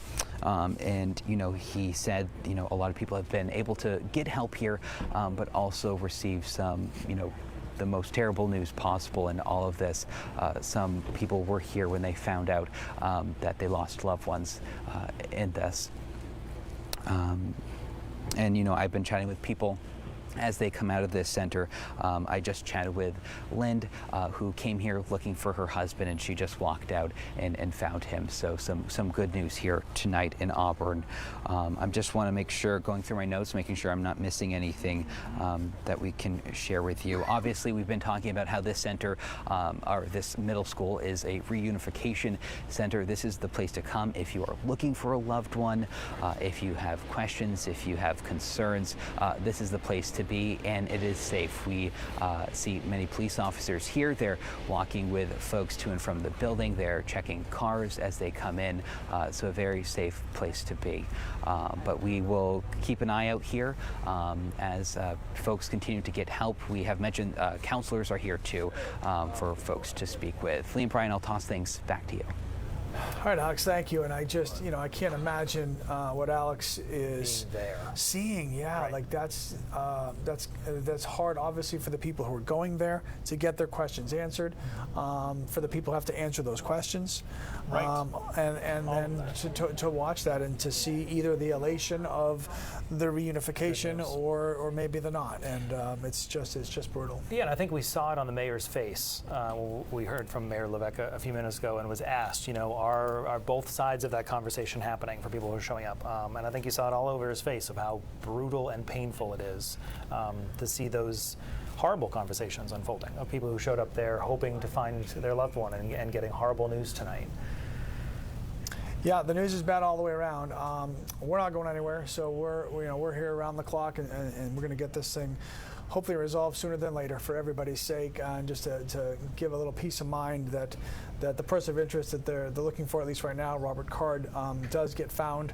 You know, just to look at him one more time. Again, you really shouldn't be out and about, but if you do happen to, you know, be someplace where you see somebody who resembles that, you're asked to certainly contact your local authorities wherever you might be at that time. And again, do not approach, as he's considered to be armed and dangerous, and is the person of interest, or at least a person of interest, in what has happened tonight. And just a tragic night for the state of Maine, for all of us who are from here or not from here. You don't have to be a Mainer to feel for the loss that our state is feeling tonight, and certainly the empathy that we have for all the people going through everything they're going through, and everybody in the state is going through this. Some, you know, maybe at a more severe level than others, but there's nobody that is not affected by this, that doesn't, you know, view Maine the way that we view Maine, you know, being the born and breeders. I think our state is held in a regard that this isn't the kind of a place where this thing wouldn't happen, and you know, that has been kind of our, you know, we've been, you know, sure, we can practice for it and we can train for it and we can make sure that we're ready just in case, but you know, it's not going to happen here, and you know, it's awful. There's no appropriate words to label exactly just how awful this is, that this is happening in our state. And we also recognize these photos you're looking at right here were released from, as you see, the Androscoggin County Sheriff's Office and Lewiston Police as well. They wanted us to share these pictures with you of a moment they said unfolded tonight at the bowling alley there. And I'll be frank, when we received those in the newsroom, they were audible gasps. They are jarring photos to see, especially when you know where they're taken from. They're not a photo from a town somewhere else. They're in our neighborhood now. So we recognize that there's a lot to process in seeing these images and knowing what unfolded tonight. You know, and I can't get over still the timing of the incident, which according to Commissioner Soschek was 6:56 p.m. That bowling alley, you know, that had kids, right? There's kids in the bowling alley. There's adults in the bowling alley. Maybe Wednesday's bowling night for your team, your workplace, your group of friends, whatever it is. You think it's a fairly innocuous activity to go out and go bowling, and then something like this happens, and your world gets turned literally upside down, and we all sit around now and search for answers, search for healing, and for peace, and for our state to help us in that regard, and search for Robert Card. I mean, I don't think anybody will, certainly rest easily until that very important piece of this whole, domino is taken care of. And obviously, as Commissioner Sawchuk alluded to, literally hundreds of law enforcement officials from our state are currently working right now as we speak, trying to find this person of interest, and they should have the speed and the wisdom and the knowledge and the ability to make that happen as soon as possible. You're looking at his photo again. Robert Card on your screen right now is a person of interest in tonight's shooting that left anywhere from 15 to 20 people dead and possibly 50 people injured as well. You were also looking at some video from outside Spare Time Recreation of just showing that the perimeter that is pretty much around the building as well, and how far back people are being kept from that building. Certainly a tremendous crime scene there to process for officials as well. And in terms of kind of the scope of the response to this, obviously this has the nation's attention tonight. Personally, I've had messages from people all over the country realizing what's going on here, asking that everything's okay. Other journalists who I know on their way here to cover this, and saying that, on their drive here on the highway, law enforcement passing them. So this is where there is a focus right now. And I think in large part because there's that giant question, where is he right now? And that is unsettling. Yeah, it doesn't make you feel good. I mean, even just talking honestly with my own family. I mean, they're awake right now. It's 1 o'clock in the morning. I've got kids of all age groups, and they're all, they have concern. They have friends in the Lewiston, Auburn area. They don't know if their friends are okay. They can't get in touch with them. And so I'm answering their questions as I'm sitting here talking to you, searching for our own answers for work and for life, and everybody's in the same situation. But I think your word unsettling really hits it on the head. It's just, we're all just on edge because we just don't know what's going to be next. Is, God forbid, the next thing going to be something awful that we hear about in another part of our state? Is the next thing that we're going to hear be, thank goodness they got him, and we don't know the answer to that question. And as I was mentioning before to the doctor that was gracious enough to spend some time with us, unknowns are hard, right? I mean, knowns are easy to deal with, or easier to deal with. Unknowns are hard, and this is a very big unknown. And we certainly trust that all the men and women that are out there right now doing their jobs, in full force with the entire state on the lookout here, will do their jobs that they've been so highly trained to do well, and that this will come to a resolution soon. One of those challenging unknowns, I think, is in the search for our search for answers and your search for answers is there is, correct me if I'm wrong, Lee, but there is no next definite time we will hear from police. Yeah. Earlier, we knew we were anticipating hearing from them. We'll hopefully get more information. At this point, it's a little open-ended, which I think adds to the uncertainty of the night of when will we know something more. And another hard part, journalistically speaking, is as we try to gather information, the people that we would generally go to gather information are a little busy right now. Very busy. So answering a text or a call or, hey, help me out, it shouldn't be and isn't their top priority. They're all, full force ahead, focused on the task at hand, which is to find their person of interest, Robert Card. So it makes it harder to gather that information than if something is resolved, then you can, call or text a source and say, hey, okay, I've got 5 minutes here, I can chat with you a little bit. And so our reporters, which are also scattered throughout the state, are working hard to get as much information as they can, as accurately as possible, as quickly as possible, accurately first. And that's what we're all waiting for. So, yeah. And we know that at some point you will hopefully go to sleep, but tomorrow you will wake up and there will be the questions of school and work and what's open and appointments. And we are constantly working to compile that information for you in the News Center Maine app. So if you're not able to stay up with the minute-by-minute updates we're giving you there, we're putting it all there for you as well for when you do try to figure out what Thursday looks like. Yeah, and I think it's important. We're going to get to an interview we want you to hear in a second. I just think it's important to kind of emphasize this one thing that Commissioner Sawchuk said, and it really kind of stuck out, and we had said it earlier before he spoke. The information that you're searching for yourself, right? The information that you're searching your phone, you're checking the internet, you're texting your friends who maybe live in the areas that we've mentioned. Be real careful to just vet your information properly, to know that what you're understanding and you're learning is real and not something that's not, that might cause unnecessary panic, unnecessary stress for you, and that your information is accurate. Because in a situation like this, with so much interest and so many eyeballs and so many people weighing in, that you should know what you're seeing, reading, hearing is real, and not anything besides that. So that's important. There is comfort in that, yeah, knowing sure. where the information is coming from. All right, Chris Costa did an interview for us a little bit earlier, and we want to hear a little bit of that. And if you don't mind, expanding on maybe helping the general public understand, one of the focuses of your most recent publication, right, was about the comparison between thwarted public mass shootings and actual completed attacks.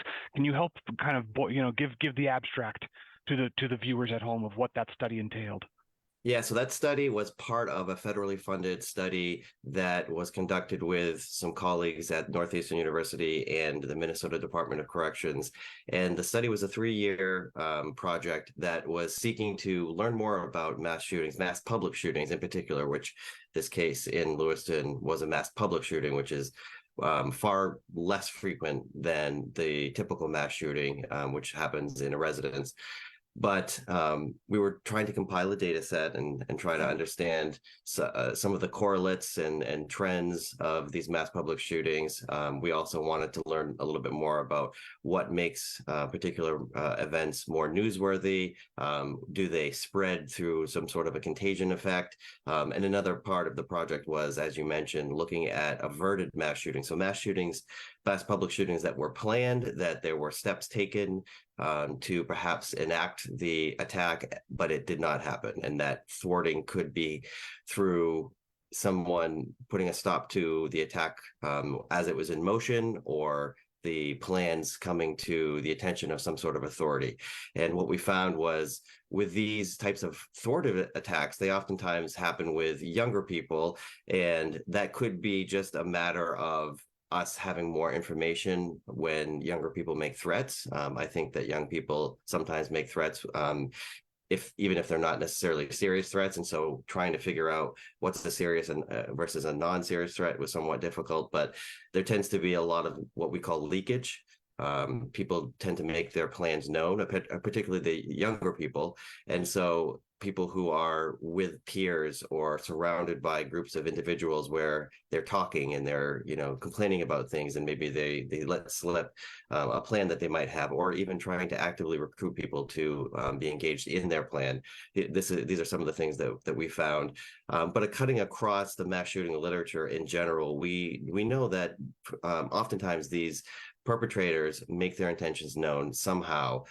They have some sort of behavior that could be disturbing, that is a warning that lets us know that something is happening and we need to take it seriously. And to that point, Professor, there's some information that is circulating that we have not yet been able to verify about what knowledge our Maine Information and Analysis Center may or may not have known about this person.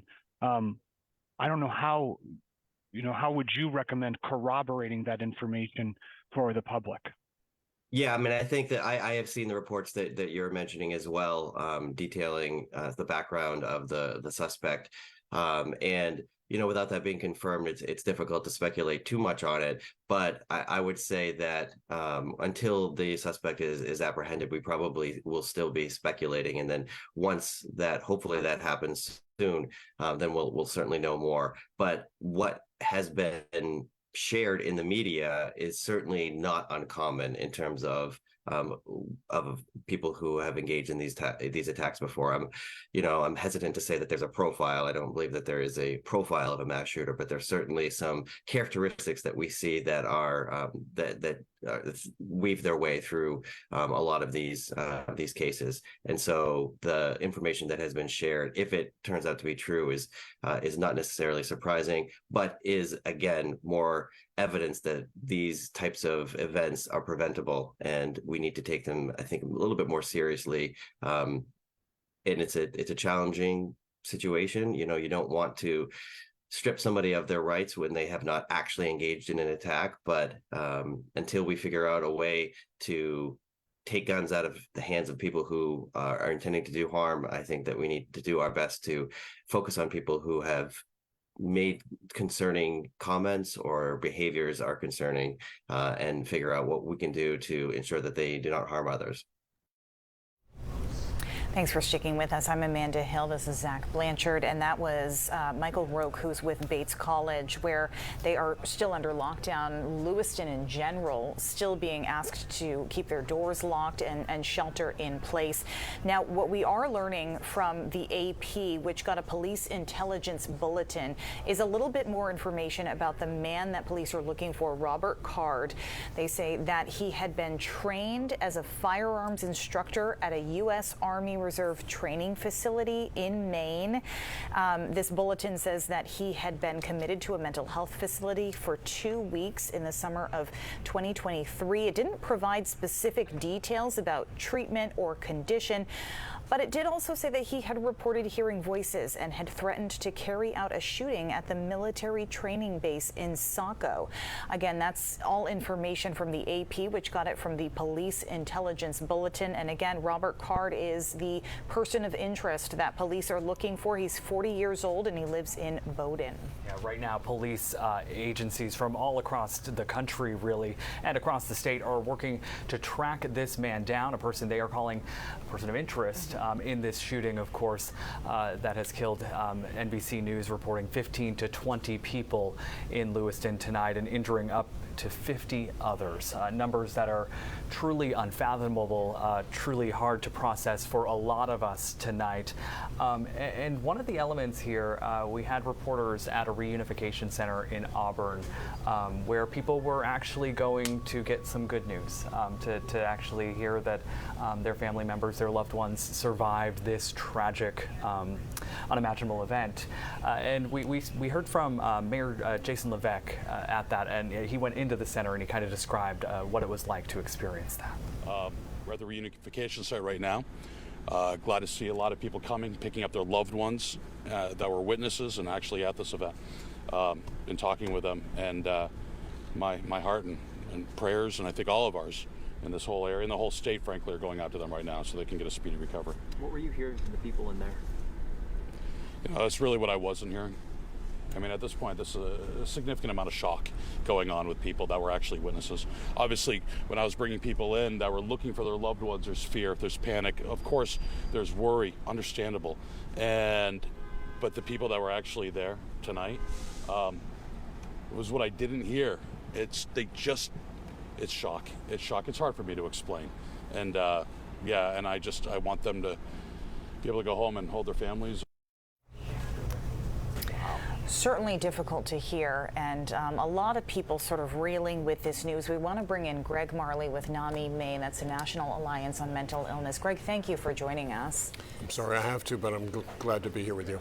Just heard from the mayor of Auburn there about just the emotions going to this reunification center to either find out someone you love has died or has been seriously injured, or that they're okay. Just the emotions of that. And the uncertainty. Either way, that not knowing and then knowing one way or the other. So big emotions, need to reassure people, need to support people if they find out that their loved one's been impacted by this. And also the viewers at home that are just watching this unfold, obviously it's a lot for them to process because Maine, we know, is a big, small town. Is there anything you recommend beyond just a general checking in? Well, I got a text after the last hour from a friend of mine who saw me and thanked me for being here and said, you know, we're not going to be sleeping tonight because we have a loved one who's in law enforcement in Lewiston, and so we're on pins and needles. And that's going to be across the state. Absolutely. People, this, as you say, it's a small town. People have connections. People are going to wonder about friends and family, and that's going to leave us all, you know, escalated. Absolutely. And if you're a parent, that's great, but your children as well. How do you take care of them? Many children not going to school tomorrow. A number of school systems, school districts canceling classes, understandably not just because there's a manhunt going on, but also because of the emotional toll that this is taking on students. It happened just before 7 o'clock at night, a time when children were still awake. They probably saw it come on the news, and parents had a lot to explain to their kids tonight. I know you were even in touch with the Department of Education, right? I was on a call around 8 o'clock with Commissioner Macon and other leadership from the department and the student services. There's student safety center as well, or school safety center, and they were making plans on sending out materials to schools across the state on how to manage, how to support their students, how to support their staff. So the Department of Education was trying to support the schools even before they knew what exactly was going on. There are certainly a number of schools that have already closed for tomorrow, and you can find a list of many of those on our website. We have the closings and cancellations on our website. But you mentioned the law enforcement piece of this, and that's something we just haven't really touched on yet. We talked about the family members who are waiting to hear about their loved ones, but hundreds of law enforcement are involved in this, and so many people in healthcare dealing with this crisis and probably seeing people they know come into that emergency room tonight. And dealing with unimaginable horror of bodies damaged. You know, for law enforcement, I was driving down here from Rockland and past law enforcement moving rapidly, and I just know that their bodies are just stressed to the max tonight as they're trying to do something to try and prevent this, to try and find the person, to try and be a support, and to try and help other people. Yeah. What's your message to their families tonight that might be questioning? They see their loved ones go into unimaginable situations all the time, but this reaches a whole new level, and they might just be saying, what do I do when John comes home from work tonight? Well, and law enforcement families, first responders families are accustomed to their loved ones experiencing trauma, and how do you keep a safe place at home for them to return back to? How do you make sure they've got a hot meal when they get there, peace to sleep, a place to talk if that's what they choose to do? Yeah, because they're going to be traumatized as well. Absolutely. Even for them, the stress, you mentioned that stress on their body. How do you like safely come down from? I know a lot of people, even just watching this, experiencing so much adrenaline right now. Those locked in their homes experiencing adrenaline. How do you safely come down? Well, those stress hormones. There's some real important tips. First, drink plenty of water. Hydrate. Good food. Really work to get rest. And tomorrow, exercise, move your body, because that's going to help release those stress hormones. If you do well talking and emoting, find someone safe that you can do that with. All those steps are really important. How do you tell too when you should not talk, when you should not ask too many questions? Know your loved one. And some of them will say, you know, when I come home, I just need some time to kind of settle, and then I can talk. I need to go outside and, you know, stack some wood or do something just to process with my body, and later I'll be ready to talk. Other people, they're going to be talking to you on the phone on their drive home. So just know your loved one and how they process. Now is definitely a time to check in and hug your loved ones close. Greg Marley with NAMI Maine, thank you so much. You're sure welcome. We want to remind you that police are still continuing this search for a person of interest in the shooting in Lewiston that has killed 15 to 20 people, injured as many as 50 others. Right there on your screen, this is Robert Card. According to police, he was trained as a firearms instructor at a U.S. Army Reserve training facility in Maine. Card had been committed, according to police, to a mental health facility for 2 weeks in the summer of 2023.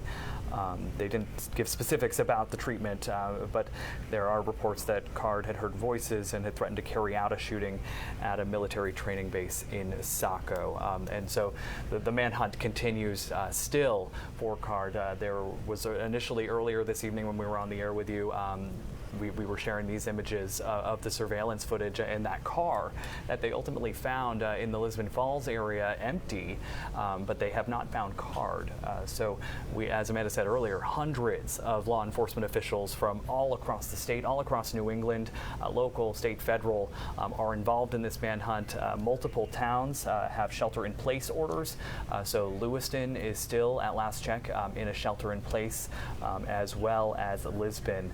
So if you live in those communities and you're still watching us, please stay inside your homes. And if you're heading to bed, and when you wake up in the morning, make sure you check and make sure to see what the situation is to keep you and your family safe. Also want to check because school likely closed in your area, so definitely keep track of that. Now, we talked about the numbers, just the astounding numbers, 15 to 20 people killed, up to 50 injured. And I want to point out that the 50 injured, we're told, not necessarily gunshot wounds, a lot of that from escaping the dangers of what was going on, you know, just the stampede of getting out of there. You can imagine the terror in all of that. All night long, we've been seeing images of people running out of Spare Time Recreation, that bowling alley on Mollison Way there in Lewiston. We've heard horror stories from Schmeggy's Bar and Grill on Lincoln Street. I know we heard from a woman earlier tonight who was waiting at Central Maine Medical Center to hear if her son was okay. She knew he was at the hospital, but she had no other information to go by. So we have had reporters in multiple locations tonight, which is where hundreds of those officers have been dispatched out to as they continue the search for Robert Card. Right. And we also want to touch on that Maine's hospitals are, of course, on high alert tonight. We are just learning that Maine Medical Center has alerted all on-call staff and created critical care and operating room capacity in anticipation for those patients, those victims, to be taken from Central Maine Medical Center, where we saw just crowds of people gathered earlier, to Maine Med, which is, of course, the state's largest tertiary center that trains for moments like this. Of course, we never want them to happen, but they are prepared. And we've heard of at least one person being transported to Maine Med so far, but the hospital tells us that they, out of an abundance of caution and because of the situation, all of Maine Health hospitals have closed their campuses to non-hospital personnel and non-patients until further notice. So, of course, that's a big deal, so that they can focus on the patients that need immediate care. We're also hearing that other hospitals in the state are taking similar steps. I want to talk about this too. Congresswoman Gabrielle Giffords, a lot of you know she was the founder of the gun violence prevention organization Giffords. A lot of people know her background with this, and she released a statement because so many people are taking note of what's going on here in Maine. And she had said, in part, it doesn't have to be this way and it shouldn't be this way. Entire communities shouldn't have to live in fear of an active shooting. My heart breaks for the Lewiston community, the victims and the survivors. Earlier this week, I visited Uvalde and met with the families and survivors of that mass shooting. I'm angry that yet another community has to experience this pain. Our leaders must act. Again, that was Congresswoman Gabrielle Giffords speaking on what has happened tonight here in Lewiston. And by the way, Maine received an F from the Giffords Law Center's annual gun law scorecard. So certainly noteworthy there to hear from her. Absolutely. And Greg mentioned earlier the impact on law enforcement and first responders tonight. The National Fraternal Order of Police just tweeted out a statement saying, please pray for all those impacted by the active shooter situations at 2 locations in Lewiston, Maine. Maine State Police and local law enforcement partners are urging people to stay inside. Prayers for all of our law enforcement officers who are racing to respond to the situation to neutralize this threat. So all the families of our law enforcement officers, first responders, medical personnel are in our thoughts as well this evening. Certainly. Sam Rogers, by the way, has been on scene tonight with Hannah Kumler in Lisbon Falls. We know that's been another active scene for us tonight. Sam, what can you tell us at this point? Yeah, Amanda and Zach, well, it's been about an hour or so since we last spoke with you. And since then, we can still see that wasn't a police cruiser there, but a number of cruisers in the last 2 hours or so going down this way towards Lisbon Street because to our right, as we've said throughout the evening, but now we do know about a mile, a little bit more than a mile of Lisbon Street is closed off. We tried to go to the other side just to see if we could get any more information. Police blocking off several access points across Lisbon Street from here in Lisbon Falls to the Lisbon Town Center and near the town hall. And we actually just got back to Lisbon High School a few moments ago, and when we pulled in, we saw two tactical units. I wasn't able to tell if it was state police, sheriff's office, or what agency, but two tactical units pulling in behind the high school and the parking lots. If you were with us a few hours ago, you noticed that we were talking about the mobile gas station that we are at. The police presence still remaining relatively the same. Again, one officer has been off of our right shoulder for hours, making sure that if the folks who can get past the HIM live there or need to go there for some sort of emergency, we've seen a lot of cars pull around and turn around. And again, a number of officers still off to our left. And we have been talking about this chopper. It sounds like a helicopter, looks like a helicopter. We've seen it use a spotlight. You might see in a few seconds when it does another rotation, it's getting closer to where we have been. Again, we're at Lisbon High School. Before, when we were talking to you guys around 8, 9 o'clock, it was kind of more so in the distance, but now you may be able to start hearing it pick up on our microphones. And just to kind of reset for those who have just kind of tuned in, Hannah Kumler and I got up here a number of hours ago as we got closer to the Lewiston and Auburn area. We were heading to Sabattis. It seemed like about 5 miles from those Lewiston exits, we started seeing cruisers parked on the side of the road with their stoplights and their spotlights centered onto the lanes of traffic, trying to identify the person of interest, the vehicle that he may or may not have been in. So that was one thing that we noticed when we were here. And then another thing, again, this police presence that we've been talking about. The officers, some in tactical gear, some drawn with rifles, the majority of them drawn with rifles, remaining by that mobile gas station. We haven't seen a lot of activity. Now, I'm not going to sit here and talk about police tactics as we look at another truck coming in. That's just another news outlet, so no tactical truck there. But, you know, I'm not going to go and dive deep into details about police tactics, but we have seen a similar number of officers on scene for a variety of different situations. Lee, Brian, Zach, Amanda, you guys have been talking about for hours about how law enforcement in our state trained for this. We've seen that response over the years at various breaking news scenes across the state, regardless of what the alleged crime is. Again, the helicopter coming in right over our head. This is, you're not going to be able to see it, of course, where we're sitting under a tree, but this is the closest we have got to that helicopter. You should be able to hear it over the microphone. Again, Zach and Amanda, Lisbon Street closed off for a mile here in Lisbon Falls. Seems to be like some more activity is picking up. We will, of course, let you know when we hear any more information. All right, Sam Rogers, stay safe out there. We've heard that helicopter kind of circling those communities throughout the evening, obviously continuing to search for that man. We want to bring in News Center Maine's Jack Moment, who we've been talking to throughout the evening. He's been outside of Central Maine Medical Center, where all of those families have friends, loved ones come together to try and make sense of what happened, track down their loved ones. And Jack, I think you spoke to a local city councilor about what's happening there. I did, Zach. That's correct. I did speak with Leroy Walker. He is the Auburn City Councilor for Ward 5.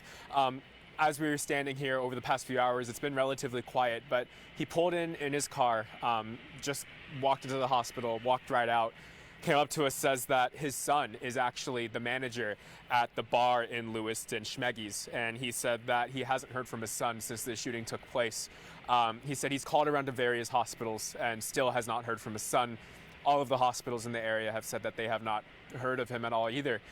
So we had a conversation, as many of the families here at Central Maine Medical Center have been really telling me all this time, is that they really just don't have answers about how their loved one is doing. But in speaking with Leroy, the city council for Ward 5, you know, he's confused, he's frustrated, just like many of the parents that we've been talking with as well. We did get a chance to speak with him, and he kind of talks about how some of it's really setting in on him, that there's a possibility that his son may be dead. If you had my gut right now, I feel like I'm squashed with a vice, My neck and the back of my head feels like there's a vice squashing it the other way. And I don't know, telling you the truth, what kind of night this is going to be from now until tomorrow when I wake up to the true facts that my son is dead, and I know he's dead. I know it as well as I know. I'm standing here telling you because he's not here and he's not at any other hospital and he's not running the streets, so he would have called us because he manages Schemengees. So I know he was there. And he still doesn't have any answers right now. He said that these next 24 hours will be critical depending on if he gets information or not. He says that he talks to his son nearly every day, so not hearing his son in these past few hours has been really concerning to him. So he's also in contact with his son's wife and their family as well. Says that they actually just remodeled their home. And says it's going to be a really rough next few days unpacking a lot of what's happened here.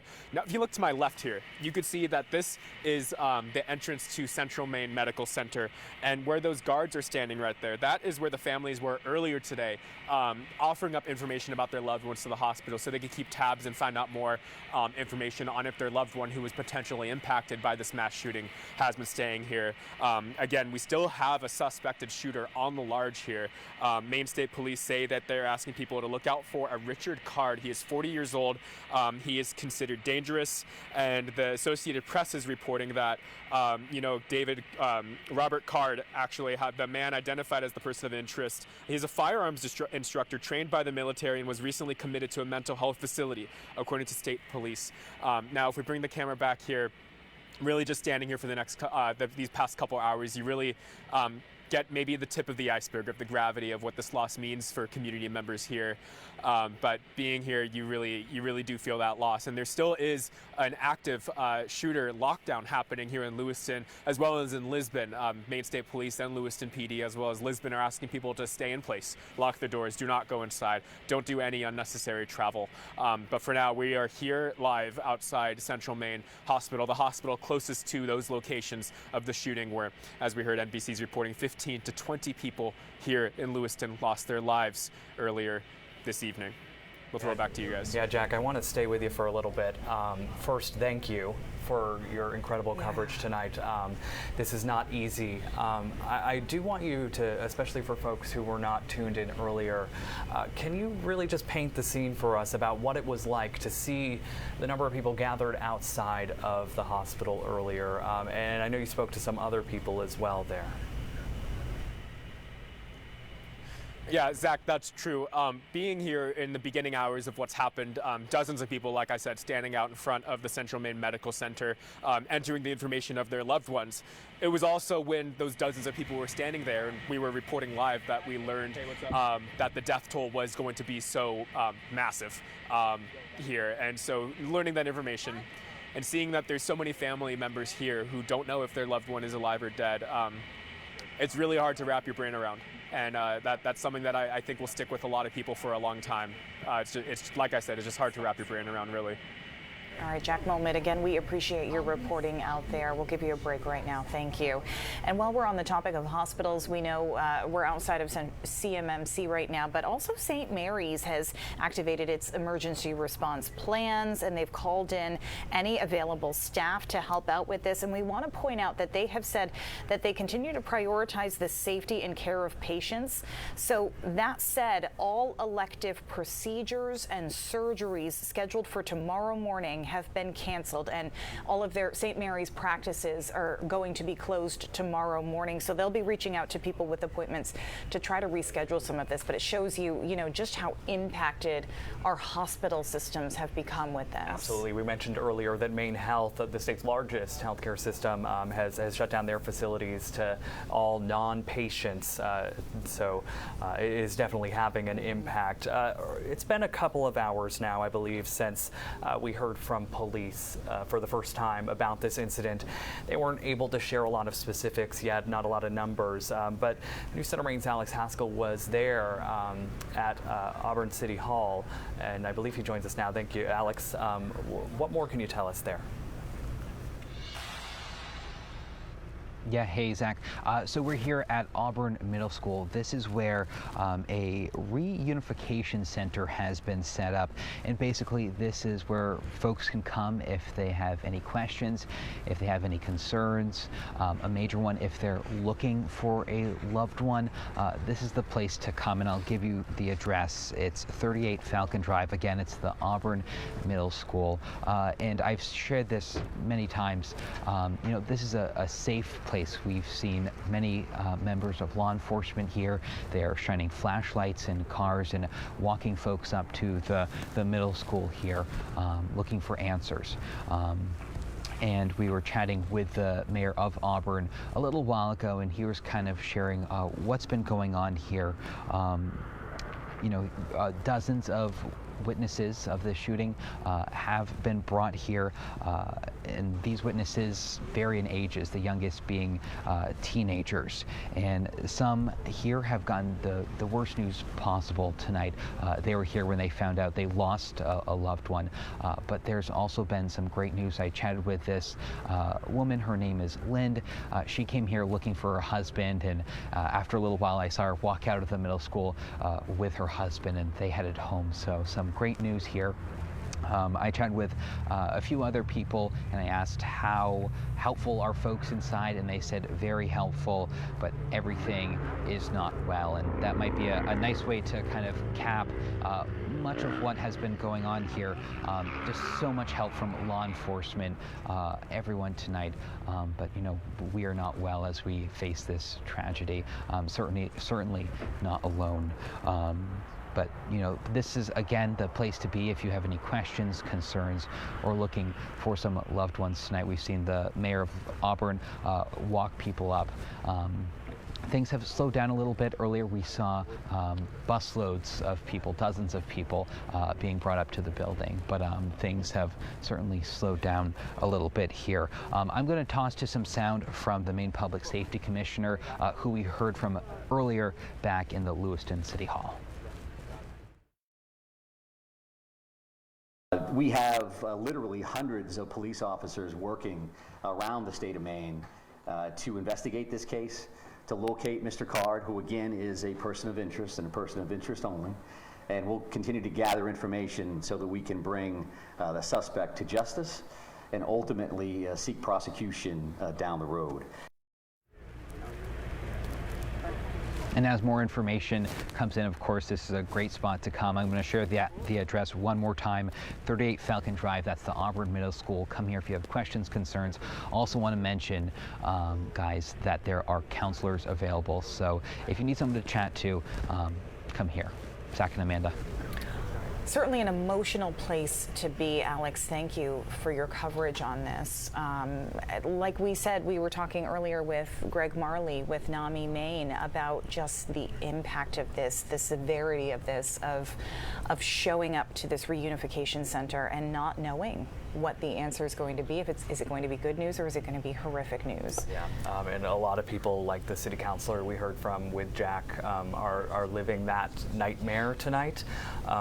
And as you watch this coverage, as you experience this and learn more with us, make sure you're taking care of yourself too, and your loved ones around you. Again, we do want to remind you that as we speak, this situation is not over. Hundreds of police officers from all across the state, all across New England, are looking for this man, Robert Card. He's 40 years old. We're going to pull up his picture now here on your screen. According to police, he was trained as a firearms instructor at a U.S. Army Reserve training facility in Maine. As you can see there, that he was committed to a mental health facility this past summer, and there are some other disturbing reports about him, but if you see him or know where he might be, you are asked to call police. Police saying you can reach out to them by email, on Facebook, just by calling 911. He is considered armed and dangerous, so don't approach him, but police are still actively looking for him as we speak. And again, a shelter in place remains in both Lewiston and in Lisbon, where those are two very active scenes right now. And Chris Costa, our reporter, actually spoke with someone in Lisbon earlier tonight who kind of witnessed a lot of stuff. We want to hear from them. I've seen a lot of police police cars. I think I saw a SWAT car. Just a lot of cars in and out of the school. There's a police officer currently parked right across the street that's just sitting there, and it's been sitting there for probably the past half an hour. Okay. Which makes me feel a little bit more comfortable. I mean, but a lot of helicopters, like I'm hearing helicopters all over the place with spotlights. It's pretty crazy. How is that making you feel right now, this environment? Well, it's a little unnerving. Luckily, my son is asleep right now and he can't hear anything. Me and my wife are up and just kind of pacing around, and there's not much we can do at this point. How old is your son? He'll be 7 in a couple weeks. Is this something that you feel like you're going to have to talk to him about tomorrow as a father? I hope not. Like, I really hope he doesn't wake up, and because he has some anxiety about certain things like this, and I just hate to bring it up right here and now, but maybe later on, once he fully understands the magnitude of the situation, it might be different. Wow, a conversation a lot of parents across the state are having to have tonight. As you watch this coverage, it happened just before 7 o'clock, a time when kiddos weren't quite in bed yet, and they likely saw the coverage on the screen, and parents just have to navigate this in the next few days. We want to bring back in Greg Marley with NAMI Maine. That's the National Alliance for Mental Illness Maine chapter.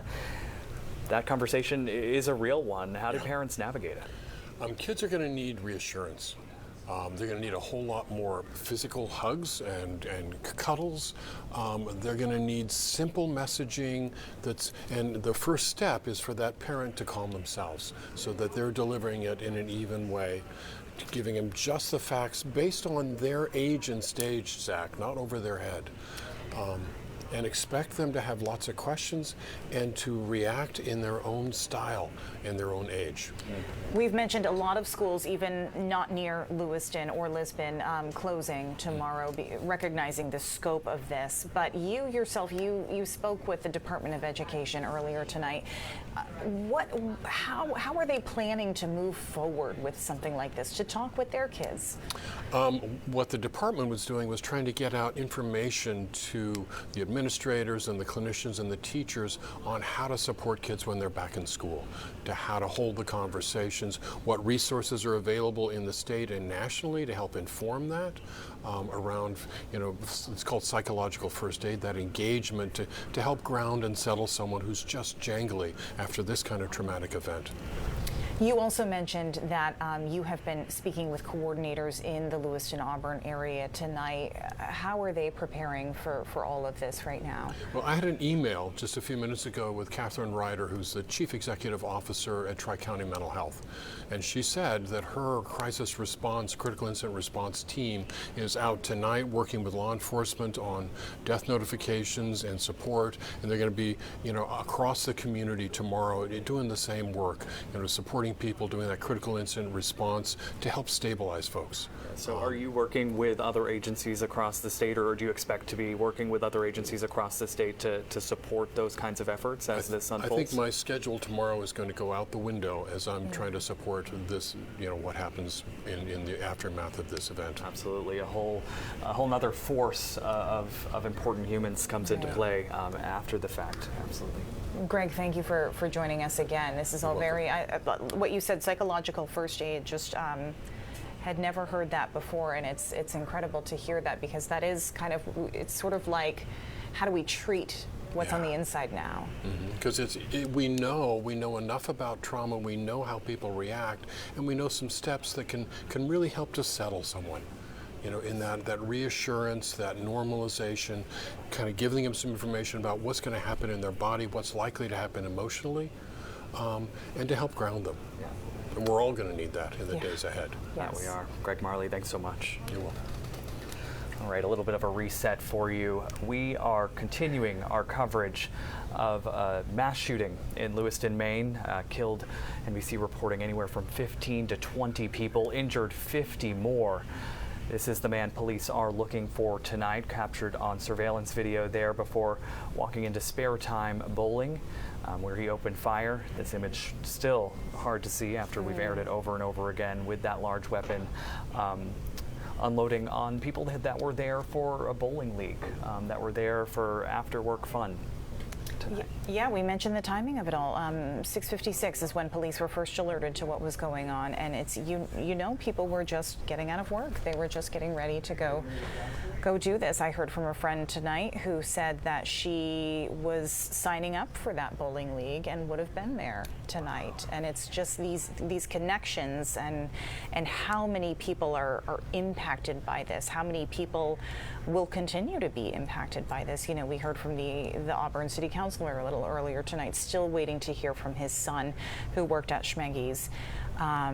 It just the trauma that will continue to come out of this. And as you said, police continue to look for this person of interest, Robert Card. He's 40 years old. We know he's from Bowdoin. And police now telling us he did have a history of mental illness. Right. As Amanda was talking about there, this happened at a time in the evening where there were people that were just going out to eat and drink at the bar. The city councilor we heard from said that his son was the manager at that bar, and it's a reminder of, we say it over and over again, but that Maine is a big small town. There, with this many people, when you look at homicides in Maine last year alone, you're talking about 29 people. Now we're talking about 15 to 20 tonight, in just the last few hours. This is going to impact a lot of people. People are going to know people who were impacted by this, and it's going to have a ripple effect far beyond Lewiston to really the entire state. Right, and we saw the images of that car just to, again, lay out the scene for you, and I'm not sure if we still have the map that we've been showing all night, but areas of focus were Molliston Way, where Spare Time Recreation is. That's where the bowling alley is. 4 miles away from that was Schmeggy's Bar and Grill on Lincoln Street. And then police found the car that they were looking for, that they believe he was in. 10 miles, we said, Zach, about 10 miles, 20-minute drive up Lisbon Street into Lisbon. They found it near a boat launch.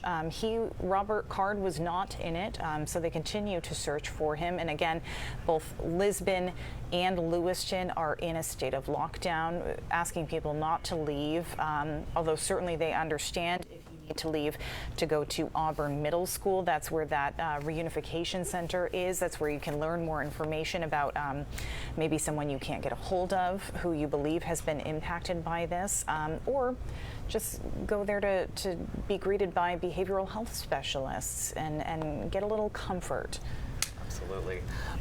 And we've said it over and over again, but there are a number of schools that are preparing for students that they have to explain this to. A lot of them canceling classes tomorrow. As Greg Marley had noted, preparing to get mental health counselors on site, especially in the Lewiston-Auburn area. They will be needed once students are back in class. So you definitely want to check if your kids have school tomorrow. You probably got the text, probably got the email. But I know we've heard from other school districts like Bonnie Eagle, one of the largest in the state, that still hasn't quite made the call. Is going to wait for the morning. So keep an eye on that for sure. It's not just, elementary, middle, high school. This is impacting colleges as well. We've seen that Bates College went into lockdown tonight. They continue to be in lockdown as far as we know. Central Maine Community College also closing for tomorrow. They will not be open. We also heard from the University of Maine that has a campus in the Lewiston-Auburn area. They have closed for tomorrow. University of New England in Biddeford, they're over an hour away from where this is all happening, and they are continuing to check in with their students who may have family members involved in this, may be impacted by this in some way. All of these community colleges, all of these state colleges, all of these communities in general just impacted by this information. And you mentioned Maine being a small town. There are people, you know, in the county who have been impacted by what's going on here in Lewiston. Yeah, we should have the video from that scene at Spare Time earlier today. You saw people. We see it over and over and over again when we report on these tragedies nationally, running from the scene there. There were a number of people that were there for a bowling league. Yeah. We also have someone, our anchor Lee Goldberg spoke with a personal friend whose nephew was at the bowling alley. And he was actually one of 8 deaf people who were there together for a night of bowling. And we are hearing that some of them were shot.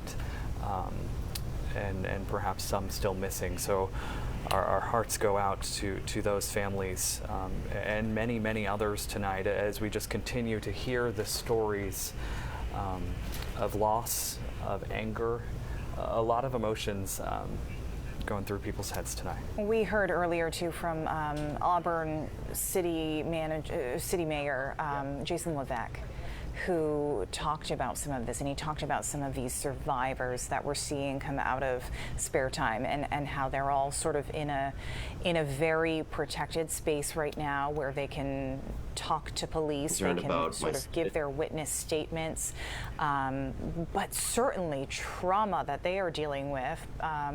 But they're sitting with law enforcement now, and hopefully are able to help law enforcement come to a conclusion here tonight at some point.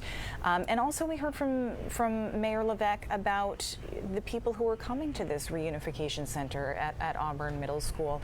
Just, you know, a lot of people hoping for good news, and one of the reporters at this sort of press conference he gave had asked, you know, we see often in situations like this where people come and they find out the worst news and just completely break down. Has that happened here tonight?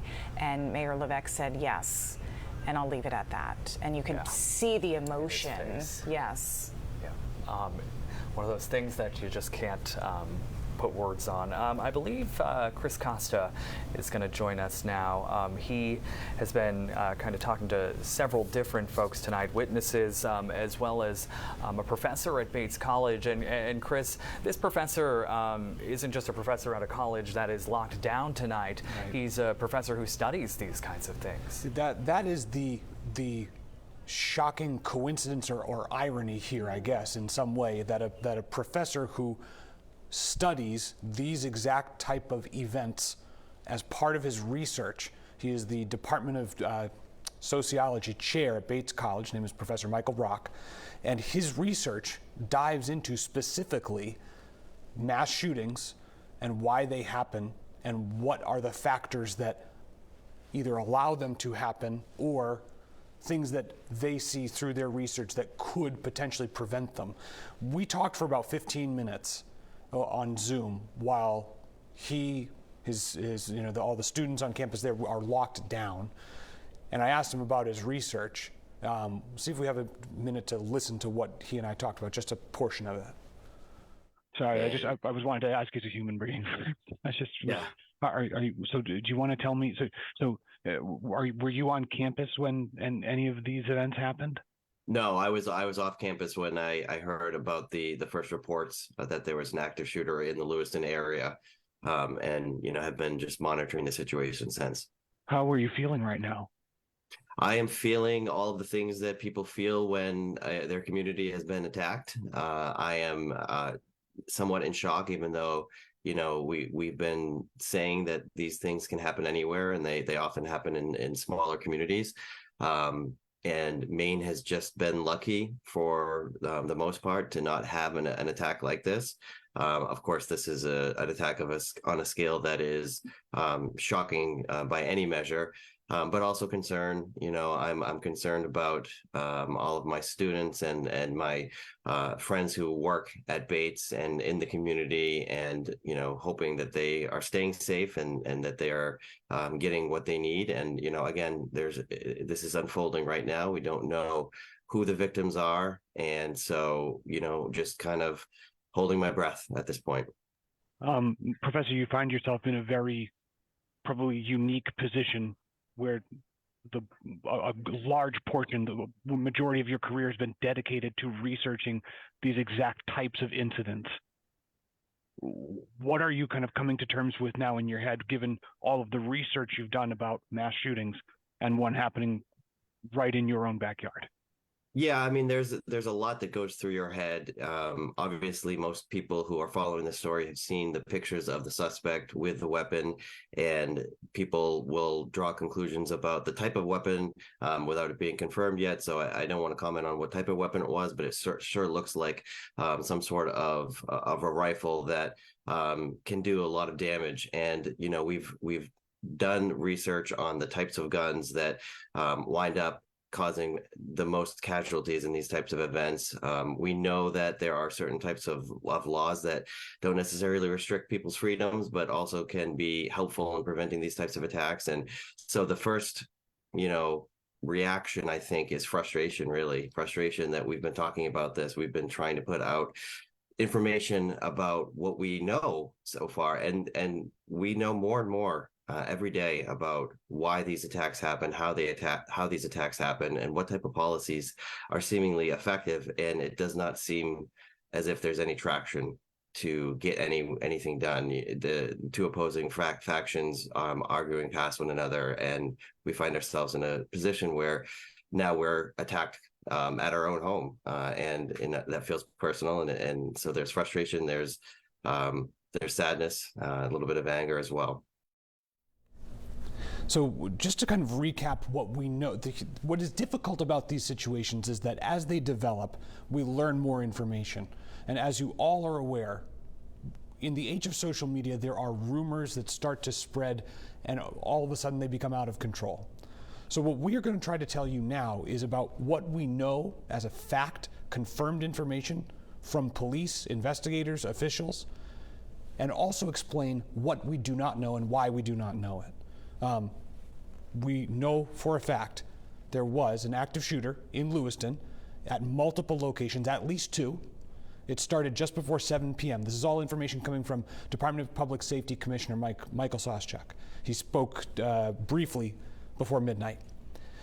We do not know where this began, but we do know that the two locations, according to law enforcement, one of them is the Spare Time Recreation, and about 4 miles away, a little over 4 miles away, is that other location, Schmeggy's Bar and Grill.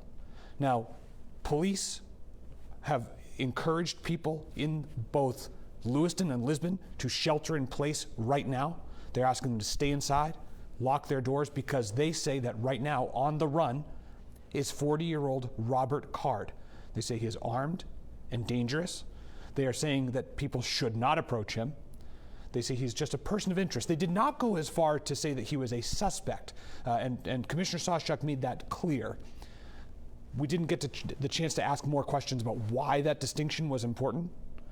But again, they are not calling him a suspect, just simply a person of interest. Now again, we know that Lewiston police have confirmed those two locations, the bowling alley and the bar.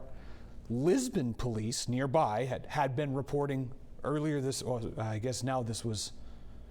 earlier today, Thursday, because it's 2 in the morning, they had been reporting an active search in the town of Lisbon for what they said was a suspect believed to have been involved in multiple shootings in Lewiston.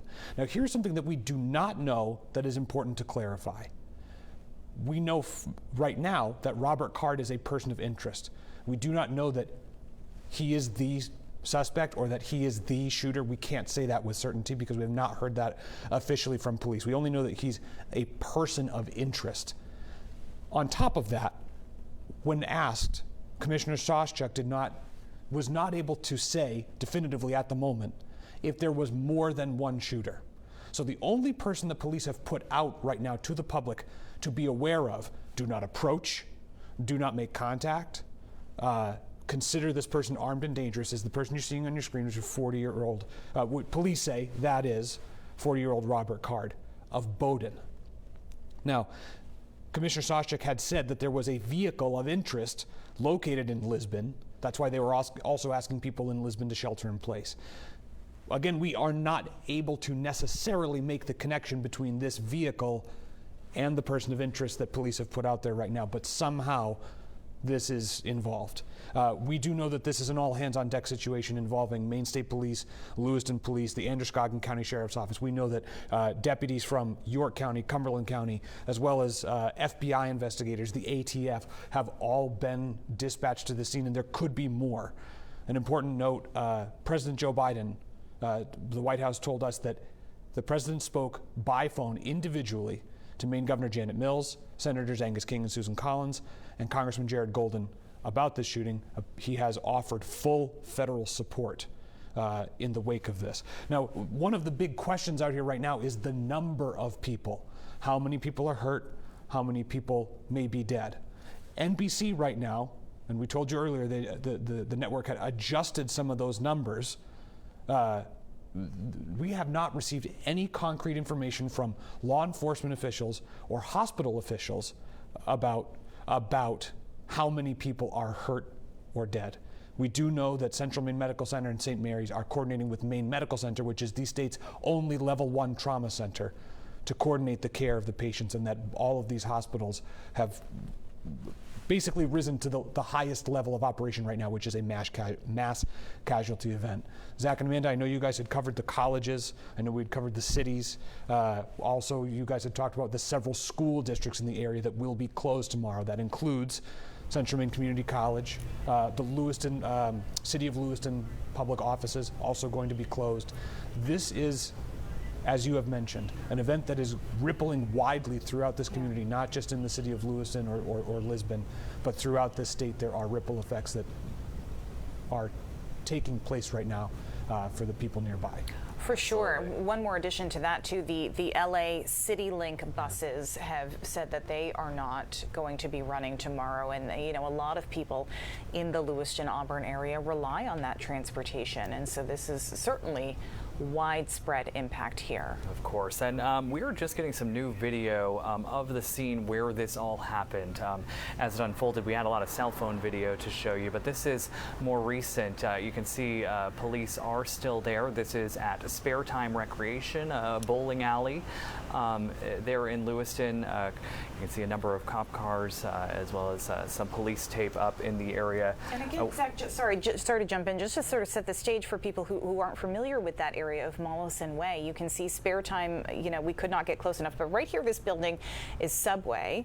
And then across the street from that, you've got a couple of different restaurants that people certainly would be at on a Wednesday night at 6:50. For sure. You can see it a little bit more right there, yeah. And earlier you had mentioned kids at a nearby hockey rink that were playing some hockey after school and probably forced to shelter in place there as well. So an area where a lot of people had gathering spaces.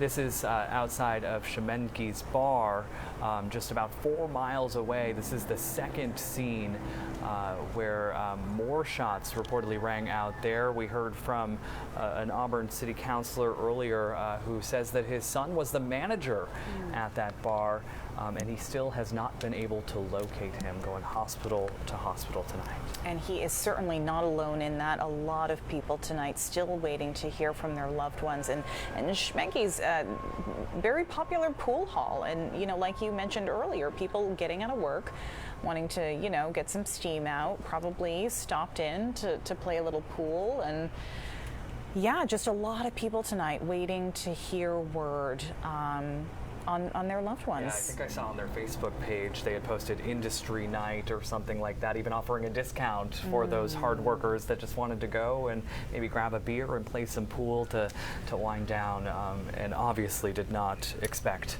a night like this. Right, right. Yeah, we continue to hear some upsetting things. Again, just to recap here, NBC now reporting at least 15 to 20 people killed in this active shooter situation that happened earlier tonight in Lewiston, starting at Spare Time Recreation and happening again at Schemenge's Bar and Grill on Lincoln Street. We believe up to 50 people injured. That's also coming from NBC. And it's important to note that not all of those gunshot wounds, a lot of it injuries from the stampede of just people trying to escape, trying to survive what was going on. I actually think we want to take another listen to that Auburn city councilor who was looking for the manager of that bar, his son, about what he's experiencing tonight. If you had my gut right now, I feel like I'm squashed with a vice.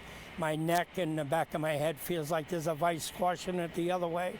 And I don't know, telling you the truth, what kind of night this is going to be from now until tomorrow when I wake up to the true facts that my son is dead, and I know he's dead. I know it as well as I know I'm standing here telling you, because he's not here and he's not at any other hospital and he's not running the streets, or he would have called us because he manages Schmingi's. So I know he was there. God, wow. Just awful, awful stuff. You can see on his face, I don't know how he's holding it together.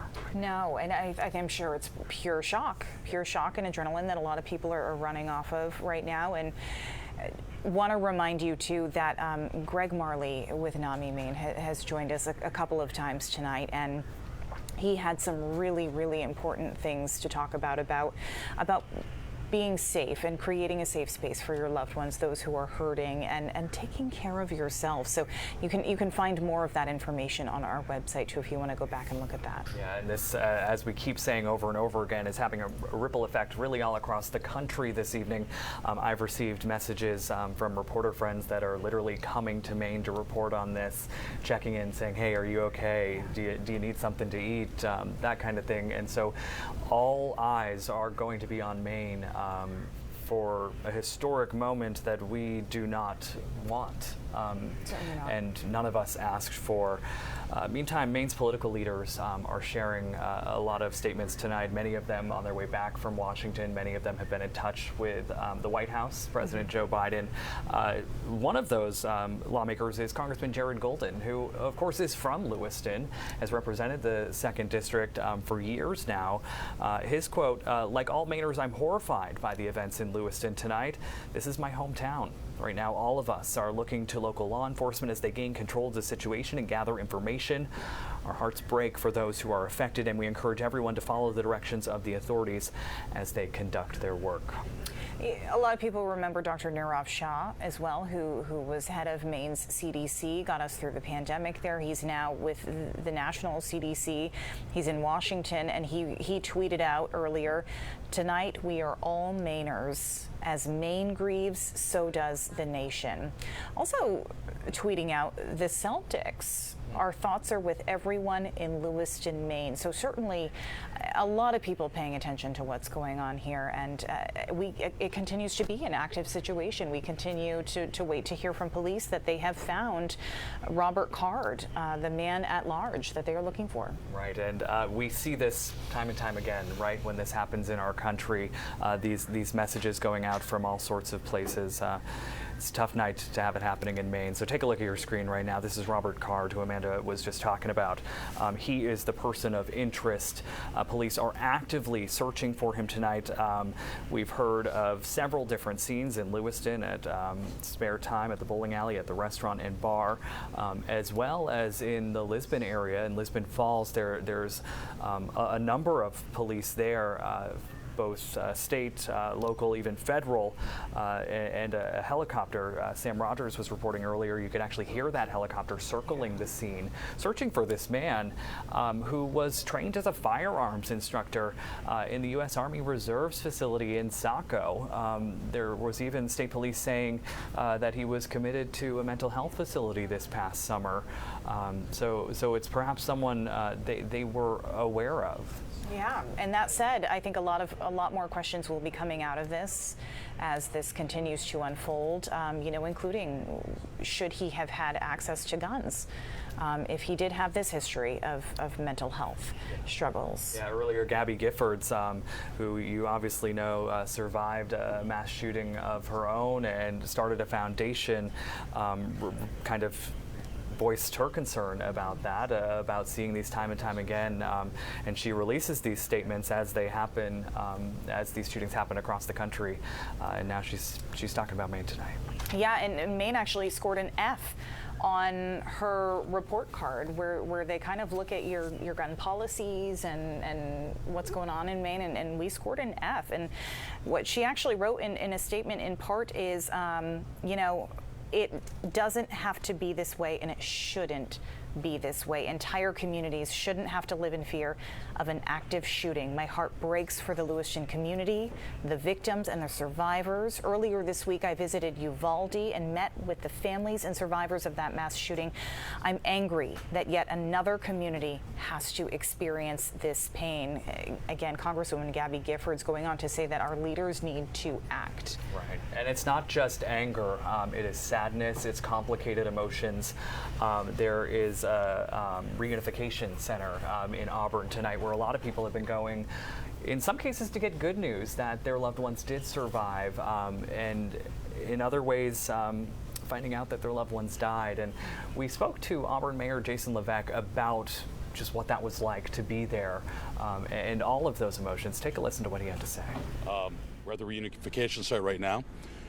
Glad to see a lot of people coming, picking up their loved ones that were witnesses and actually at this event. Been talking with them, and my heart and prayers, and I think all of ours in this whole area, and the whole state, frankly, are going out to them right now so they can get a speedy recovery. What were you hearing from the people in there? That's really what I wasn't hearing. I mean, at this point, there's a significant amount of shock going on with people that were actually witnesses. Obviously, when I was bringing people in that were looking for their loved ones, there's fear, there's panic. Of course, there's worry, understandable. But the people that were actually there tonight, was what I didn't hear. It's shock. It's shock. It's hard for me to explain. And I want them to be able to go home and hold their families.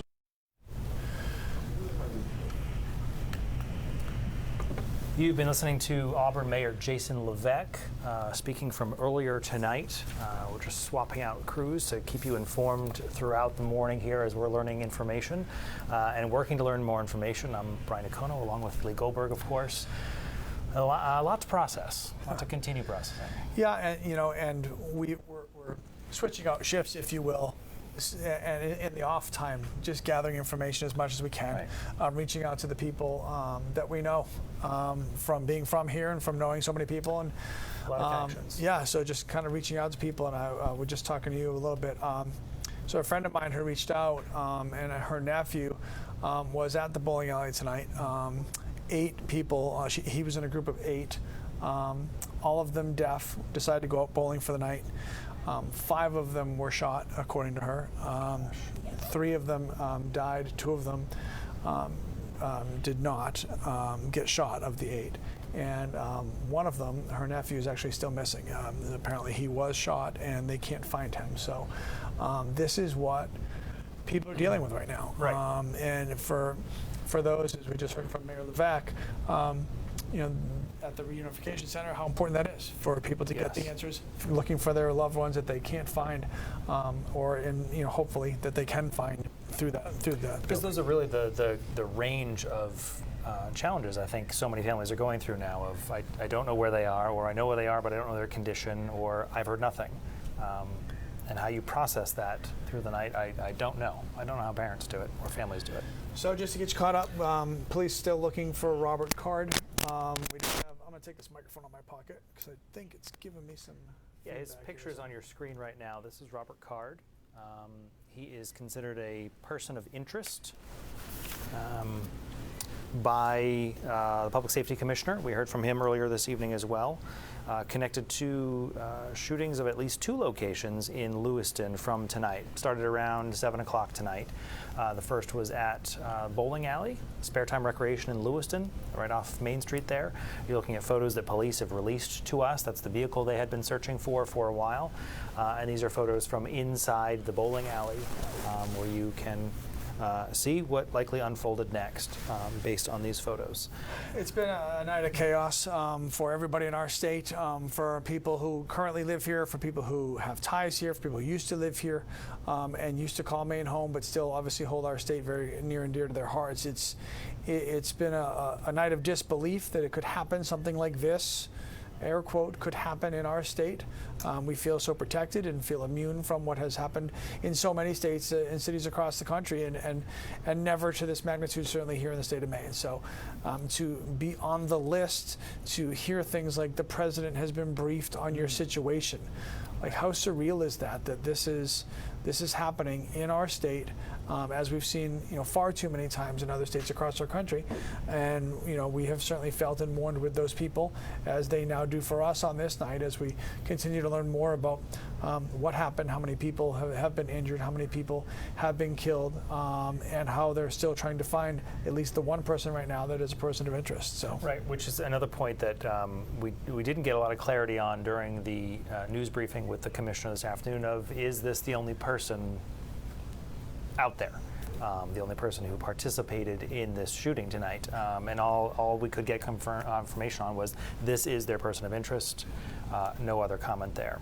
And that's unsettling because, as we talk about and hear from people who were there, people who saw it or witnessed it or experienced it, we speak about all those things in the past tense.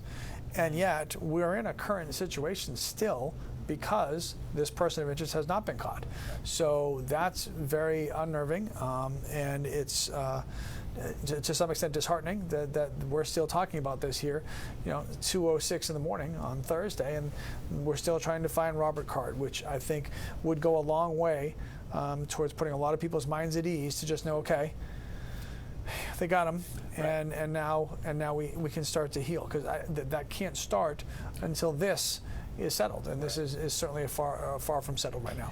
Not to say that there isn't a very large search for him in multiple communities. We've had crews spread out in a number of communities: Lewiston, Auburn, Lisbon tonight. And they have all reported seeing, at various times, police cruisers, zipping past them, headed somewhere. At times, major roads were closed because there was a concentration somewhere. So this search is certainly active and ongoing, and we are continuing to see the images of that through the night. Just still no indication from police that he has been located.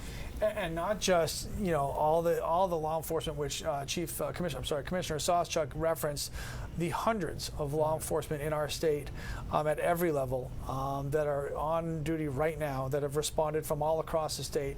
It's not just Androscoggin County, it's not just Lewiston, Auburn, and Lisbon and Sabattis. It's literally everywhere.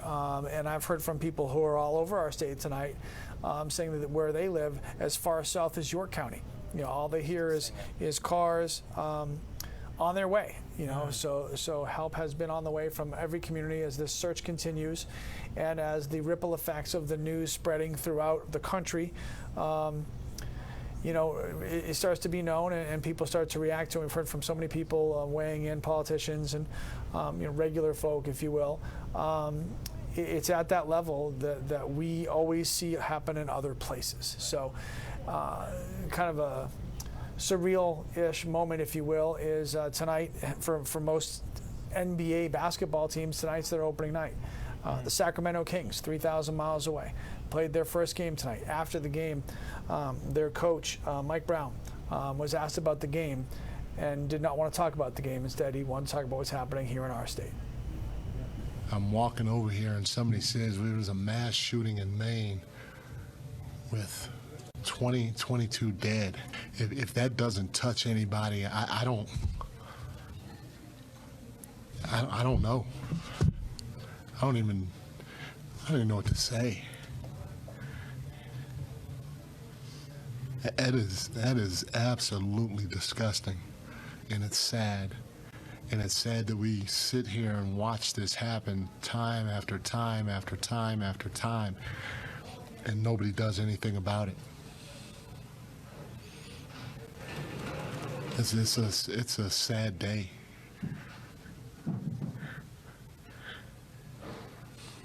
It's a sad day. It's a sad day for our country. It's a sad day in this world. And until we decide to do something about it, the powers that be, this is going to keep happening. And our kids aren't going to be able to enjoy what the United States is about because we don't know how to fix a problem that's right in front of us. It's the head coach of the Sacramento Kings of the NBA, Mike Brown, on opening night, and talking about what's happening here currently in our state.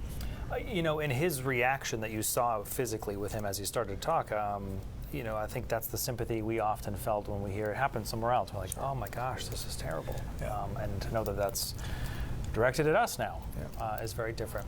We continue to have crews in multiple communities keeping us abreast of what is happening there as the search goes on. That includes Sean Stackhouse at CMMC.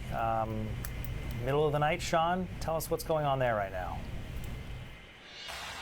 Well, Brian and Lee, let's set the scene for you here at Central Maine Medical Center. I've been on scene here for just about an hour, and it has been very quiet here. There have not been many cars passing by. This is Main Street in Lewiston, right here behind me where Central Maine Medical Center is. We've seen just a couple of ambulances that have come in. It's not clear if those are victims in this instance, but we've just seen a couple of ambulances. We've seen several police cruisers go by as well with their lights on, but we've not been seeing, too many other vehicles that have been passing by, normally a busier street.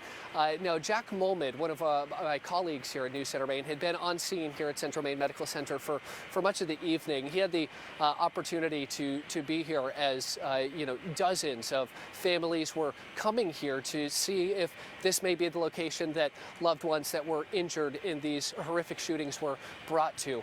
Now, police have not stated just how many are injured. Right now we're hearing reports of upwards of 50 injuries. We've not had that confirmed from Central Maine Medical Center to get an idea of just how many of the victims were brought here. There have been ambulances that have arrived here.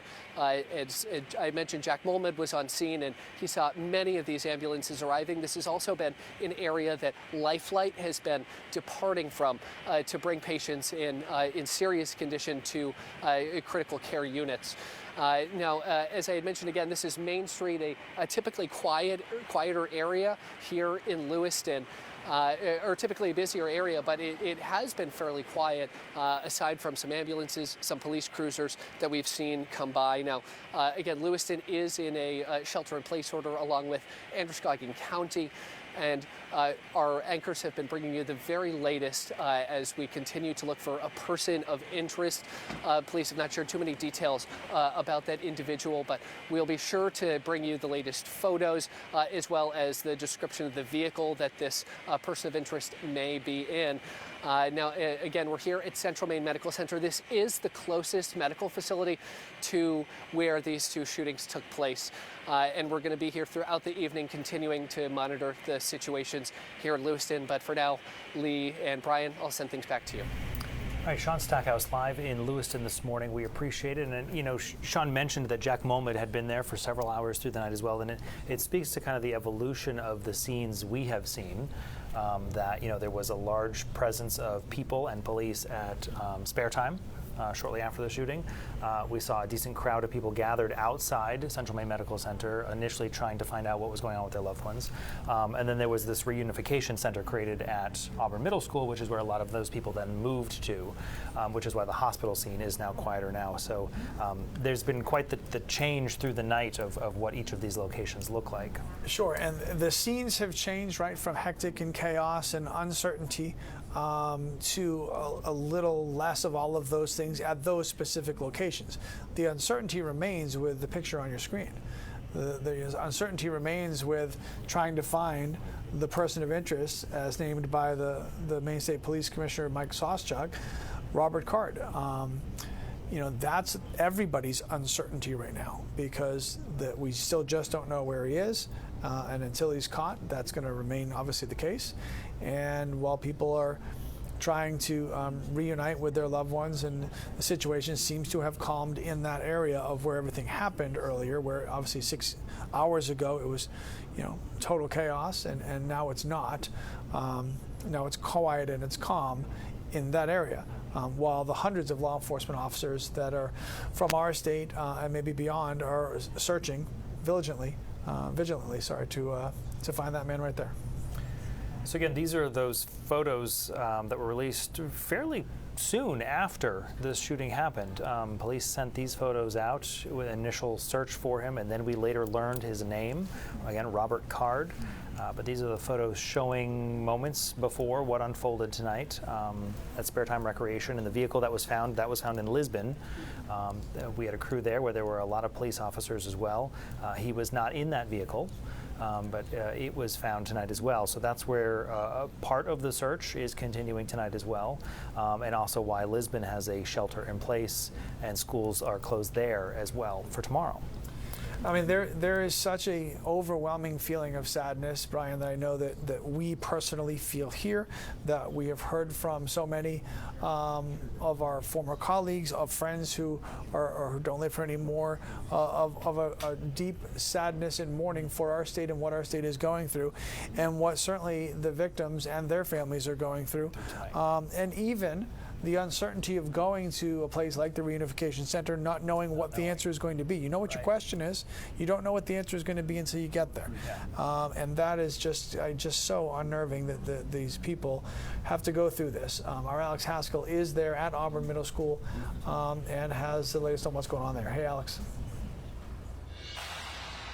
Hi, Lee. I'll just go off of that. This is a place full of emotion, but also hope, where families can come and hopefully get some answers that they're looking for. And that main answer being, where is my loved one? What has happened to them? And we've seen many different answers come out of this building. We chatted with the mayor of Auburn, Jason Levesque, and he tells us we have heard everything from folks coming here and just getting the most horrific news, hearing that they have lost a loved one in all of this, but also good news. We chatted with this woman. Her name was Lind. She came here looking for her husband, and she walked in the building and she came out maybe 15 minutes later with her husband at her arm. So that was a good moment in all of this. I do want to introduce you to someone that we just spoke with. Her name is Maria Wilson. She came here looking for answers like so many have tonight. She was looking for her partner who was at Schmeggy's, the bar and grill where one of the shootings happened. She came here after she was at the hospital because she had been told he was there and he was alive. That turned out not to be the case. They don't know where he is. So she is facing a lot of confusion, like so many families are tonight. And she also shared that her partner was with his friend who is in critical condition from being at the bar. Here's what she had to say about that situation. I'm still in shock. I think we're all in shock. I think us as a community are. Right now, we're trying to figure out how we're going to tell his kids. He is almost 14-year-old. Her birthday is in 4 days. How are we going to tell her? Your dad's not going to be there. How does the mother go home to tell the kid? We don't know if he's alive or dead. We don't know where he is. We don't know what's going on. Again, that was Maria Wilson talking about her partner's friend who is at one of the locations of these shootings, who is in critical condition tonight. Like I said, just a lot of emotion here, some good news, but also terrible news. But people here really trying to get answers for folks, and this is the place to come if you have any questions, if you have any concerns, if you're looking for those loved ones. This is again the Auburn Middle School, and its address is 38 Falcon Drive. We've seen things kind of slow down around here. Earlier they were bringing people in, witnesses of tonight's events by the busloads. Just dozens of people of all ages, the youngest being teenagers, coming here. Brian and Lee, so this is the place to be, and I said earlier, you know, this place is safe. Police are here, so this is a safe place to be. Alex Haskell, live for us at Auburn Middle School. Certainly a place I cannot imagine the emotion in the air there. So thank you, Alex, for relaying some of what people are going through right now, to what your point was earlier, Lee, of you show up, you know what the question is. You just don't know what the answer is going to be. But you can feel it in watching Alex talk. Yes. Right? Watching Alex talk, my heart hurts. Right? Alex is from Maine. Right? He's like us. And he knows what it's like. And our job is to talk to people like that poor woman who doesn't know what's going on. No answer. And it's literally heartbreaking to be talking about this, about our people in our state, with our people who are here. Lisbon was also a pretty active scene police-wise tonight. They were in the area of a boat launch in Lisbon on Frost Hill Road. Our Hannah Kumler was there when that happened and is still in Lisbon and joins us now. Hey, Hannah. Haley, yeah, still in Lisbon Falls. If you hear loud noises, it's just a 18-wheeler passing in the background, not related to any law enforcement, just actually a Hannaford truck passing through. So with that, know that some of these roads are open. However, Lisbon Street is still blocked off towards Lisbon Center. When we last spoke with you, we told you it's about a mile that's blocked off in between until you hit the next roadblock, because we did make our way around. I'm standing in a little bit of a different location. I'm at the top of the driveway here at Lisbon High School, which we've been on this campus throughout the evening, but I wanted to show you this driveway here. We saw 3 tactical vehicles come down this driveway. We have yet to see them come back out. In ways, this area where we've been kind of posted up here at the junction on Route 196 is quieter but still active. And the only reason I say that is because also, Sam, if you don't mind swinging around, the gas station over here, we had shown you earlier, had several vehicles in it, unmarked police cars, and now there still are some, right? But this whole entire parking lot was full. And so there was a moment in time where all of a sudden all of them pulled out and were zooming, going very fast in the opposite direction. So we've had some leave, but then tactical vehicles come, and still no clear answer as the search continues. But I will say that the chopper is still present. It's not here right this second, but it has been the loudest we have heard it, and that's probably because it's been kind of hovering right over Lisbon High School. There have been reports that have been released on social media showing the track of that chopper, the flight path of that chopper, and it's done several loops all along the Androscoggin River, which is right behind Lisbon High School. And so where that chopper's flight track, it's been lots of loops around, but a heavy focus in this area. Once again, we do not know anything. We obviously know that the search is continuing here. We know that the empty car was found in Lisbon Falls, and that we attempted to go down to that boat launch earlier this evening on Frost Hill Avenue, but it was blocked off at that time.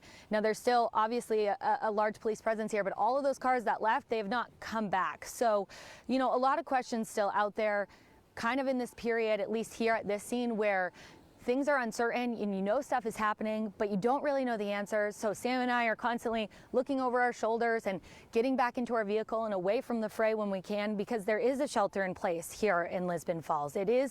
We are supposed to be away from danger and safety, but law enforcement has done a really nice job making sure that we're informed of areas that we can and cannot be, and letting them do their jobs, letting us do our jobs, and just trying to keep everyone informed of what it's like here in Lisbon Falls. Hannah Kumler, live for us once again in Lisbon Falls. Very interesting perspective, especially to be there and know that tactical vehicles went down one direction and you haven't seen them come back. Yeah, and at the same time, you have to be real careful, which Hannah obviously did a great job doing. You don't want to overreact to seeing something either. Right. So you don't have to, could be nothing. This could be it. It also could literally be nothing. So when we know something, we certainly will tell you. In the meantime, we'll tell you what we see, which is exactly what Hannah was doing. Greg Marley from NAMI, Maine has been with us for a few hours now, and he joins us again. We appreciate you being with us. Keep coming just back to how much there is to process. That there's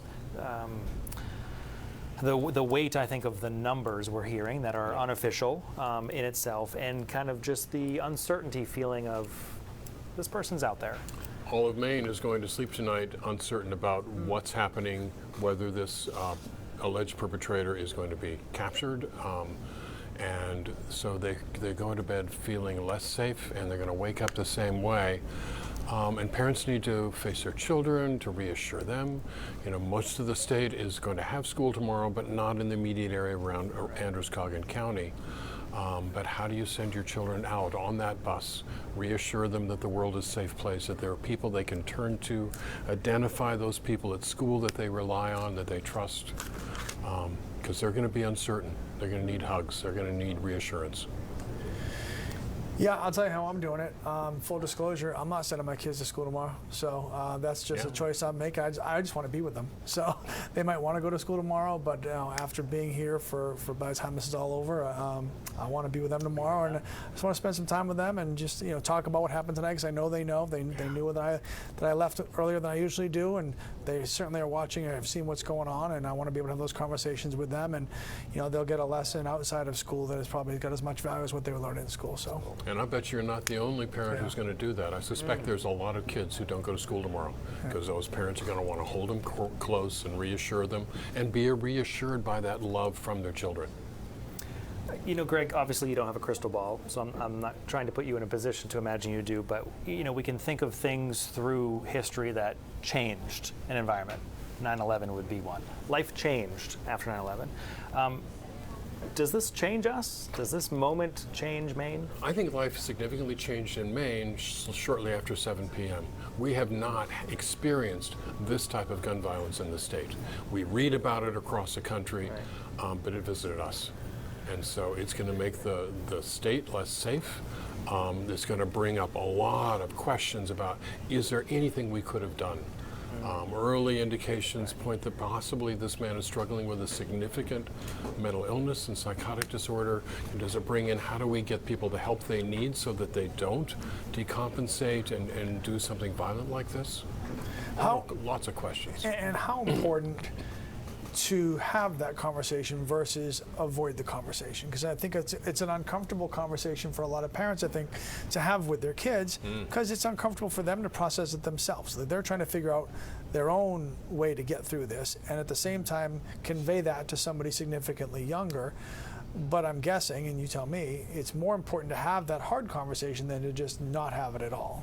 And I think it's important to acknowledge what you know, the basic facts, not going into too much detail, but to tell the story, to be honest about it in the age that the stage that your child can take it in. Because they need to know, and if they hear it from you as their parent, they're gonna trust that more. Because they're going to be watching the news just like we are. They're going to be listening to the radio. They're going to hear people talk about it, and there's a whole lot of rumors out there. Yeah, and equally important to take care of yourself. Yeah. You know, you have to take care of yourself. You're not going to be any good to your kids if you don't take care of yourself. So you gotta take care of yourself as well. So, and not just pretend you can get through it, you know, if you can't. Yeah. So. Put that oxygen mask on yourself. Breathe first, and then give it to your child. Yeah. I imagine one of the next challenging waves will be, you know, one of the questions we have tonight is we don't know anything about people who were injured or died tonight. We don't know their ages. We don't know if they were their families. So, you know, Alex has been telling us, he's been hearing there was a range of age at these locations. One was a bowling alley, likely younger people. So there's the possibility that there are essentially children who died tonight, which seems like it would be a whole other wave of challenging that conversation with children. Yeah, and it's going to be challenging for those kids at school if that child does not come back. Right. And how do you explain that, and how do you support the rest of the class? Okay. It's a lot. Yeah. You know, it's a lot because we're all processing it as it's happening, and as we're trying to talk to you about it, and we're all going through it together. So it's Greg, a lot. It's a lot for sure. Appreciate you being here. Thank you. You're sure welcome. We, of course, will continue bringing you what we know. You know, if you've been watching myself and Lee tonight, we've been very transparent with you that we know a little, and we continue working to learn more, but it's not coming quickly right now. No, it is. It's tedious, and it's late. It's 2:30 in the morning. I know a lot of people, if you're still awake, we're hoping this would be over by now, and you wouldn't have to worry about this. I'm sure that's what law enforcement would like as well. So absolutely. There's a whole slew of people working in that direction, and again, we're just hoping that I'm hoping that to be sitting here any minute from now to be able to say, hey, I know I keep waiting for in, that alert. Here's what they're telling us. Yeah. So. I'm very, very much looking forward to that. We've been talking about kind of the two key scenes tonight where shootings unfolded. There was the Spare Time, you see them on your map right now, and Shemenges, which was about 4 miles away. So these weren't like across the street from each other. There was some distance here. And we also have, if we're able to pull it up, some more recent video from both of those scenes that show kind of the transition through the night that we were talking about. They're clearly still crime scenes, but a very different kind of presence to those. I mean, and these are people, Brian, that we talked about that, we're going to spend a Wednesday night going bowling. Right. I mean, how Maine is that?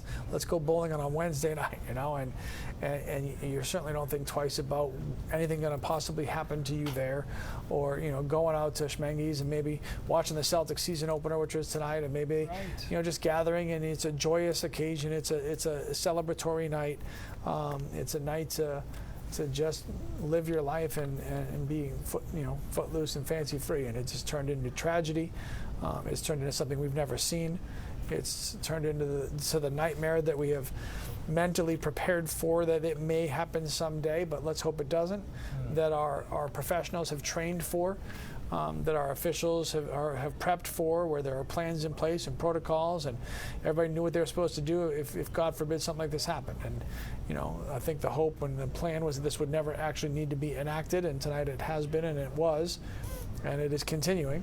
And it's just, it feels like we're talking about someone else, and then you realize this is us. These are our people. These are our friends. These are our neighbors and our neighbors' friends and our relatives. It's awful. It's absolutely awful. And the size of the police response here, we heard tonight hundreds of officers from across the state, across New England.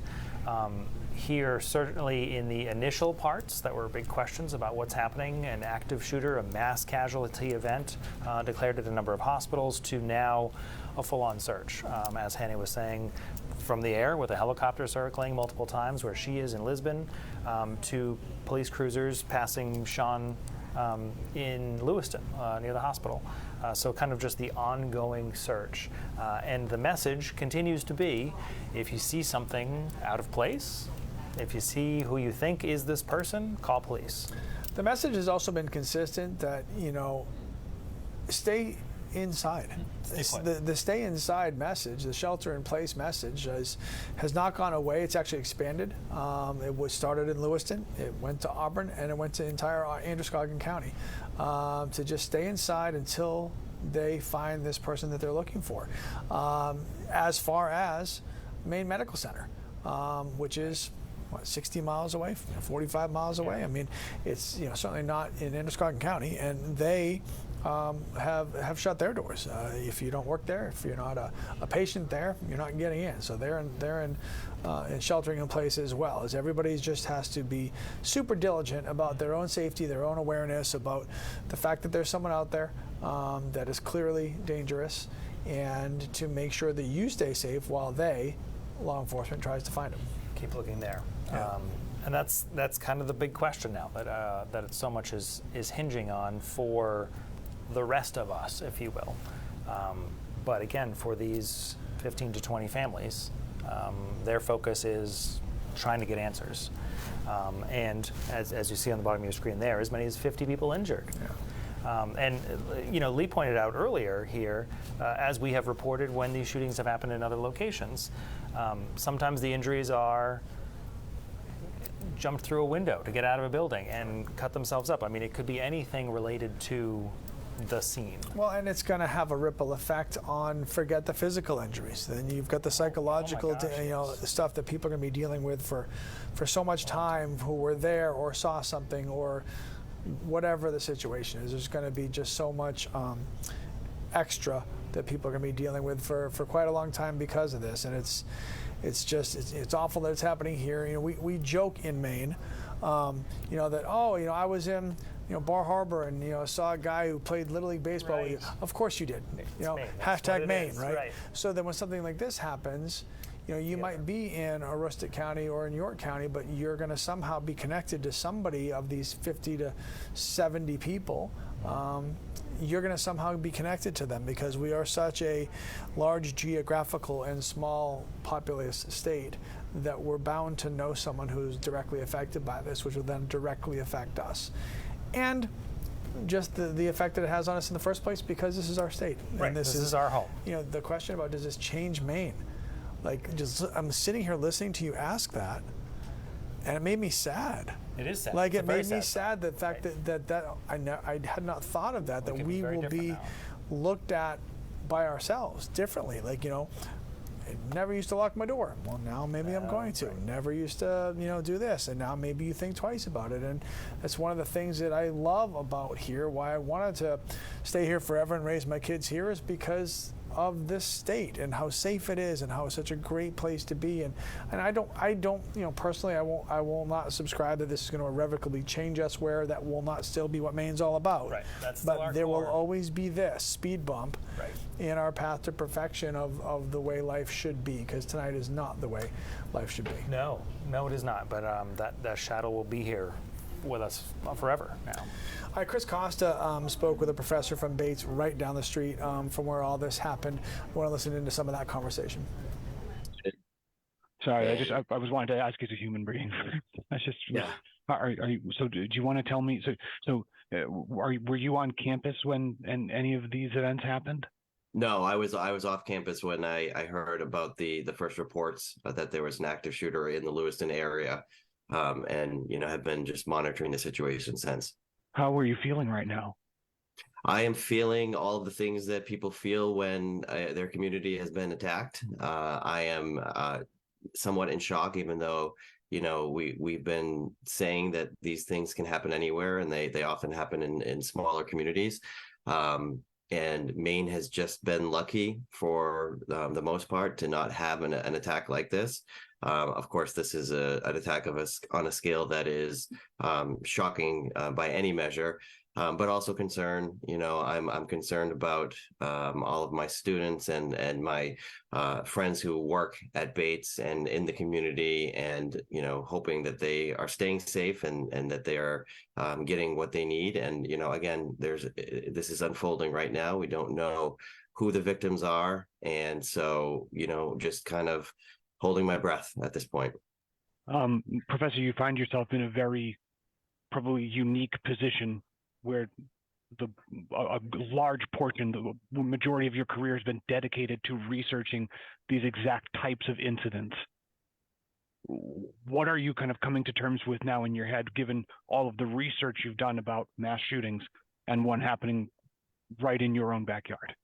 Yeah, I mean, there's a lot that goes through your head. Obviously, most people who are following the story have seen the pictures of the suspect with the weapon, and people will draw conclusions about the type of weapon without it being confirmed yet. So I don't want to comment on what type of weapon it was, but it sure looks like some sort of a rifle that can do a lot of damage. And we've done research on the types of guns that wind up causing the most casualties in these types of events. We know that there are certain types of laws that don't necessarily restrict people's freedoms, but also can be helpful in preventing these types of attacks. And so the first, reaction, I think, is frustration, really. Frustration that we've been talking about this. We've been trying to put out information about what we know so far, and we know more and more every day about why these attacks happen, how these attacks happen, and what type of policies are seemingly effective. And it does not seem as if there's any traction to get anything done. The two opposing factions arguing past one another, and we find ourselves in a position where now we're attacked at our own home, and that feels personal. And so there's frustration, there's sadness, a little bit of anger as well. Chris Costa, by the way, just a representation of our entire team has been working through the night, working to gather information, whether they're at home. Most of us are here in the building, but a double interesting perspective there for someone at Bates in that community, between those two locations where this happened, and studying this very same scenario. Yeah, and has always studied that scenario in other places. Other places, right. Yeah, so it's down the street. We're very happy that he took the time to join us on this offline. So, all right, we're going to go back to Lisbon Falls. There's been some activity there. Sam Rogers is hanging out and can bring us up to date. Hey, Sam. Hey, Lee, well, the last few times we've spoken with you, we really haven't had anything new to report. Police still monitoring Lisbon Street from here into Lisbon Town Center. But just in the past few minutes, we've seen 2 tactical trucks from the Portland Police Department. Tough to see now, but you are looking into the gymnasium window from Lisbon High School. About 4 or 5 minutes ago, we saw a number of police officers wearing tactical gear come in, and you can see Hannah Kumler's behind the camera right where that lone blue light is. We just saw them get out of those trucks. Again, we can't begin to imagine or talk about or be able to predict what is going on. But again, just to refresh everyone up to speed over the last few hours, we are right in front of Lisbon High School.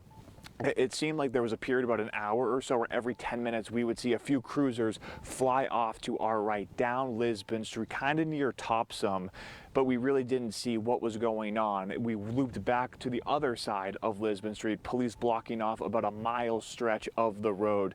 And again, it was kind of this repeat repetition over and over again. You can't hear it now, but there was that helicopter patrolling the Androscoggin River, the surrounding area. We were able to see it loop above us, making these wide loops, getting closer and closer in the last few hours or so. But that's really what it's been like.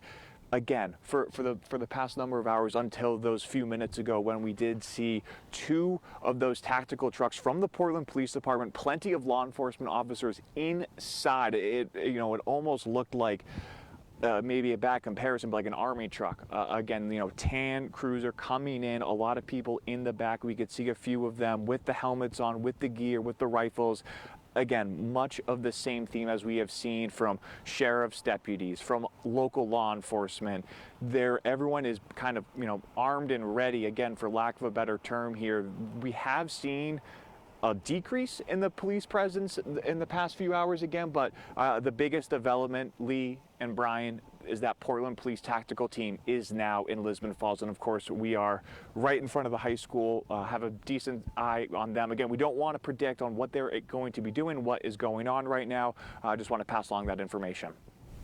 All right, Sam Rogers live in Lisbon. Thanks so much for that, and we'll certainly keep everybody updated if anything else is worth reporting. So we're letting you know what we see as soon as we see it. So Sam, to his point in mentioning what he was talking about there is Portland's tactical team. Right.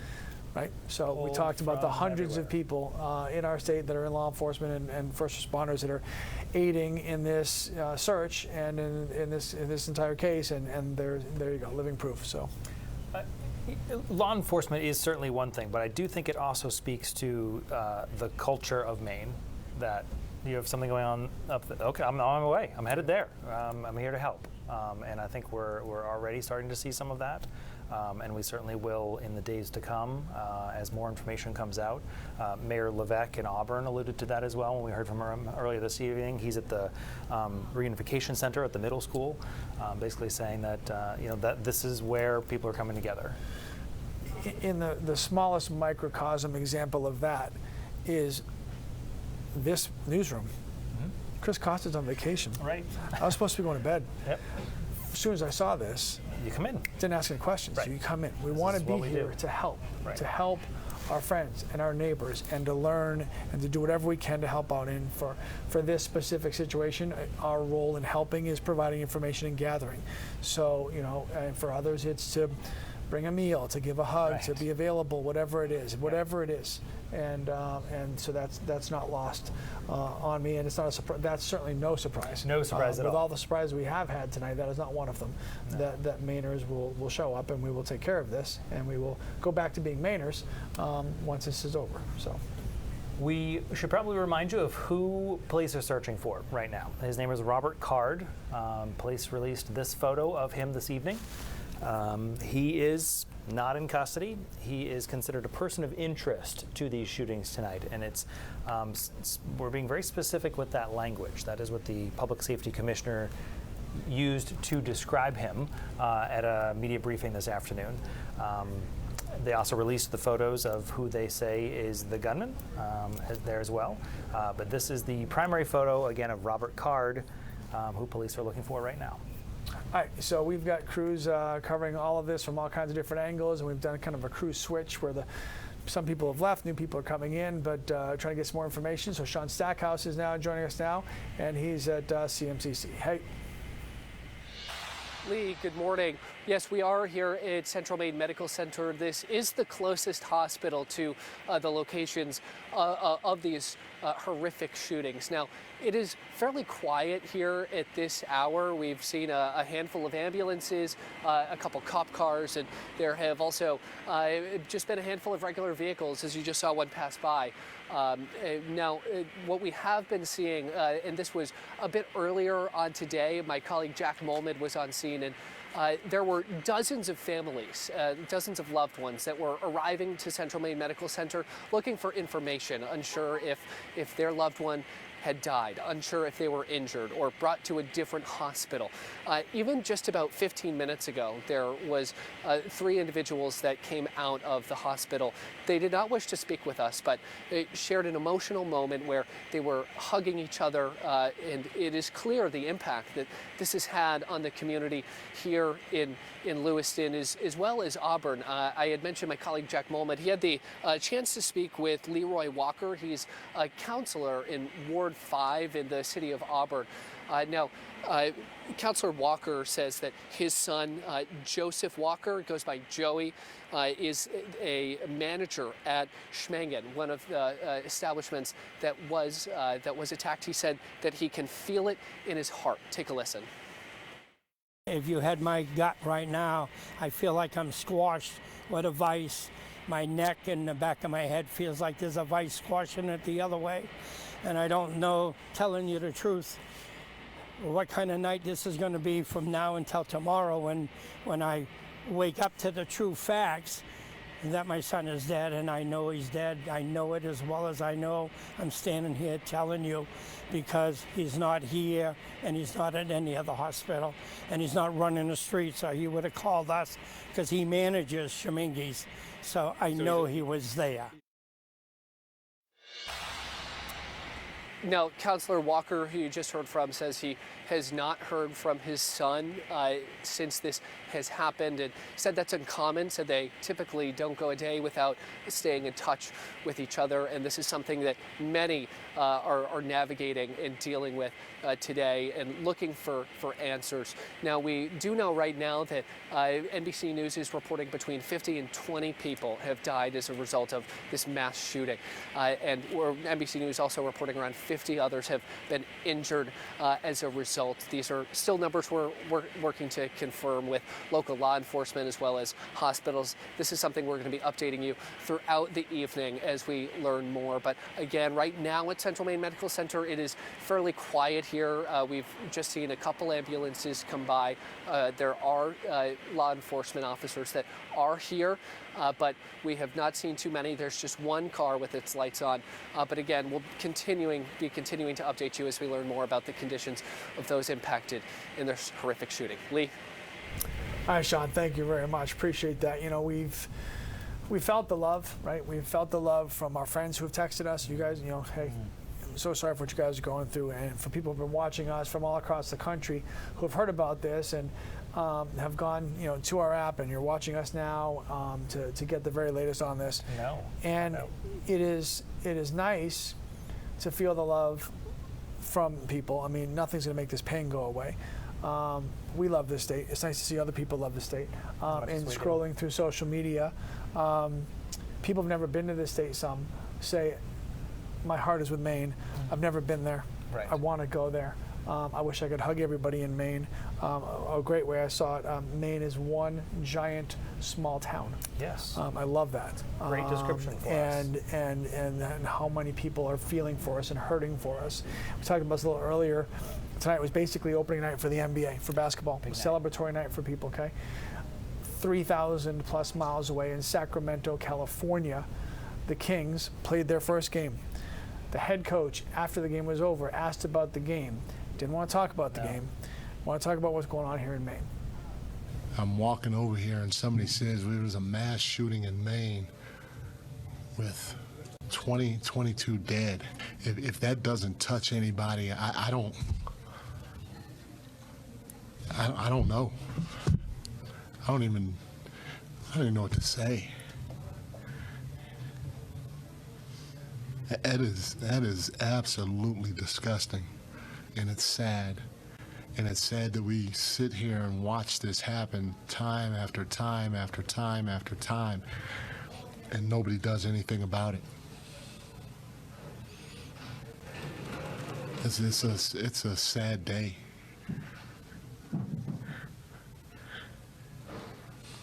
It's a sad day.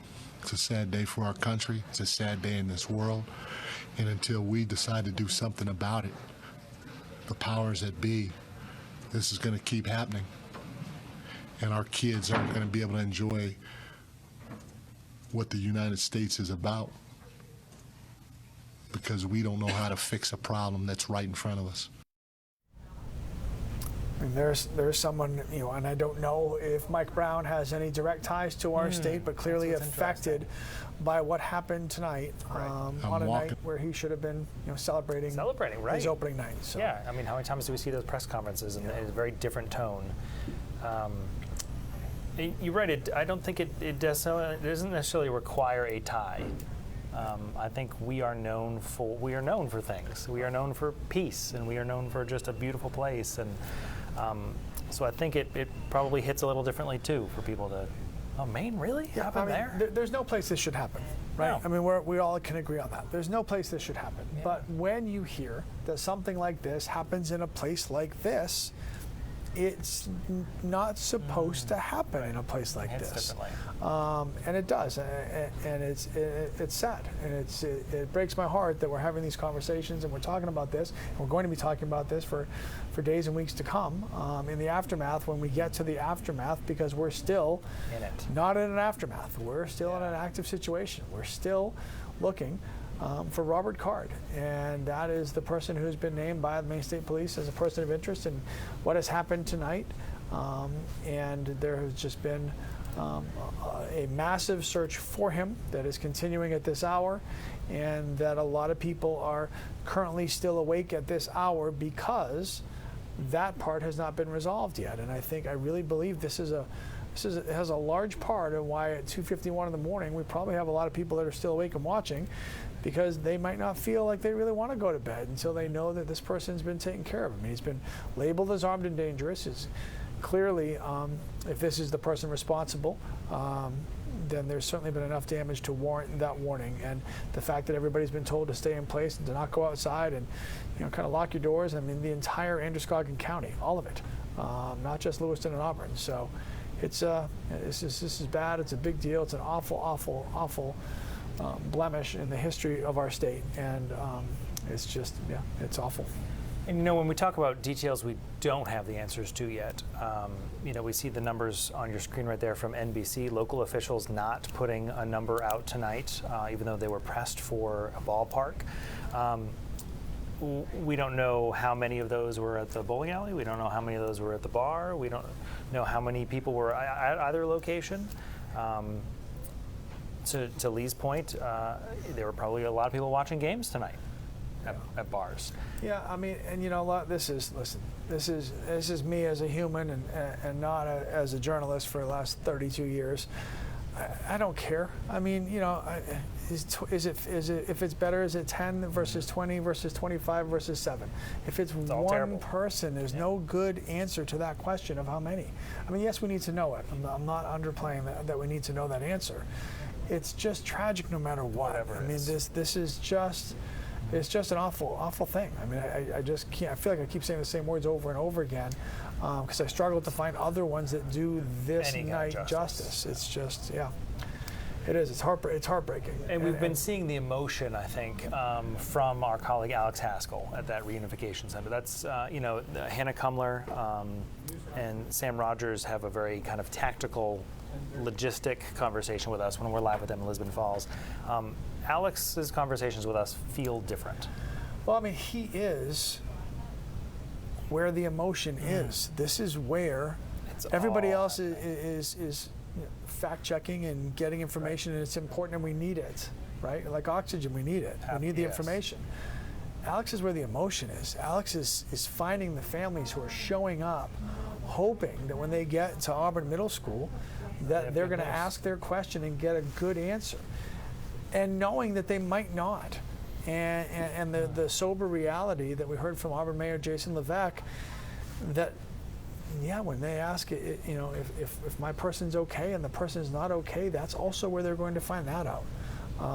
And this is just, it's just such a hard hard thing to watch people go through this as you're literally watching them walk into the reunification center and try to get those answers. And you know, the fact that this search continues at this hour, again, this happened just before 7 o'clock Wednesday night. So the fact that the search is ongoing, and we as a state haven't even been able to start to say, okay, what's next? What does tomorrow look like?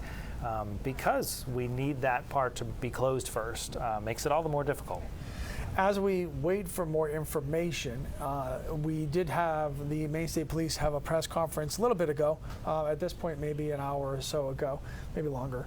We've lost track of time. But there is not another one scheduled anyway for tonight. There is one scheduled for tomorrow morning, 10:30. That'll be at Lewiston's City Hall. So that we do know that will happen. That's just such a long way away from right now. But that is the next scheduled time that we are should be hearing from the Maine State Police with an update on whatever has happened between now and 10:30 tomorrow morning. So, as we talked a few hours ago, at least we have a time to look forward to now. That helps, I think.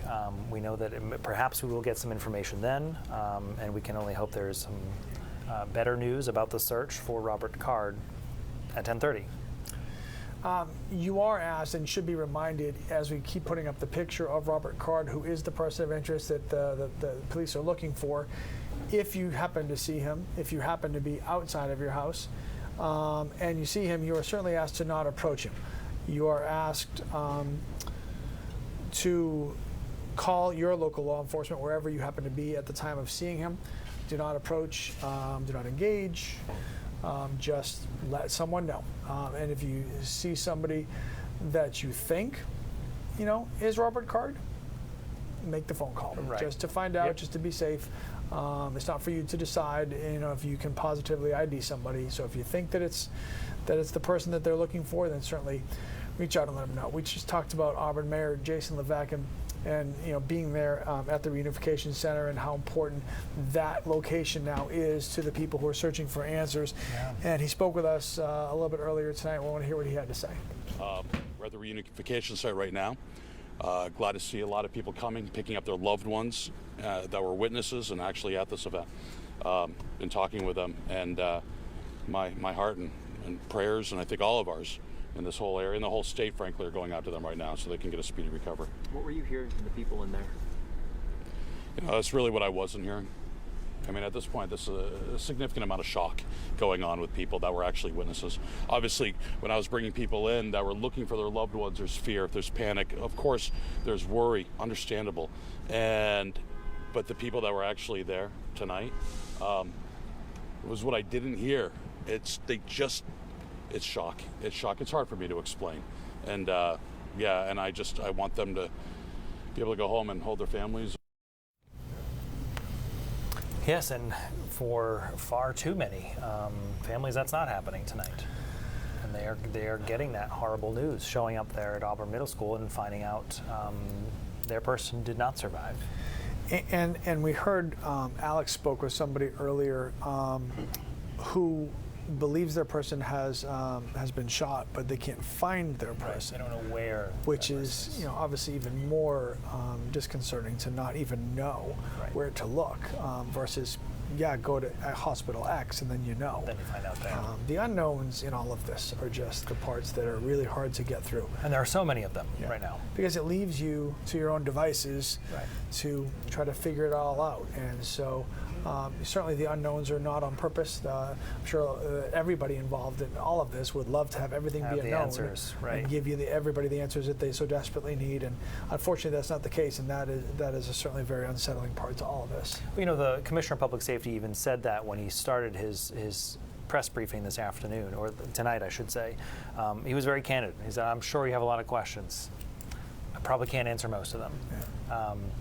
So I think to start with that was, oh, okay, this is going to be a lot, because there aren't. The police don't have a lot of answers right now, and certainly not that they're able to share while they're actively searching for this man. Yeah, it's hard. It's hard for everybody. It's hard for people who are watching. It's hard for people who are going through it and living through it. Again, everybody seemingly reaching out to everybody. Like you see a lot of communications of, stay safe, I love you. Just want to make sure you're all right. Yeah, just check-ins for people who maybe had no business or even were ever going to be in Androscoggin County tonight, but just, I don't care where you are, just want to check in, make sure you're okay, let you know I love you, this is awful, and the common theme of sadness of what is happening in our state certainly goes everywhere. We did talk about Michael Soschuk and what he had to say. The one time we were able to hear from Maine State Police, and that was a couple hours ago, and here's some of what he said. And this is a general caution to the public that approximately 6:56 this evening, a couple of shooting incidents occurred here with multiple casualties in the city of Lewiston. And police are currently searching for a Robert R. Card, 4/4 of 1983 of Bowdoin. Card is considered armed and dangerous. He is a person of interest, however, and that's what we'll label him at moving forward until that changes. If people see him, they should not approach Card or make contact with him in any way. The shelter-in-place order that currently stands in Lewiston remains. A vehicle, which was a vehicle of interest in this incident, was located in Lisbon, and we are now also asking residents in Lisbon to shelter in place. So please share that information with communities as well. So again, that was the Commissioner of Public Safety speaking tonight from Lewiston City Hall, is where they had gathered reporters who were looking for information. And then they closed down Lewiston City Hall, and reporters were moved primarily to other locations. That's where our Alex Haskell then located to Auburn Middle School. Speaking of schools, a heads up as you will be waking up to start your day. We've compiled a list of schools and districts that are closed Thursday. Because of this, you can find that on our website and in our app as well. Most in that area are closed at this point. And some outside. Yes. We talked earlier, Great New Gloucester High School. Right. Not right close there. to Lewiston or Yes. Auburn. They're closed tomorrow. Brunswick schools are going to be closed tomorrow. And Lewiston DMV is going to be closed tomorrow, so not even just schools. I believe all municipal offices actually in Lewiston, I think I saw, are also going to be closed tomorrow. So. And I would imagine we hear more as we get to that kind of hour that most superintendents would need to make that call.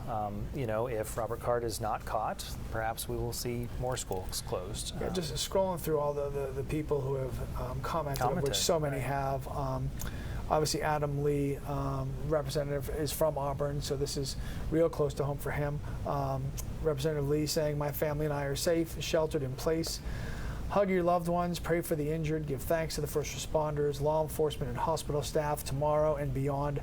Let's do what we can to make sure that this never, ever happens again. Obviously lots of politicians commenting on this, those who represent our state, represent the districts that are affected here, and then just people. Kelly Flagg, last name might sound familiar, Mrs. Cooper Flagg's mom, our high school basketball phenom.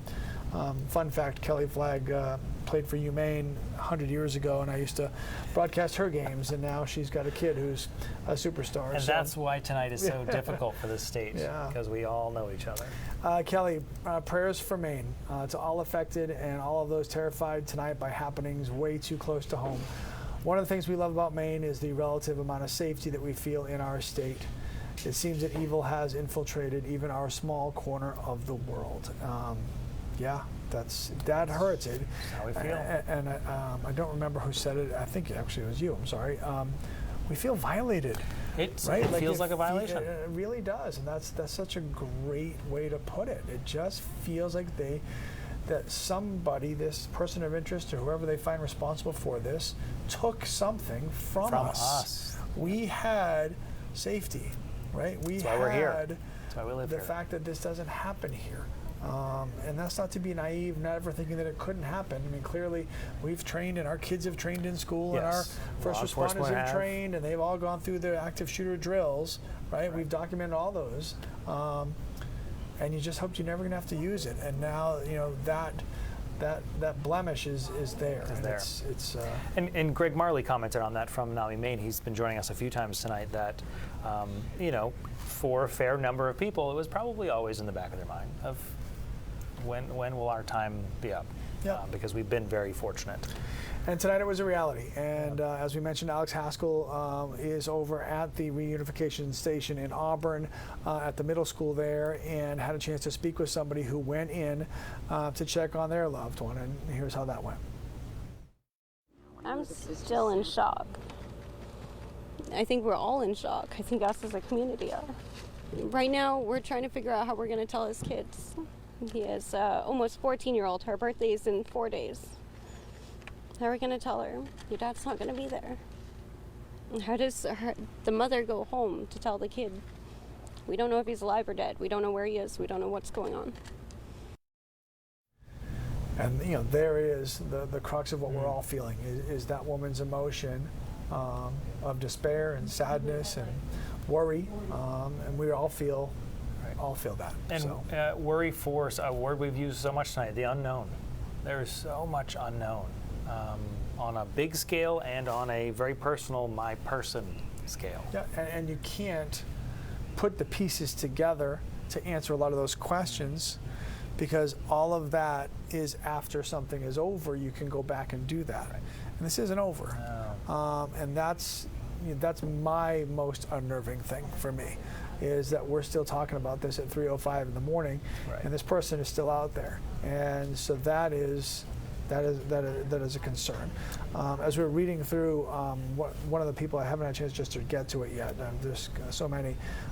We heard from Senator King earlier tonight. We heard from President Biden, what he had to say earlier tonight. Senator Collins also stating that as our state mourns this horrific mass shooting, we appreciate the support that we've received from all across the country, including the personal call I received from President Biden offering his assistance. That's from Senator Collins. So, the support is certainly there from everywhere, from everyone, as the rallying around our state. Again, it makes you feel good. I just never thought we were going to need it. No, I think we are used to sending the messages of care, and if you need anything, we'll support you, and we have your back, and we're on the receiving end now. So again, 10:30, I think is all of a sudden that's the time that's in my head is locked in. That's just so far away. It really feels like it. That's the next time we expect to hear from police about any updates throughout the night that's going on. We're mentioning, oh, by the way, the things that are closed that we know about tomorrow. Just, if you've got any plans tomorrow in Androscoggin County specifically, you might want to call ahead. I'm not convinced that we're going to have every single thing closed to be able to tell you about, whether live or online. I think some people will just wake up tomorrow, maybe just go, I'm just not feeling it today. We're just not going to open today. It's supposed to be beautiful tomorrow. I'm going to go to the beach. Right.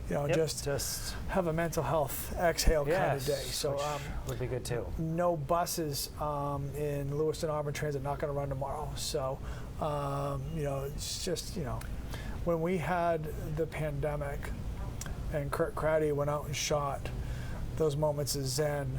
That at the end of every newscast we would show you 30 seconds of just a waves crashing or whatever it was.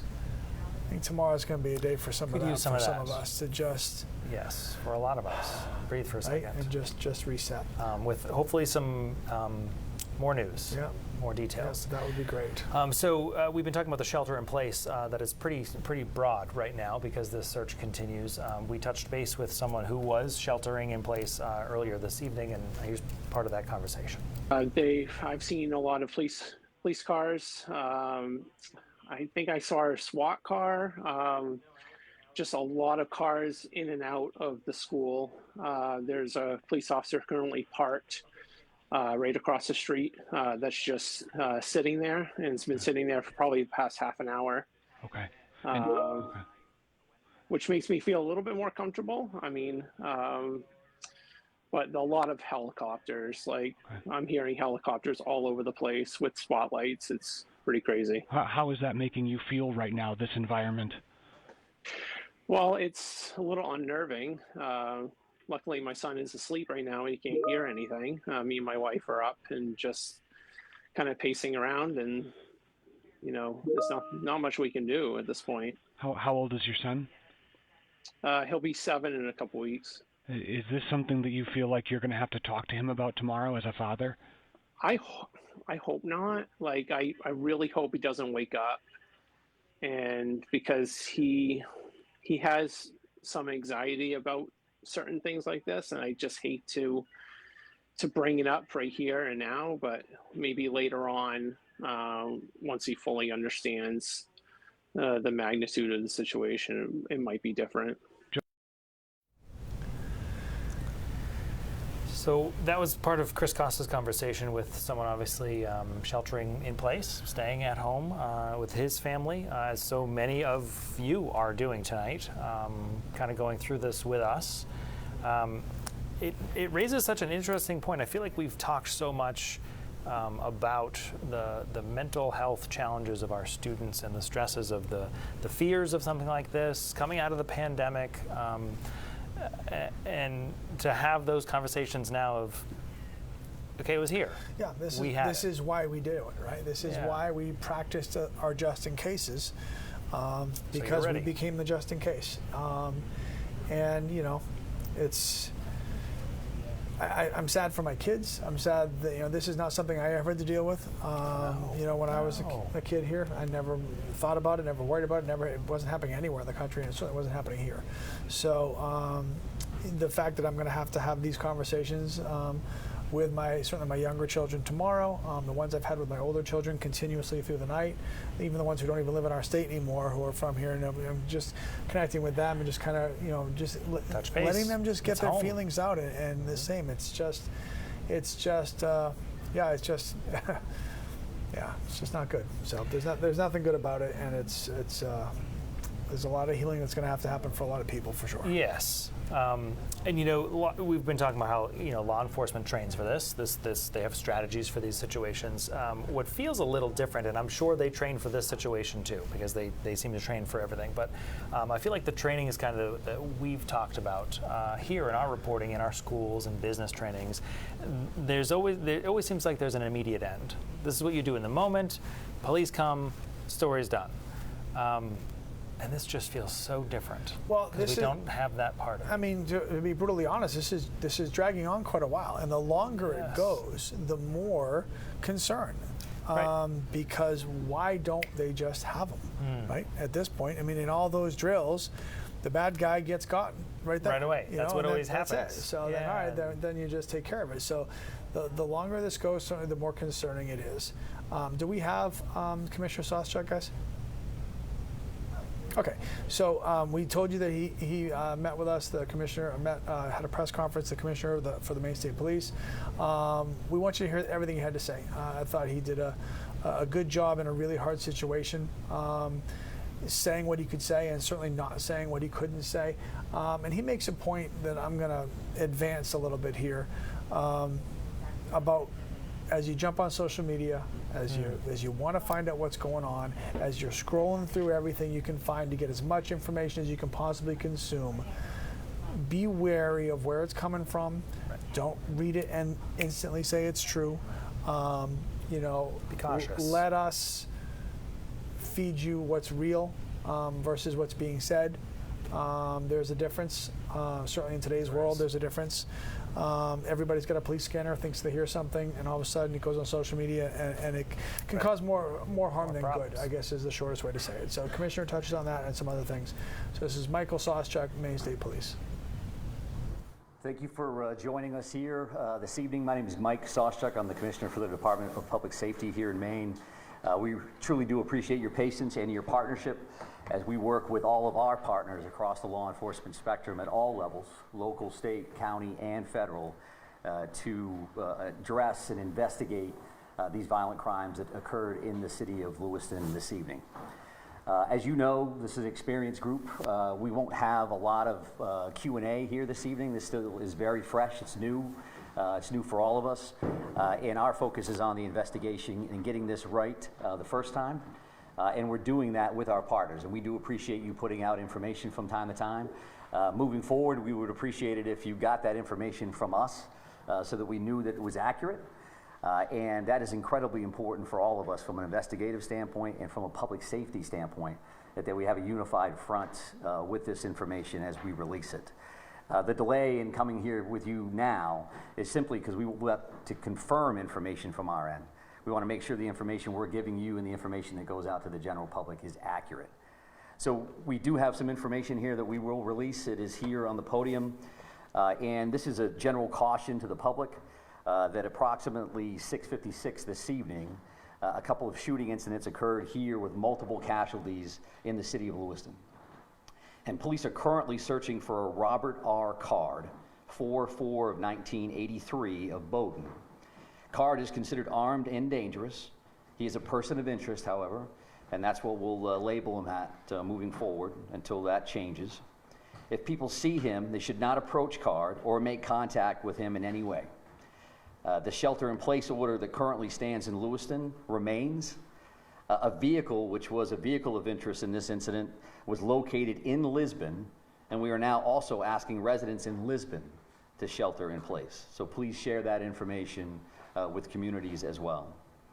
If anybody sees Mr. Card or has any additional information reference to these two shootings in the city of Lewiston, please contact 911. If they see anything suspicious, please feel free to call their local authorities.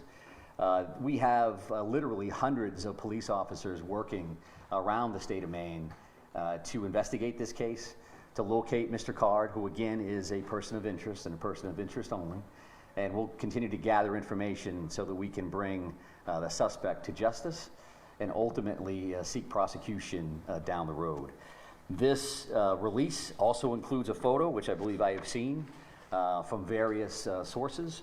I would also let you know that we have created a reunification location, and that would be at the Auburn Middle School, so in the neighboring community of Auburn, at 38 Falcon Drive. Again, that's the Auburn Middle School. And when I say reunification center or location, what that means is that if somebody has a question or they have a concern, they can't find a loved one, they believe that a friend or a family member may be involved in what occurred here tonight in Lewiston, that they could respond to that location. We will have some of our behavioral health liaisons, counselors on site, and we'll also be providing information as it becomes available to us. As you can imagine, and as you know, there are multiple scenes in the city to include multiple hospitals, multiple follow-ups, a lot of witnesses we're speaking with, and a lot of leads. The general public has been very cooperative and very forthcoming with information. So I would expect if we have additional information, we'll be happy to come back and share it with you. I know that from the city of Lewiston standpoint, probably going to close City Hall after this briefing and probably move everybody out. But again, we appreciate your partnership and your patience.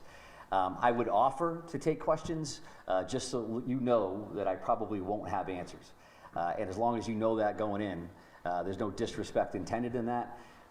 Feel free to ask a couple, and if I think we can get there, then I'm happy to answer those. If not, we do have work to do on behalf of our communities, and that's our primary focus this evening. There are many specific figures about casualties out there. The Sheriff Sampson told me up as many as 20. I just wanted to give you the opportunity to set the record straight on that. Yeah, I do appreciate that, and I know that there's been a lot of numbers out there. This is a very fluid situation, so the last thing I want to come up is give you a number and then 3 hours from now change that in one direction or another. So I don't have firm numbers on that, and when I do, we'll be happy to share those with you, because it's an important piece of healing and it's an important piece of information for all of us to be aware of. But I don't have a firm number on that. But at least 16, right? I think I just answered that question to say that I'm not going to give you any specific numbers. And there's been a lot of numbers all over the map all evening, and I don't think that that's helpful because it doesn't help family members. It certainly doesn't help the community to see, well, they just said this and they said that. So if you want accurate information, I'm prepared to give that to you when I have it. I don't have that right now. Does the suspect have any known criminal history with law enforcement? Is he someone who's been on the radar of state police or local police, to your knowledge? Well, Mr. Card, who we're speaking about right now, is a person of interest and a person of interest only, right? I'm not listing him as a suspect at this point, and we're not prepared to go into his background or anything else that we may be aware of. One more question? You're only looking for one shooter, correct? We're looking for this person of interest right now, and that's what we'll label enlist and speak about at this particular moment. When we have additional information, I'm happy to share that. So thank you very much. I appreciate that. Again, thank you for your time. And I know Assistant City Manager O'Malley will make arrangements, I think, to move everybody out of the building. So thank you very much. I appreciate it.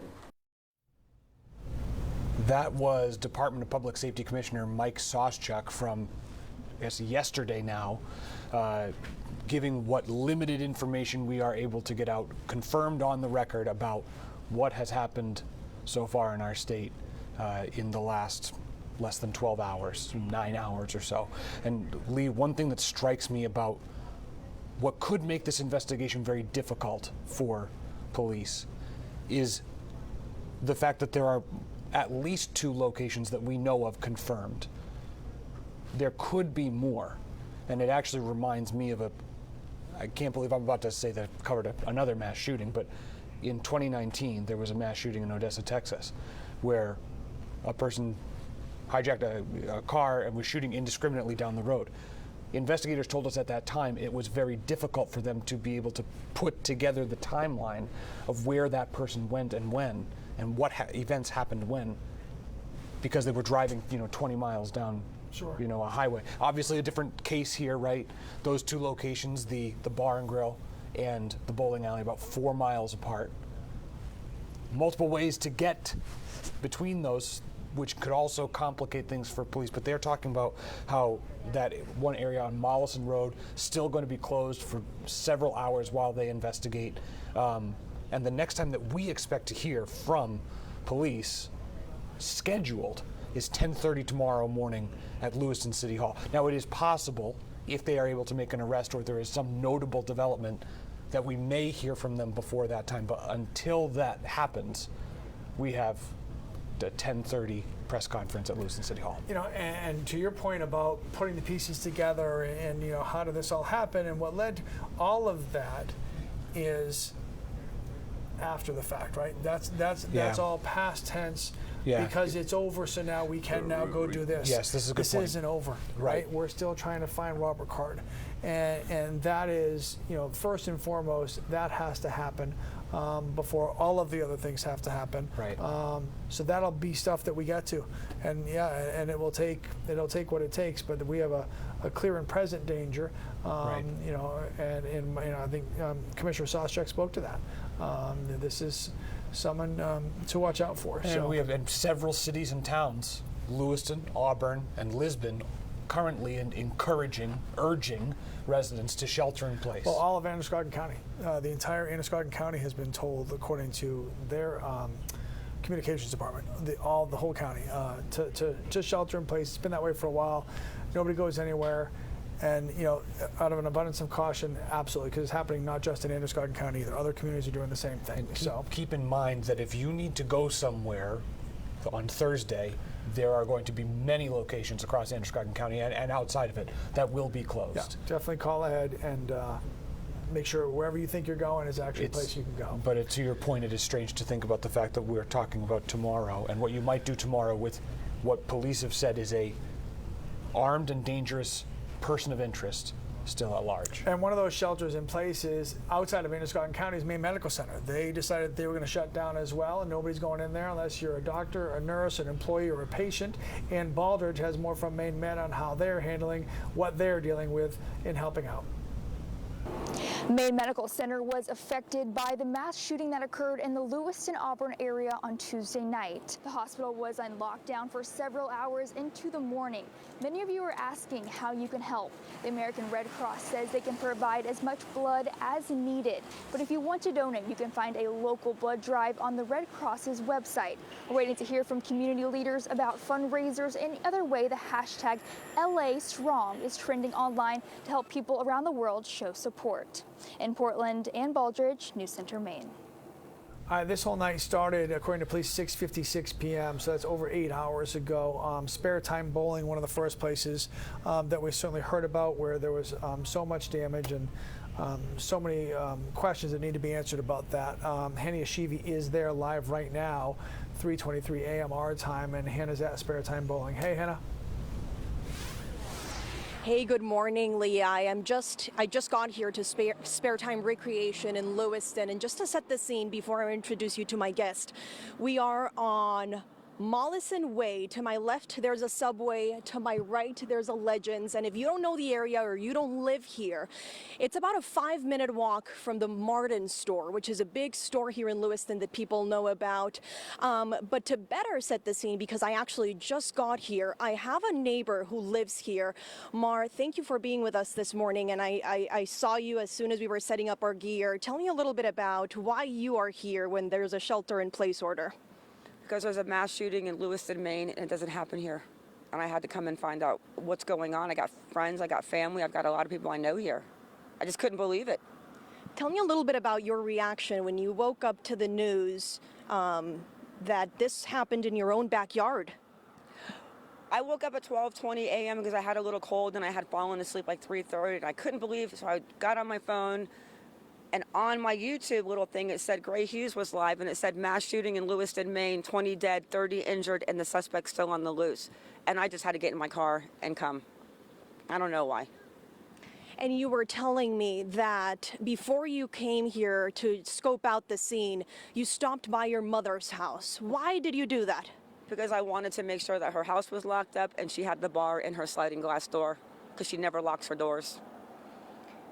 And that's something that people here in Lewiston and in some other neighboring towns and even in Maine don't do. I mean, No, we live in right. We're not worried about anything. Like, you leave your doors open, you never question that there's going to be someone crazy like this on the streets, ever. This doesn't happen here.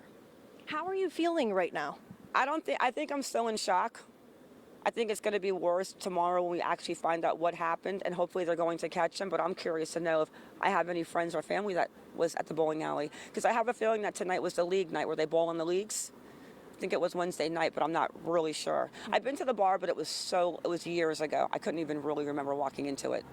Mar, I appreciate your time. Thank you for being here. Please stay safe, and please, if you can go home, because there's a shelter in place order. But we appreciate you being with us this morning. Be safe too, hon. Thank you. And Lee, just to set the scene a little bit better for you guys, when I was driving here from Portland, as soon as I pulled into Lewiston, there's a big sign that read "Shelter in Place," and that's the type of signs that it's those electronic signs we see when there's inclement weather, for example.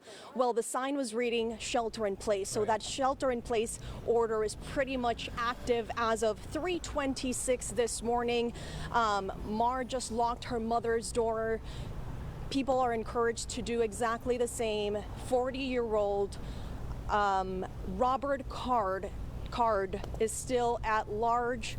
Police officers are looking for him. I have just seen 2 other cars that are not cruisers, but this is filled with cruisers driving back and forth. And I am about a 5-minute walk away from the bowling alley, so I am not able to see what the scene is back there. This is the closest I could get. And just to give you one more testimony, Lee Goldberg, our anchor, texted me saying that one of his friends told him that there was 8 people were having a night out yesterday night right here at the bowling alley. And that this friend is telling our anchor, Lee Goldberg, that 5 of those 8 people were shot. 2 of those have died, and 3 were not hurt. Once again, that's a close friend from our Lee Goldberg that is reporting that it was a group of 8 deaf people that were trying to enjoy themselves here at the bowling alley, and that is all I know right now, but I will try to get as much information and details for you guys in the next few minutes. Back to you. All right, Hannah, thank you. And I think reactions like the woman that Hannah just spoke with will be widespread of the people who, again, in the aftermath, will talk about what they saw, where they were, what they experienced. I had people, I spoke with some people earlier, they were at the Cumberland Farms right down the road from the bowling alley, and went in, and there were people hiding behind the desk, and you know, and this person that I spoke with didn't even know why. Just went in to get a soda, didn't know, had shown up a few minutes after and said, you know, what are you guys doing under the desk? And that's just a surreal feeling. And I think that the woman that Hannah just spoke with said it. It hasn't sunk in yet, right? Like we're talking about it, it's happening. But because it's developing and it's happening, there's not a lot of time to sit around and process, other than the initial just shock and disbelief that we've been having this conversation. Because events like this in this state to this point had never happened, right? And the last time this state saw a manhunt of really any significance was back in 2018, after Somerset County Corporal Eugene Cole was shot and killed. I mean, this is not a common occurrence, mass shooting or any type of mass casualty incident like that. We need to get to Hannah Kumler, who has some more information for us from one of the scenes now. Hannah?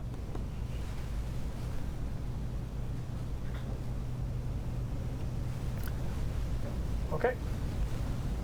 IFB, so. Okay. All right, we'll have to come back to her. Yeah, we're trying to we figure are that out. going to hear, though, you spoke with the Bates professor a little earlier tonight. I did. Who literally studies this kind of incident and is, a stone's throw from where all this happened tonight. I mean, very interesting perspective here. It's a kind of strange perspective to have to analyze the event that happened in your own backyard. His entire career has been built around doing the research of understanding why these events happen, what could be done to reduce them in the future, and now it's happening right in his own backyard. And if you look at the map where the two locations are, Bates College is in between the bar and the bowling alley. So at some point, it's possible that the shooter drove right by the person who's made his entire career around this research. Take a listen to what he had to say. And if you don't mind expanding on maybe helping the general public understand, one of the focuses of your most recent publication, right, was about the comparison between thwarted mass public mass shootings and actual completed attacks. Can you help kind of give the abstract to the viewers at home of what that study entailed? Yeah, so that study was part of a federally funded study that was conducted with some colleagues at Northeastern University and the Minnesota Department of Corrections.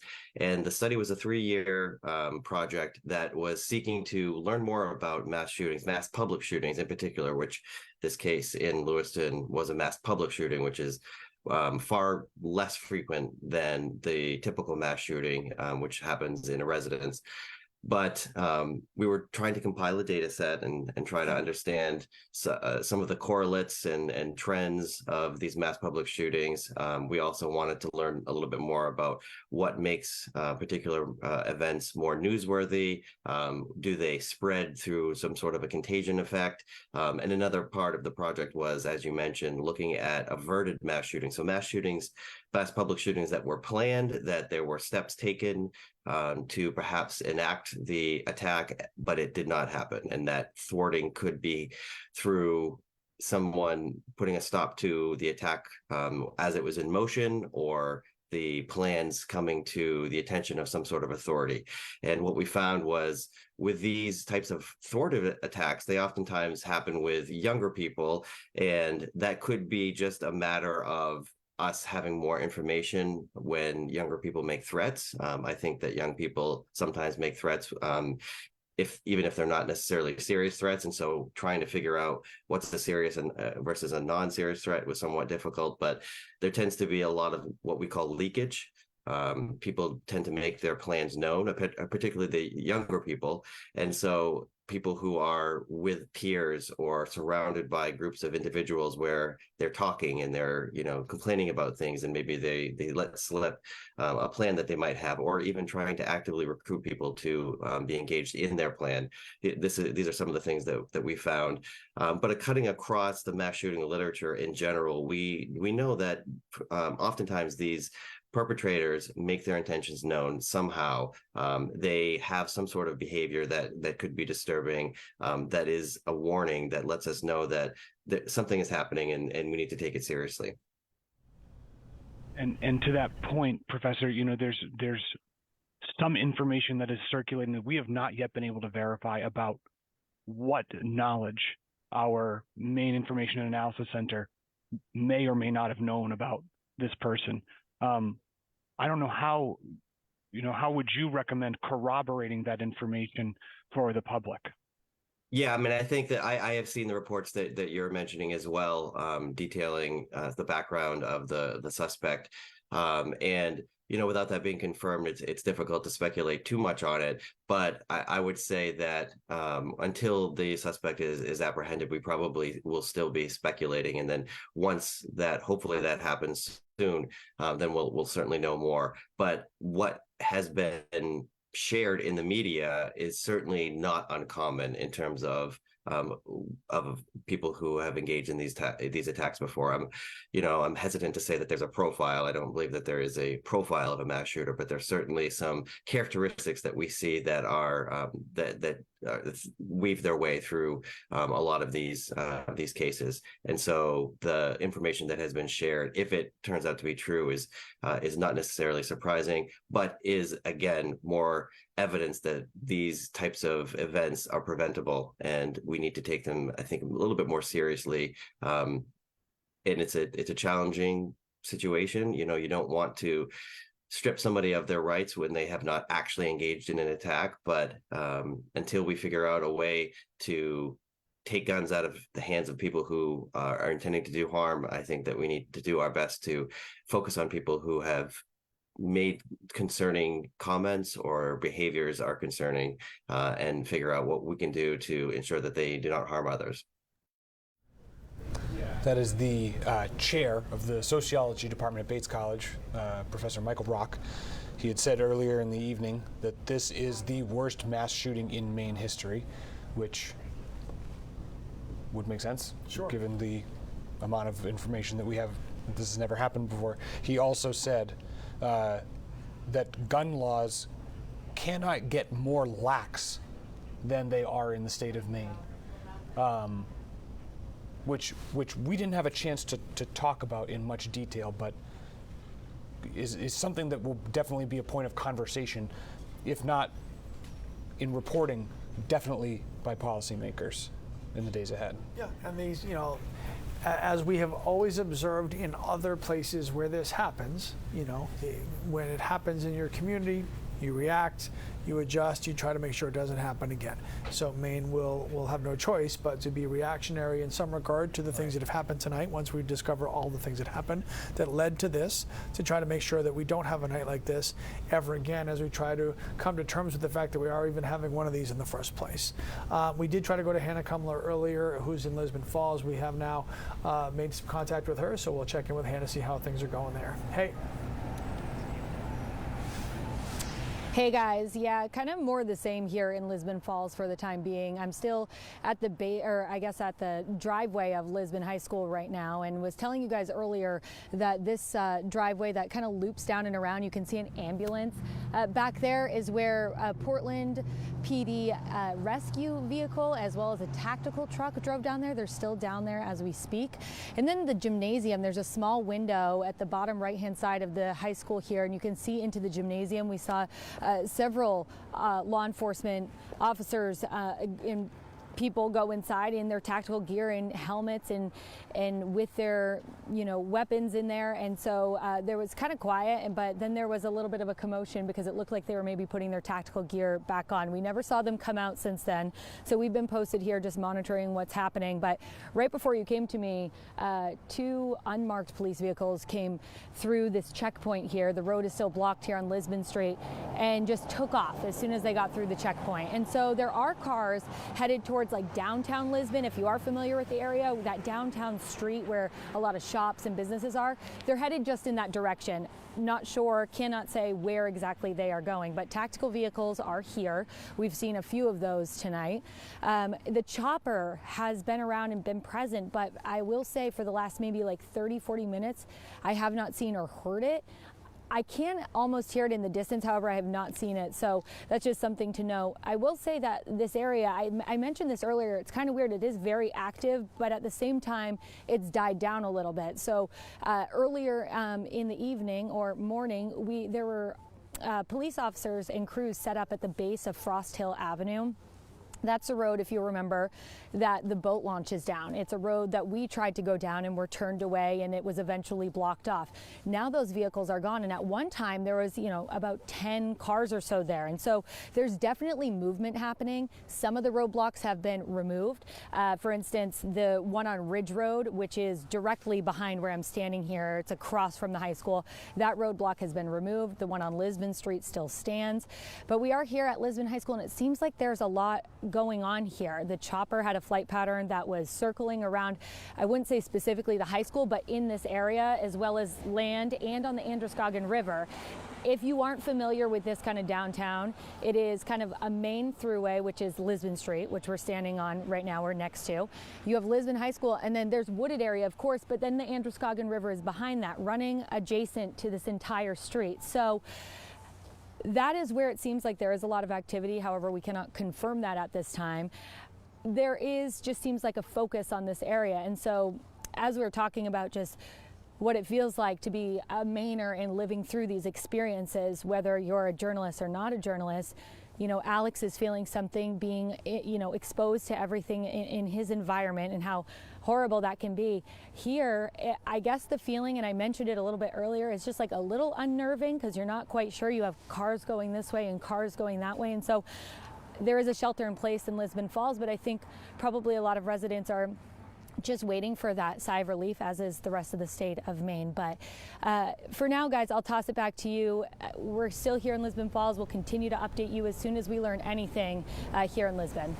Hannah, thanks. And you bring up a really good point, and Brian and I talked about this a little bit. Give us a known. We might not like it, but we can handle it. Mm-hmm. Give us an unknown, and it's unnerving. We don't know. Like, when your mind starts to race. Yeah, because then you're left to your own, like, okay, like, am I safe here? Am I safe here? Which is why, where could this person be? Maybe they got on a boat. Maybe they jumped on a boat.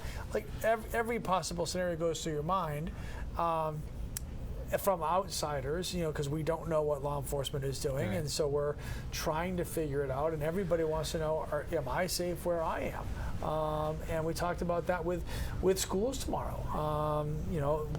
Whether or not schools should be open tomorrow if this person is still out there. And this happened so early in the night that kids were still awake. Kids know, probably a lot more kids that know that this has been going on. Right. They've certainly seen what their parents have been paying attention to. This is caught the attention of our whole state and our nation, and it's. There's just a lot of unknowns, and unknowns are hard. Rather have knowns than those. So. Yeah, and speaking of capturing the eyes of the nation, President Biden has spoken with, individually, Governor Mills, Senators Angus King and Susan Collins, Congressman Jared Golden. The only person I didn't see on that list was Shelley Pingree. Doesn't mean it didn't happen. It just wasn't sure if maybe it was accidental or just hasn't happened yet.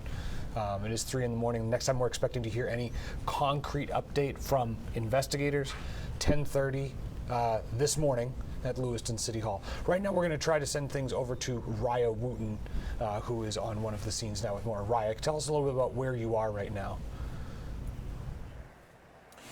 Hey guys, I am at Auburn Middle School on 38 Falcon Drive. This is where they have designated the area as a reunification center. This is where families would come if they have questions, if they're looking for a loved one, if they're unsure. They're even offering counseling here. There are some behavior liaisons here to kind of help people work through their emotions.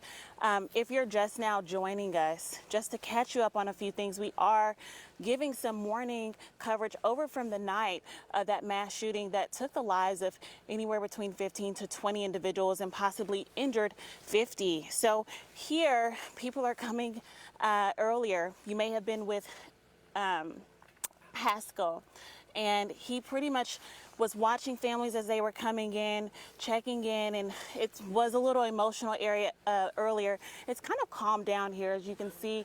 There's not too much going on, but this is what I would call the calm and the quiet between the storm, because as far as we know right now, the person of interest is still at large. So pretty much of what we've seen earlier at this scene, there have been families who came out. One woman said that she was looking for her husband and happily she was able to find him.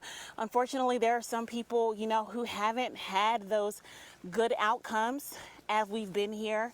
There have been some people who said that their loved one was reported to be here. They didn't find them here, and then they left here to go to the hospital. There's a lot of unanswered questions here right now, and here is how tight-knit Maine is. The mayor of Auburn was actually helping people into the building, helping people get situated, and I think that's what a lot of people need right now is just some sort of reassurance, and just even that this designated area for reunification was organized and set aside as quickly as it was. People say that it has been helpful for them. So we're going to continue our coverage here. We'll continue to keep you updated live in the field, and back to you guys in the studio. Raya Wooten live in Auburn, and Lee, I cannot imagine for those families showing up to the reunification center, which just so happens to be a middle school, and not knowing if your loved one is there or not, and then having to decide, should I go to the hospital to try to find my loved one, only to probably not be let in, if I understand correctly, right? Yeah, well, at least at Maine Medical Center. Okay, I don't know what they're doing at Central Maine or at St. Mary's.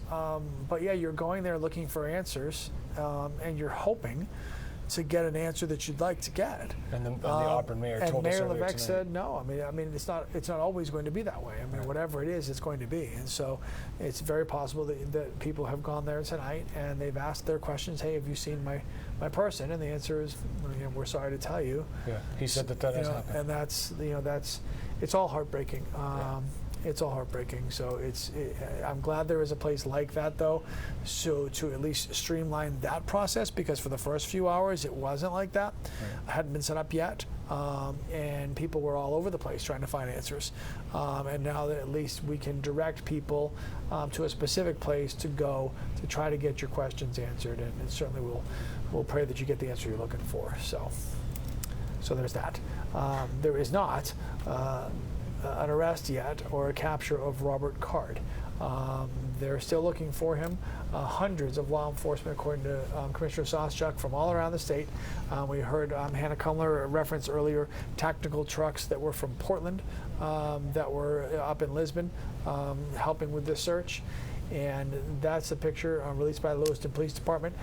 You have been strongly advised, you at home, if you happen to see Robert Card, to not try to approach him, don't try to arrest him, don't try to detain him, just let somebody know. And even if the commissioner went as far as to say, if you think that you've seen him, let somebody in your community know. Even if you get it wrong, we'd rather take a shot at it than not even look into it. So if you happen to see anything and you happen to be in a place where you can be out of your house and you run into somebody that looks like this, or you see someone from afar, please pass it along to your nearest law enforcement agency. We do know that there are, as you mentioned, several agencies involved. Ones you would expect: Maine State Police, Lewiston Police, many of the local town municipal police departments, county sheriff's offices, including Androscoggin, Cumberland, York, but also on a more federal level, the FBI, the ATF, as well as the U.S. Marshals Maine Violent Offender Task Force. We also have been told by New Hampshire Governor Chris Sununu that he is providing both safety and medical resources for people in Maine dealing with this situation right now. So, and I think in some cases one of the helicopters we've heard came from New Hampshire. So this has now turned into not just a state effort and a statewide effort, right, but now a regional and federal effort as well to capture this person, a person of interest.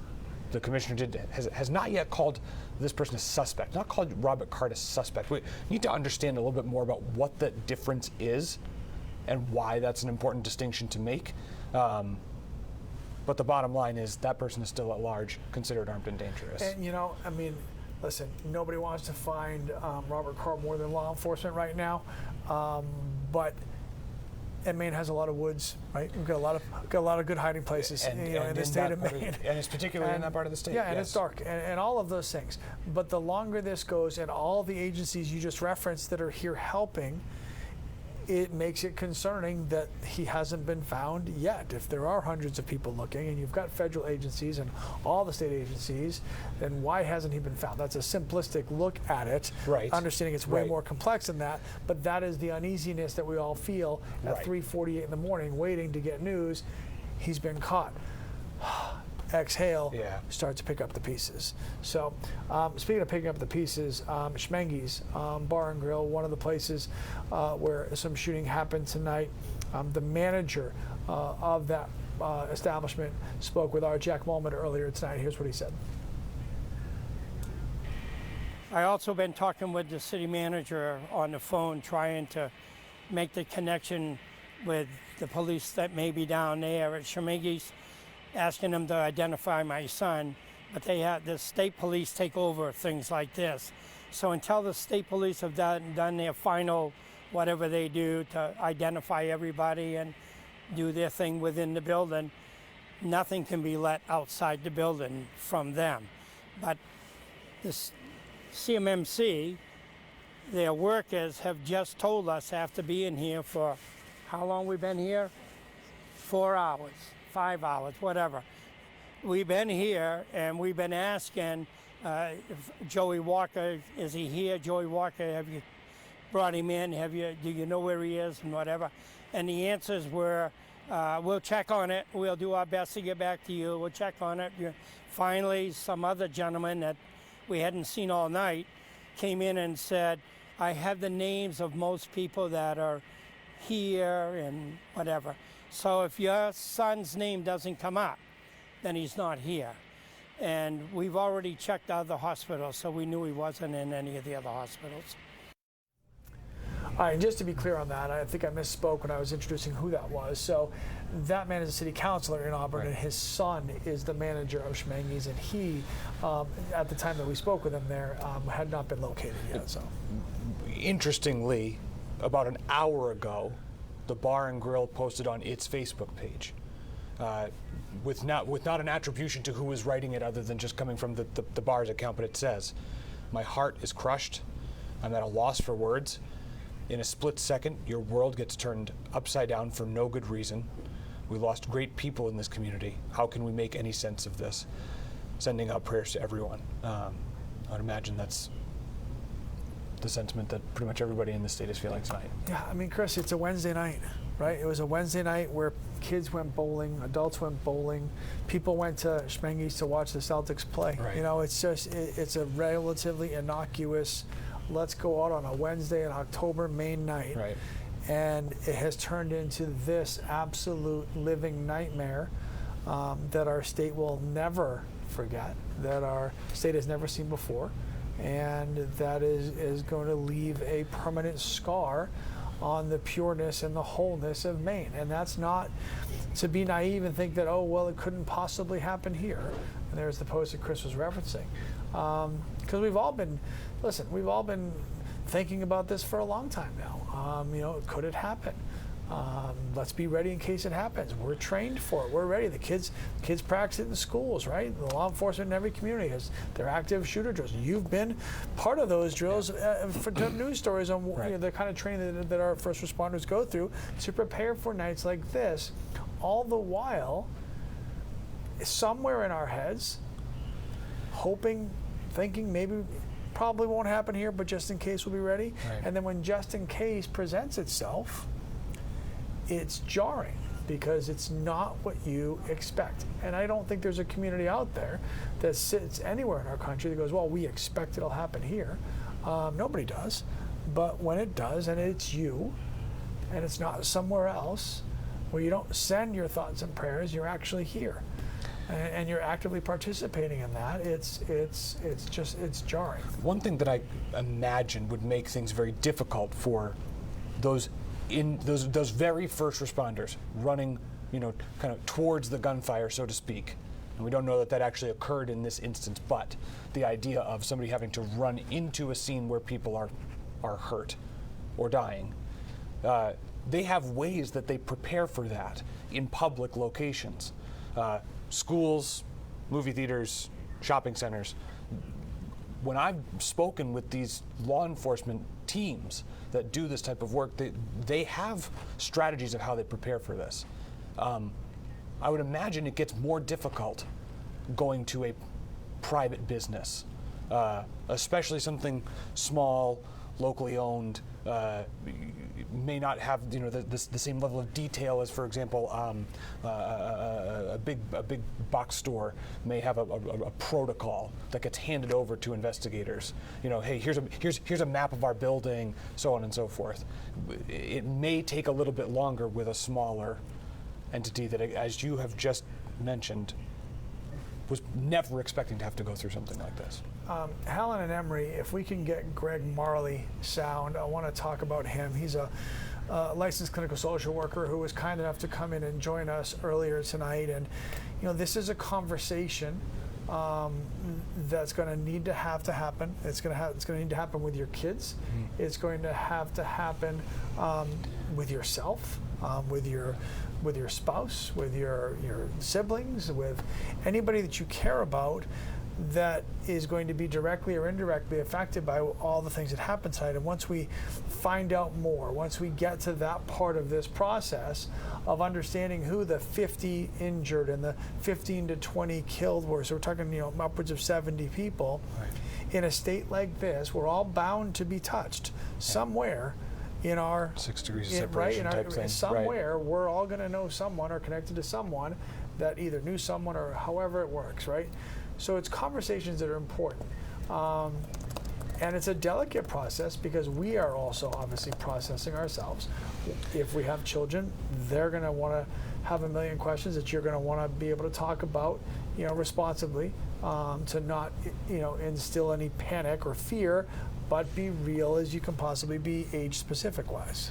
That is the most difficult part for parents. I mean, obviously, you never want to go through something like this, but that you may have kids. If you have more than one kid, you may be having two completely different conversations with a 7-year-old versus a 12-year-old or a 14-year-old or a high schooler. Sure. And the questions that one of them may have and the detail that one may want to get into versus what maybe a younger child is capable of comprehending about this situation. Can't imagine having to have that conversation with a kid. I'm sorry, Helen, did you say from who? Yeah, all right, we're going to hear from the Auburn Mayor, Jason Levesque, who spoke earlier. He was speaking as they were getting ready to announce the reunification station happening at the Auburn Middle School, what that process would look like. Obviously, Auburn, the neighbor to Lewiston, and super supportive in all of the needs that have been happening in all of Androscoggin County today. So here's what Mayor Levesque had to say. The reunification site right now. Glad to see a lot of people coming, picking up their loved ones that were witnesses and actually at this event. And talking with them, and my heart and prayers, and I think all of ours in this whole area, in the whole state, frankly, are going out to them right now so they can get a speedy recovery. What were you hearing from the people in there? That's really what I wasn't hearing. I mean, at this point, there's a significant amount of shock going on with people that were actually witnesses. Obviously, when I was bringing people in that were looking for their loved ones, there's fear, there's panic. Of course, there's worry, understandable. But the people that were actually there tonight, was what I didn't hear. It's shock. It's shock. It's hard for me to explain. And I want them to be able to go home and hold their families. Yeah, go home and hold your family. I mean, that's what everybody kind of wants to do, and that's a common theme. So we would all like to do that, and unfortunately, some of us will not be able to do that. So. Why don't we try to send things over to Hanny Yeshivi? She is in one of the areas. Last time we spoke with her, she was on Mollison Way, which is an area. At the Spare Time Bowling. Which is an area that police have closed off that road due to the ongoing investigation. They said it's going to be closed for quite some time. Hannah, what more information do you have from us from there? Good morning, Lee and Chris. And we just got here about an hour away, an hour ago, I mean, and we're as close as we could get to the Spare Time Recreation Bowling Alley right here in Lewiston. And just to set the scene a little bit clearer for those of you guys who don't live in Lewiston or don't know the area very well, there's a big Martin's store that's just a 5-minute drive away from here and like a 10-minute walk from where I'm standing. We are about 4 minutes walking out of the bowling alley. To my right, this is where cruisers, as you can see behind me, have stopped us. So I don't have a clear picture of the scene, which is behind me. That is the very first stop where 40-year-old Robert Card, at around 7 p.m., started his shooting. According to NBC News, there are more than 15 people dead that we know as of right now, and they are sourcing Lewiston PD on that number. But right now, to give you a little more a picture of what I've seen, lots of cruisers back and forth, some of them speeding, some of them taking it a little slower. People are not out and about. I just spoke to a neighbor. She was actually the only person I saw here. She was, I think, with her significant other, and she lives a few blocks away, and she was telling me she woke up around midnight to the news. She lives right here, and she decided to just quickly run to the scene because she just wanted to know. She lives here, she works here. She wanted to know if there was anything she could do. Obviously, she was anxious, and the first thing she told me she did was go to her mother's house, which is actually very nearby to her house, to lock her door. She was telling me that a lot of people in this neighborhood and in other neighboring towns don't lock their doors here in Maine.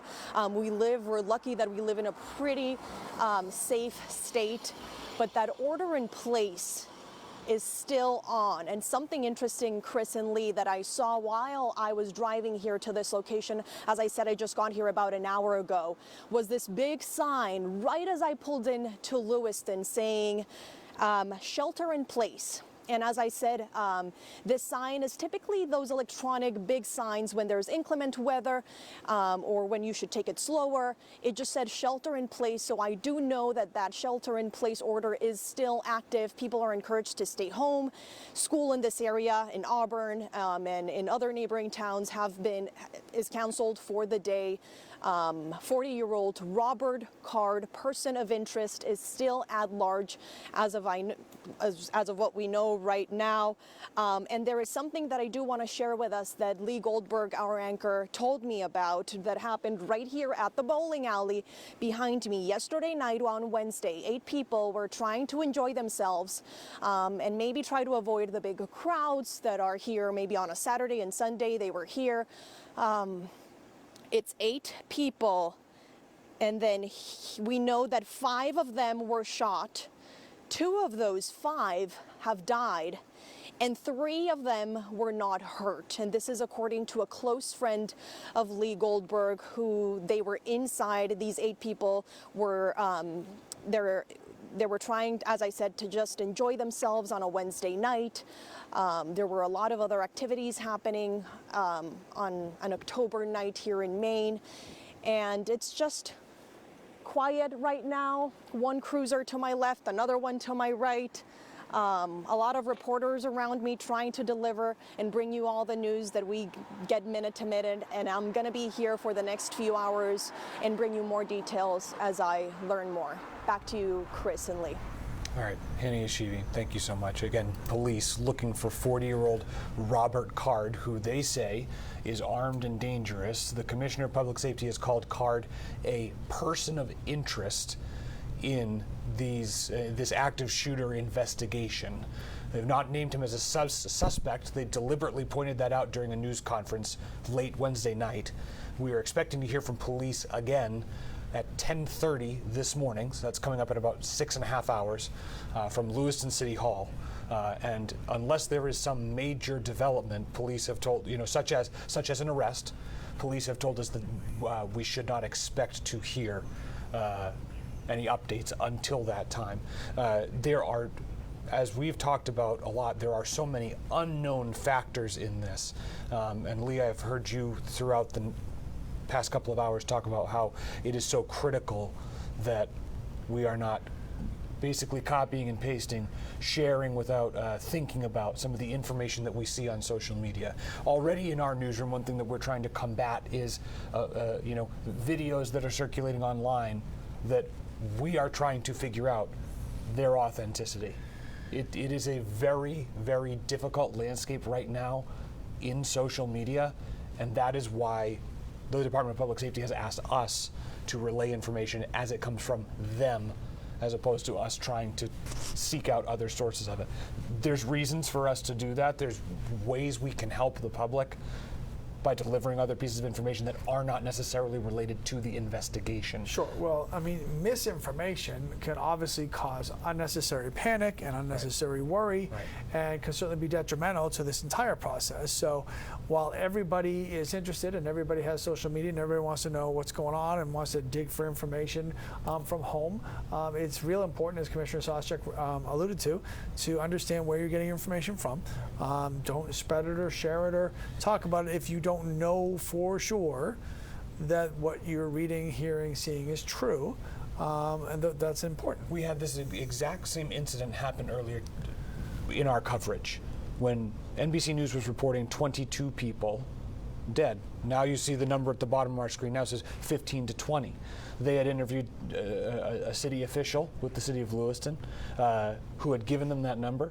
We reached out to that same city official. They said, "Oh, we've been told not to do any more interviews until we get some more concrete information." So you can understand how even in the people who are supposed to be the most plugged into this, there can be things that end up kind of spinning out of control, which is why, although it is so difficult and tense and stressful for us to have to wait until 10:30 in the morning to get more answers, it will be probably the most definitive confirmation we have of what actually transpired in Lewiston. Hopefully. I mean, hopefully that's, there'll be lots more knowns versus unknowns, because we have a whole bunch of those right now. Right. This has obviously affected the state of Maine, people who are from here, people who currently live here, people who maybe used to live here, right? This has affected everybody in the country. This is affecting people from all over the place. The Sacramento Kings, 3,000 something miles away, had their season opener tonight, NBA basketball, big night for them, celebratory start of a new season. Their head coach is Mike Brown. I don't know if Mike Brown has ever been to Maine. Maybe he has, I don't know. Game's over, goes to his press conference and asks, "Hey coach, let's talk about the game." Mike Brown, Sacramento, California, coach of the Kings, want to talk about what's going on in Maine. Take a listen. I'm walking over here and somebody says there was a mass shooting in Maine with 22 dead. If that doesn't touch anybody, I don't know. I don't even know what to say. That is absolutely disgusting, and it's sad.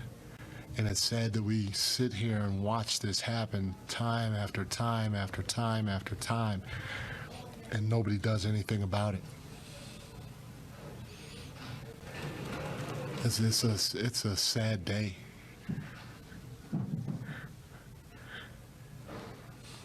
It's a sad day. It's a sad day for our country. It's a sad day in this world. And until we decide to do something about it, the powers that be, this is going to keep happening. And our kids aren't going to be able to enjoy what the United States is about, because we don't know how to fix a problem that's right in front of us.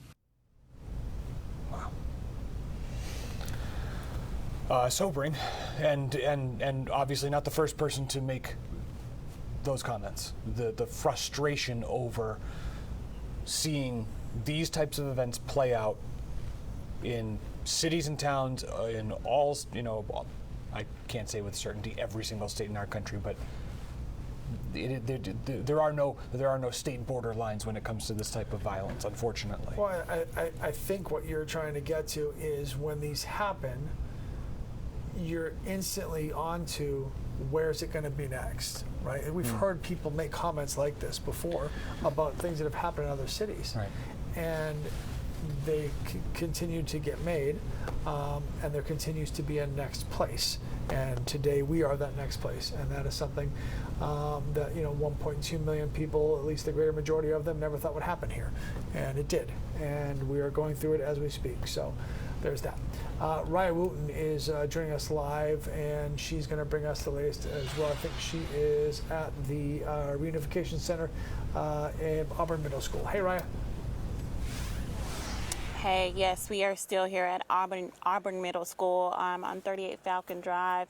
This is where families would come if they're looking for information, if they're looking for a loved one, if they're looking for some counseling or someone to kind of help them through some of those emotions. If you're just now joining us, earlier, Alex Haskell, he spoke with a woman named Maria Wilson, and she was looking for her significant other here, and she had some trouble finding him, and she was really going off little information, and she was just going through those whirlwinds of emotions. Take a listen here. I'm still in shock. I think we're all in shock. I think us as a community are. Right now, we're trying to figure out how we're going to tell his kids. He has almost 14-year-old. Her birthday is in 4 days.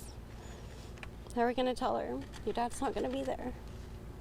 How does the mother go home to tell the kid? We don't know if he's alive or dead. We don't know where he is. We don't know what's going on.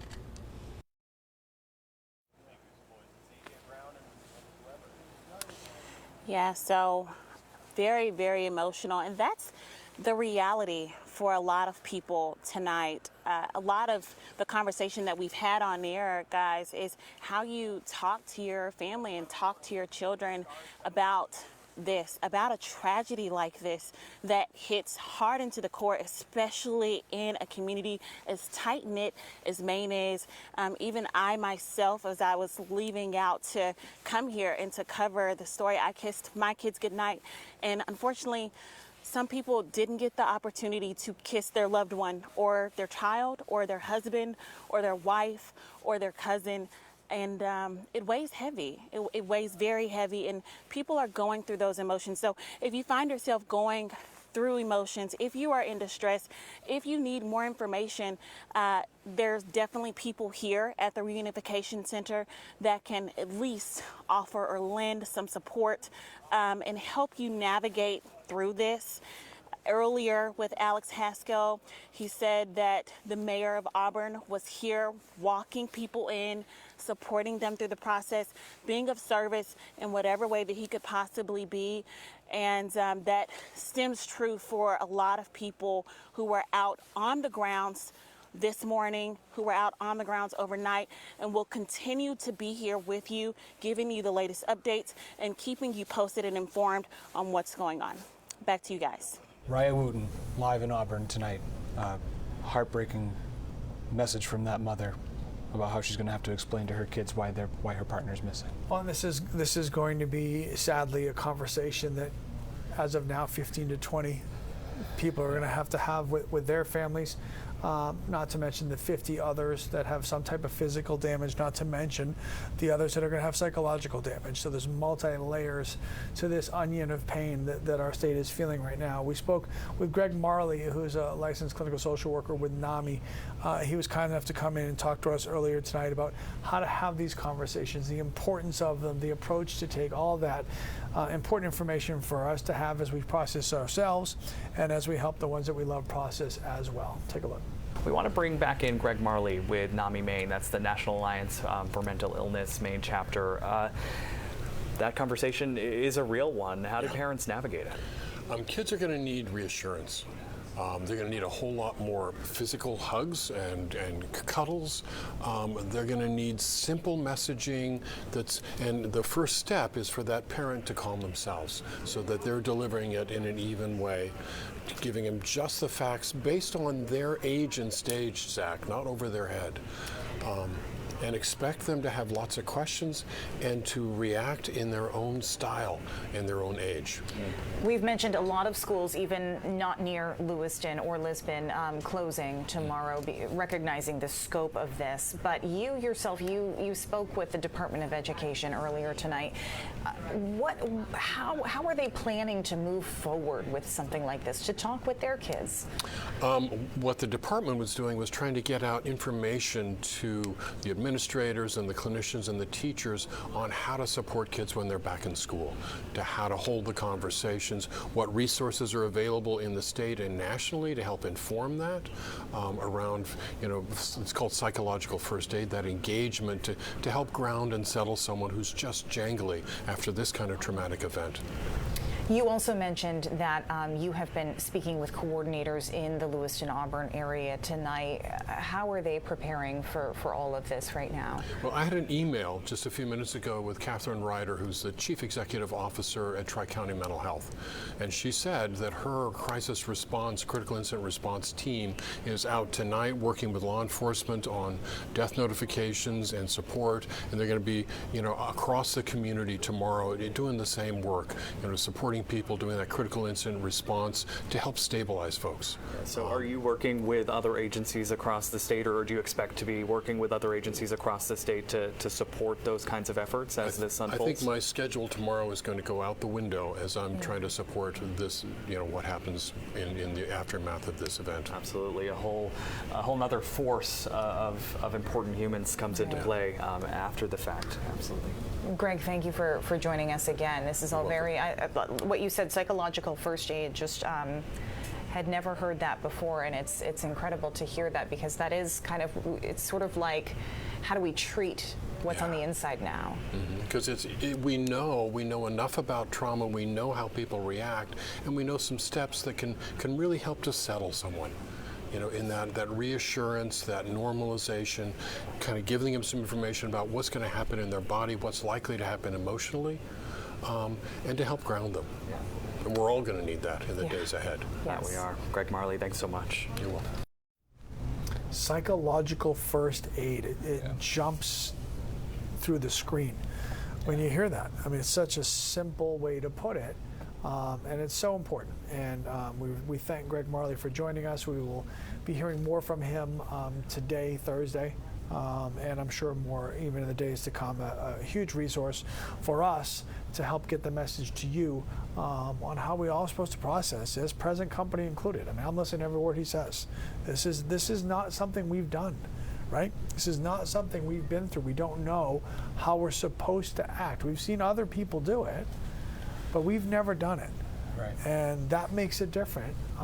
And it's Maine, right? It's just not supposed to happen here. We are going to take a second and let you listen to the most updated information that we have from Department of Public Safety Commissioner Mike Soschek, who spoke, this was now yesterday, late yesterday, at a press conference to tell us sort of the basic information that we have right now about a person of interest, 40-year-old Robert Card, still armed and dangerous, police say. Here's what information Commissioner Soschek told us last night. Thank you for joining us here this evening. My name is Mike Soschek. I'm the Commissioner for the Department of Public Safety here in Maine. We truly do appreciate your patience and your partnership as we work with all of our partners across the law enforcement spectrum at all levels, local, state, county, and federal, to address and investigate these violent crimes that occurred in the city of Lewiston this evening. As you know, this is an experienced group. We won't have a lot of Q&A here this evening. This still is very fresh. It's new. It's new for all of us. And our focus is on the investigation and getting this right the first time. And we're doing that with our partners. And we do appreciate you putting out information from time to time. Moving forward, we would appreciate it if you got that information from us so that we knew that it was accurate. And that is incredibly important for all of us from an investigative standpoint and from a public safety standpoint, that we have a unified front with this information as we release it. The delay in coming here with you now is simply because we want to confirm information from our end. We want to make sure the information we're giving you and the information that goes out to the general public is accurate. So we do have some information here that we will release. It is here on the podium. And this is a general caution to the public that approximately 6:56 this evening, a couple of shooting incidents occurred here with multiple casualties in the city of Lewiston. And police are currently searching for a Robert R. Card, 4/4 of 1983 of Bowdoin. Card is considered armed and dangerous. He is a person of interest, however, and that's what we'll label him at moving forward until that changes. If people see him, they should not approach Card or make contact with him in any way. The shelter-in-place order that currently stands in Lewiston remains. A vehicle, which was a vehicle of interest in this incident, was located in Lisbon, and we are now also asking residents in Lisbon to shelter in place. So please share that information with communities as well. If anybody sees Mr. Card or has any additional information reference to these two shootings in the city of Lewiston, please contact 911. If they see anything suspicious, please feel free to call their local authorities. We have literally hundreds of police officers working around the state of Maine to investigate this case, to locate Mr. Card, who again is a person of interest and a person of interest only. And we'll continue to gather information so that we can bring the suspect to justice and ultimately seek prosecution down the road. This release also includes a photo, which I believe I have seen from various sources. I would also let you know that we have created a reunification location, and that would be at the Auburn Middle School, so in the neighboring community of Auburn, at 38 Falcon Drive. Again, that's the Auburn Middle School. And when I say reunification center or location, what that means is that if somebody has a question or they have a concern, they can't find a loved one, they believe that a friend or a family member may be involved in what occurred here tonight in Lewiston, that they could respond to that location. We will have some of our behavioral health liaisons, counselors on site, and we'll also be providing information as it becomes available to us. As you can imagine, and as you know, there are multiple scenes in the city, to include multiple hospitals, multiple follow-ups, a lot of witnesses we're speaking with, and a lot of leads. The general public has been very cooperative and very forthcoming with information. So I would expect if we have additional information, we'll be happy to come back and share it with you. I know that from the city of Lewiston standpoint, probably going to close City Hall after this briefing and probably move everybody out. But again, we appreciate your partnership and your patience. I would offer to take questions just so you know that I probably won't have answers. And as long as you know that going in, there's no disrespect intended in that. Feel free to ask a couple, and if I think we can get there, then I'm happy to answer those. If not, we do have work to do on behalf of our communities, and that's our primary focus this evening. There are many specific figures about casualties out there. The sheriff Sampson told me up as many as 20. I just wanted to give you those opportunities to set the record straight on that. Yeah, right now. I do appreciate that, and I know that there's been a lot of numbers out there. This is a very fluid situation, so the last thing I want to come up is give you a number and then 3 hours from now change that in one direction or another. So I don't have firm numbers on that, and when I do, we'll be happy to share those with you, because it's an important piece of healing and it's an important piece of information for all of us to be aware of. But I don't have a firm number on that. But at least 16, right? I think I just answered that question to say that I'm not going to give you any specific numbers. And there's been a lot of numbers all over the map all evening, and I don't think that that's helpful because it doesn't help family members. It certainly doesn't help the community to see, well, they just said this and they said that. So if you want accurate information, I'm prepared to give that to you when I have it. I don't have that right now. Does the suspect have any known criminal history with law enforcement? Is he someone who's been on the radar of state police or local police, to your knowledge? Well, Mr. Card, who we're speaking about right now, is a person of interest and a person of interest only, right? I'm not listing him as a suspect at this point, and we're not prepared to go into his background or anything else that we may be aware of. One more question? You're only looking for one shooter, correct? We're looking for this person of interest right now, and that's what we'll label and list and speak about at this particular moment. When we have additional information, I'm happy to share that. So thank you very much. I appreciate that. Again, thank you for your time.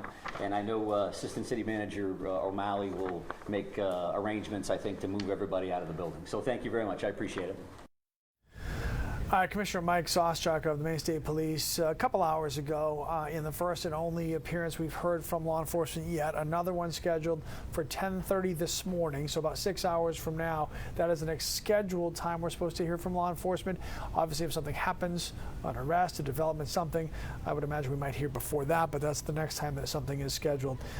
6 hours from now, which just seems like an eternity as we wait for police to capture Robert Card. Hi. Hi. As we continue to do wall-to-wall coverage here, obviously, you know, we're here at News Center Maine doing tag team coverage. Just stepped in for Chris Costa, Lee Goldberg here, been on all night long.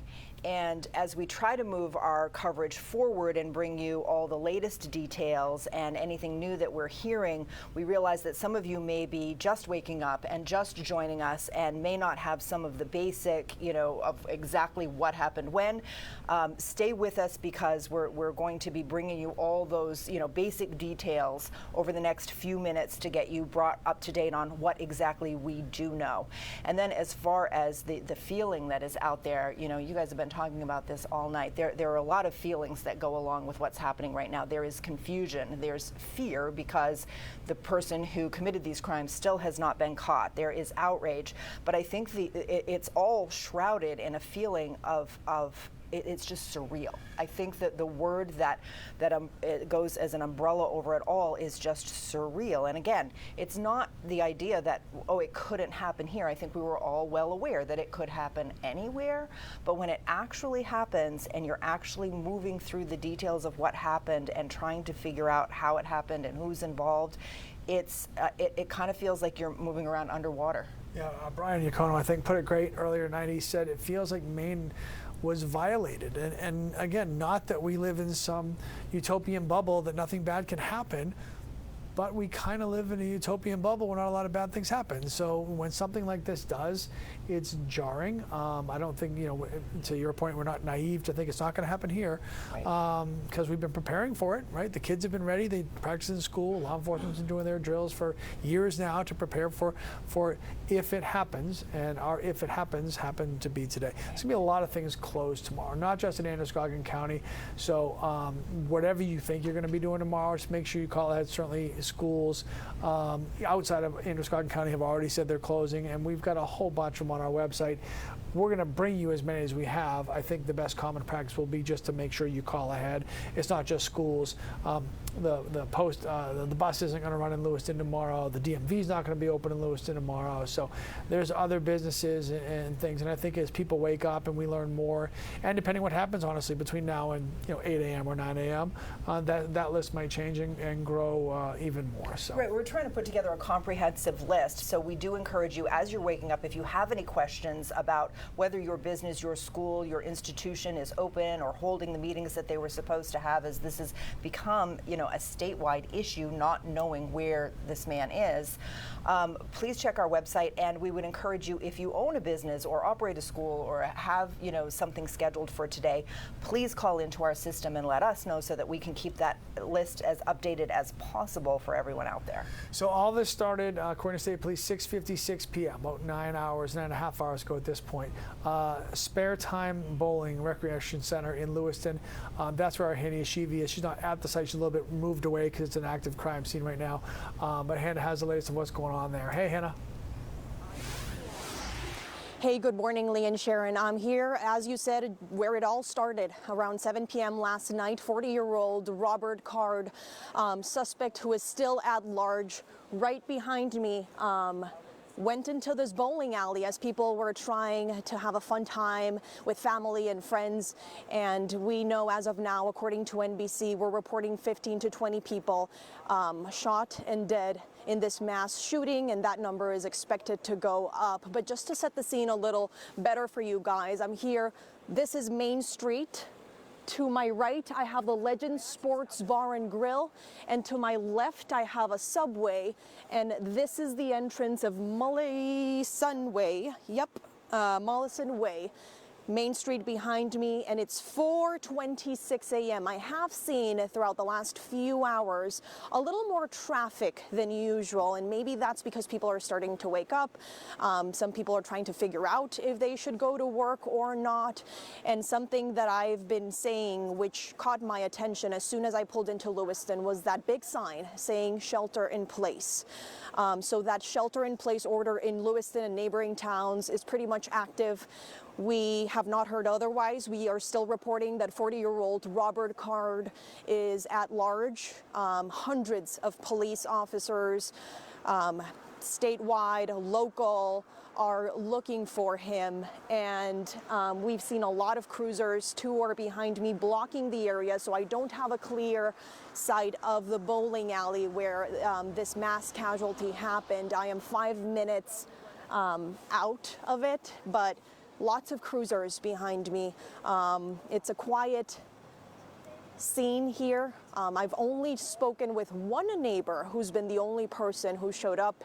She told me the first thing she did at midnight when she woke up to the news was run to her mother's house to lock the door right there. And she says people here, just like her and her mother, don't lock their doors. It's a pretty safe town and state, and she did that, and she decided to come here just to see. She lives here, she works here, she breathes here, and it's a very traumatic day for a lot of people and neighbors here. Some of them go to bed early and they're waking up to this news, and it's almost 4:30 a.m. This is the information that I have from the scene. As I said, 40-year-old Robert Card, person of interest who is still at large, and we will bring you all the latest details as we learn more. Lee and Sharon. All right, Hannah, thank you. And it's important to note, as we showed you the picture of Robert Card and Hannah was talking about him in the details, Commissioner Sawchuk was very clear to let people know they want information if you happen to see him. They don't want you to approach him. They don't want you to engage. And if you see somebody who resembles him, they want you to call your local authorities and try to get some type of a pinpoint idea of where he might be. So, but they classified him as armed and dangerous. Don't approach him, but please let somebody know if you happen to see somebody who looks like him. So, yeah, absolutely. Caution, being of utmost importance. Sure. Of course, this is a story, obviously, centered here in Maine that has captured the attention of the entire nation and people around the world. Thank goodness we live in the time that we do with the kind of technological connections that we have that allow us to check on the people we know and love in different communities. Maine is a small state. We all know each other. There are lots of text messages and reach outs happening, pinging all across the state for us to check on each other. I know my cousin in Florida texted to check in on us, and we do have statements from several officials here in Maine just reaching out to Maine and the nation to express what they're going through. The best way I saw it put on Twitter or whatever it's called now, the state of Maine, one giant town. And I feel like that's a pretty accurate way to sum it up. Governor Mills releasing a statement earlier tonight saying, in part, I am aware of and have been briefed on the active shooter situation in Lewiston. I urge all people in the area to follow the direction of state and local law enforcement. I will continue to monitor the situation and remain in close contact with public safety officials. We also heard from the mayor of Lewiston, Carl Saleen, released a statement. His says that Lewiston is currently under a shelter-in-place order that's been in effect since last night. He goes on to say, and it is critical to prioritize your safety and the safety of those around you. Please follow all recommended guidelines and stay home. We will continue to monitor this situation, and state police will provide updates. I am heartbroken for our city and our people. Lewiston is known for our strength and grit, and we will need both in the days to come. And the former director of Maine CDC, Dr. Nirav-Shah, tweeting about the shooting a little bit earlier, maybe just after midnight, he's saying, tonight We are all Mainers. As Maine grieves, so does the nation. Speaking of the nation, President Biden had reached out personally to both Senator Collins and Senator King to express his thoughts and sympathies and support for anything the state of Maine might need. Senator King, last I heard, was going to wait and come home tomorrow after an important vote in Congress, and now he's not, and he's going to be coming home now, first flight out, so he should be back soon. You know, not to get too far ahead, because we're still in the throes of this situation with the shooter out there somewhere. That is the primary concern. Also working exceptionally hard to try to identify the victims. We want to know more about the people who were affected by this, because at the end of the day, that's what this is really all about. But I think the mayor of Lewiston expressed it exceptionally well, that in the days ahead, one thing that Maine is known for is coming together and getting through the most difficult things. And although we have not experienced anything close to this in our history, we will do it again. There are just right now so many unknowns, and it's kind of been a recurring theme as we've spoken through the night about when you know something, you can find a way to deal with it and get through. It's the unknowns that are unnerving. We don't know where Robert Card is, and there are too many people right now that don't know where their loved ones are, that didn't get to the reunification center, or the people went to the reunification center and didn't get an answer of where their person that they're looking for is. So there's just a lot of stuff that we're waiting to get answered. That reunification center is set up at Auburn Middle School, Yes. which is where our Raya Wooten is, bringing us updates this morning. Good morning again, Raya. Good morning, Lee and Sharon. Yes, I am at Auburn Middle School at 38 Falcon Drive.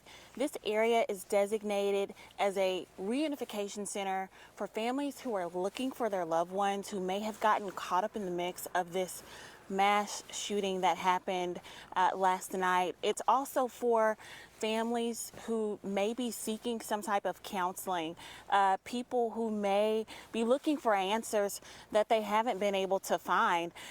Our teams have been here all throughout the night, and previous teams, they saw people coming in by dozens, people of all ages here, really just looking for answers. And unfortunately, some people didn't get the answers that they were hoping to have.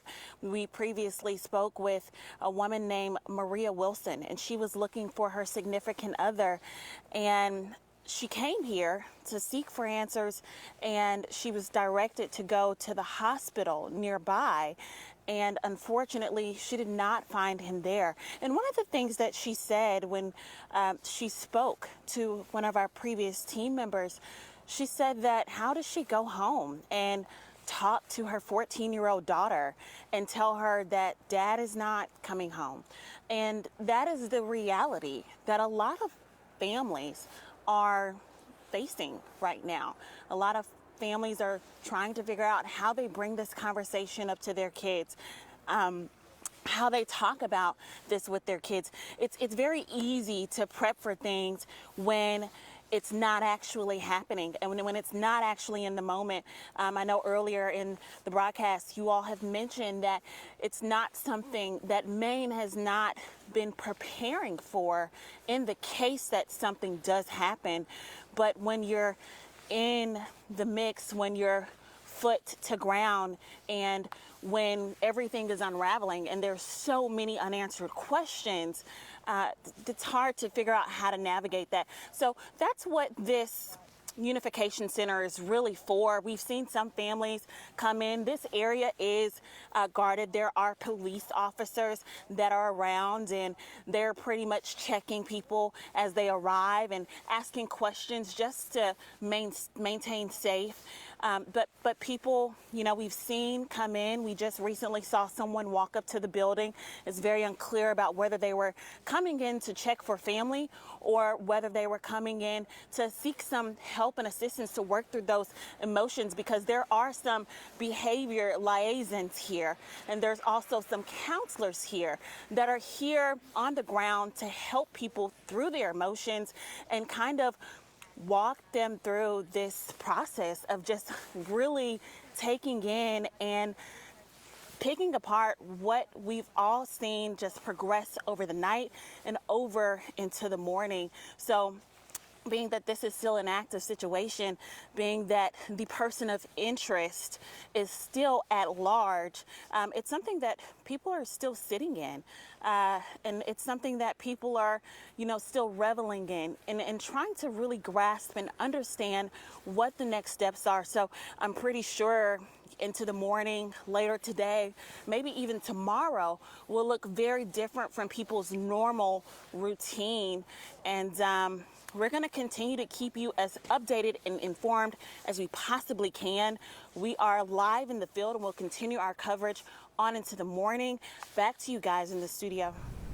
All right, thank you very much, Raya. If you are just joining us, because presumably there are many people in our state who heard the news about this last night, what little was known last night, got some sleep, and are now maybe just joining us, let's recap what we know so far that has happened. A mass shooting at 2 locations in Lewiston last night. Schmeggy's Bar and Grill, and also the Spare Time Recreation. Police have named a person of interest in the case. We do have surveillance video of an armed man. We also have a mugshot of a man who police have identified as 40-year-old Robert Card from Bowdoin. We don't know a lot about him. He is still at large. However, according to the Associated Press, Card was trained as a firearms instructor at a U.S. Army Reserve training facility here in Maine. Card also reportedly was committed to a mental health facility for 2 weeks this past summer and reported hearing voices and had threatened to carry out a shooting at the military training base in Saco. These shootings did not happen in Saco. They happened in Lewiston last night. The latest information we have is somewhat vague: 15 to 20 dead and as many as 50 wounded, taken to 3 hospitals in Maine: Central Maine Medical Center, St. Mary's, and Maine Medical Center. And just to be clear on those wounded, as we understand it, it's not necessarily 50 people wounded from gunfire. Some of them wounded in trying to escape from the situations they were in. So we're waiting for more details on that. When the police had first identified Robert Card, they also identified the car he was in, which was a 2013 white Subaru Outback. Police were able to trace that car to Lisbon on Frost Hill Road by the boat launch there in Lisbon. And in Lisbon is where we're going to go now. Samantha Olson is standing by live and has some updates for us. Hey, Sam. Hi, Lee and Sharon. I'm in Lisbon Falls right now, standing right outside of the high school. Police say this area is still active as they are still searching for suspect Robert Card. Police found Card's car at a nearby boat launch not too far away from here last night. But right now, this area is pretty quiet. Portland Police tactical vehicles actually pulled into the high school parking lot with crews full of tactical gear. We haven't seen those crews come out of the school yet, and a chopper was in the air searching over this area for about 2 or 3 hours at some point during this morning. But as I said, it is pretty quiet right now. A few cars are going by, but just to recap, Robert Card's car was found not too far away from here, and while this scene is pretty quiet this morning, police are still looking in this area for the suspect. Lee, Sharon. All right, thank you, Sam. And, as soon as we hear any updates on whether police have located him or apprehended him, of course we will bring it to you. But in the meantime, we're just waiting for the next general update from authorities. That one is not scheduled until 10:30 this morning, so about 6 hours from now. We did hear from the Commissioner of the Maine State Police, Public Safety Commissioner Michael Sawchuk, last night, and here's some of what he had to say. And this is a general caution to the public. That approximately 6:56 this evening, a couple of shooting incidents occurred here with multiple casualties in the city of Lewiston. And police are currently searching for a Robert R. Card, 4/4 of 1983 of Bowdoin. Card is considered armed and dangerous. He is a person of interest, however, and that's what we'll label him at moving forward until that changes. If people see him, they should not approach Card or make contact with him in any way. The shelter-in-place order that currently stands in Lewiston remains. A vehicle, which was a vehicle of interest in this incident, was located in Lisbon, and we are now also asking residents in Lisbon to shelter in place. So please share that information with communities as well. Commissioner Soschuk talking about the shelter in place. Androscoggin County Public Safety actually releasing earlier last night that the entire county was in a shelter in place. And in fact, that shelter in place made all the way to Maine Medical Center in Portland, where they decided they were going to shelter in place out of an abundance of caution. They did acknowledge that they were taking in at least one that they acknowledged patient from the incident in Lewiston. They took in one. They decided to shelter in place and shut down the hospital basically. So just the doctors, the nurses, employees, and patients, only people that were allowed there. So really everybody, again, the abundance of caution to be safe, to shelter in place, stay where you are.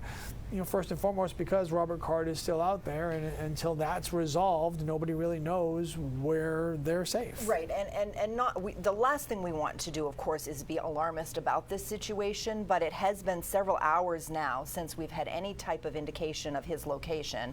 Obviously, being very aware of your surroundings throughout the day until we get more information is of utmost importance, no matter where you live in the state. So that has been the common theme of just staying safe, and if you do happen to see something, certainly contact your local authorities, give them a little tip or a heads up, and then that might be helpful. Absolutely. All right, we're going to continue this coverage for as long as it takes to bring you the most updated information, but we do also want to bring you up to date on what is also important to you this day, which is our weather forecast. So Todd is standing by with that. Sharon Lee, thank you very much. Good morning, everybody. We're starting out with a look at the satellite, the radar. We do have a lot of clouds that are overhead, acted as a blanket last night, so it's a very mild morning. There's also a little action being detected on radar to our south right now. As I close in on southern Maine, there could be a few very light showers that kind of stray through Cumberland, York County, maybe southern Oxford County. But that's about all the action we're going to see over the next few days. All the rainfall that we've had has been very light and will continue to be until late in the weekend. Look at these temperatures, though. They're very mild for this time of the year, mid to upper 50s. Both Bangor and Portland are at 56. Augusta's 58. Even up in north and in the mountains, it's not bad. Greenville and Moosehead Lake happens to be the warmest spot in the state right now at 60 degrees. We have a front to our north, so we're now in the warm sector, and this pattern is going to continue to pump in the warmth for the next several days, right up through Saturday afternoon. And then this front will come through Saturday night, cool us off for Sunday, and a storm system is going to develop along that front and likely bring us some cold rain Sunday night into Monday. This morning, you'll have a chance to see some breaks of sunshine. While a lot of us have clouds right now, there will be some breaks of sun. But just like the last couple of days, clouds will pretty much dominate our weather pattern here. By midday, it's mostly cloudy. By the afternoon, it's also partly to mostly cloudy. Can't rule out a stray shower, too, at really any point. But for the most part, we're looking at dry weather. Today's high will reach the upper 60s, close to 70, with partly to mostly cloudy skies. Friday looks very nice. We'll be around 70 degrees, partly sunny. Loving the way Saturday will look. Remains warm, low 70s, partly sunny, and then we cool off rather dramatically on Sunday, back down into the upper 50s. I do expect some rain showers to roll in Sunday afternoon, and they'll stick around on Monday, and the air mass will be getting colder at that point too. So these will be very chilly raindrops on Monday morning. We'll be in the 40s, a raw, wet morning. Mountains in north could actually see the first accumulating snow of the season too. By Tuesday, that's Halloween, drying out, be cold in the 40s, but at least there won't be any rain or snow, and we're watching the middle of next week for our next chance for any storm system. That's the latest weather forecast today. Mild, pretty quiet, not much happening. Guys, back to you. All right, Todd, thank you so much. We appreciate that, and we'll be checking in with Todd throughout the morning for updates. One of the things that's sort of hard to wrap all of our brains around right now is the human toll that this is taking and will take and continue to take throughout the days, weeks, months, and years to come. Well, and it's an onion, right? There's a lot of layers to this. It's the physical pain that people have suffered. It's the emotional pain that people have suffered who are directly involved and then indirectly involved. We're a small state, right? I mean, we know if we're talking about somewhere maybe around 70 people that we know of right now that were possibly affected here, we know these people. We're going to be connected. We're going to find out names and go, oh my gosh, that's so-and-so, so-and-so, so-and-so, right? It's what, and so it's going to get worse. It's going to be harder for us to process once we know more. Right. But again, that's after, right? Because now we're still present, right? And we're still current, and so that is first and foremost for most. And so the immediate issue for a lot of people right now is finding out who was directly affected by this, and there are 3 hospitals involved that the dead and wounded were brought to: St. Mary's, also Central Maine Medical Center and Maine Medical Center. There is the Reunification Center. These are all sources of possible information for people who are looking for loved ones and family members. But in the meantime, that information is presumably trickling out to the people affected, which is excruciating. Sure. Spare time bowling, we talked about. Henny Yeshivi was there earlier as one of the locations where some shooting happened tonight.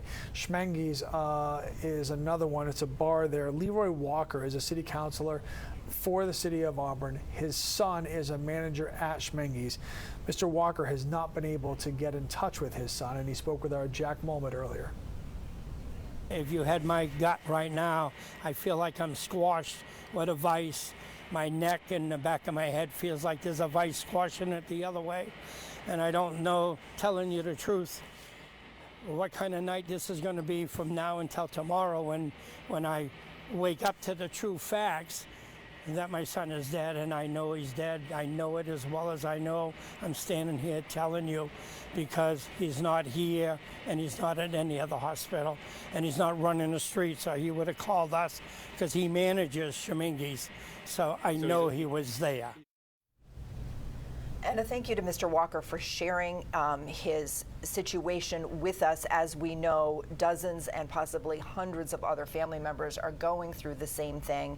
And you know, this is the important part of this story, is coming together in the aftermath of this for the people who will be suffering and grieving. And it's been happening, and we heard from Commissioner Soschuk about the hundreds of members of law enforcement and public safety that are involved.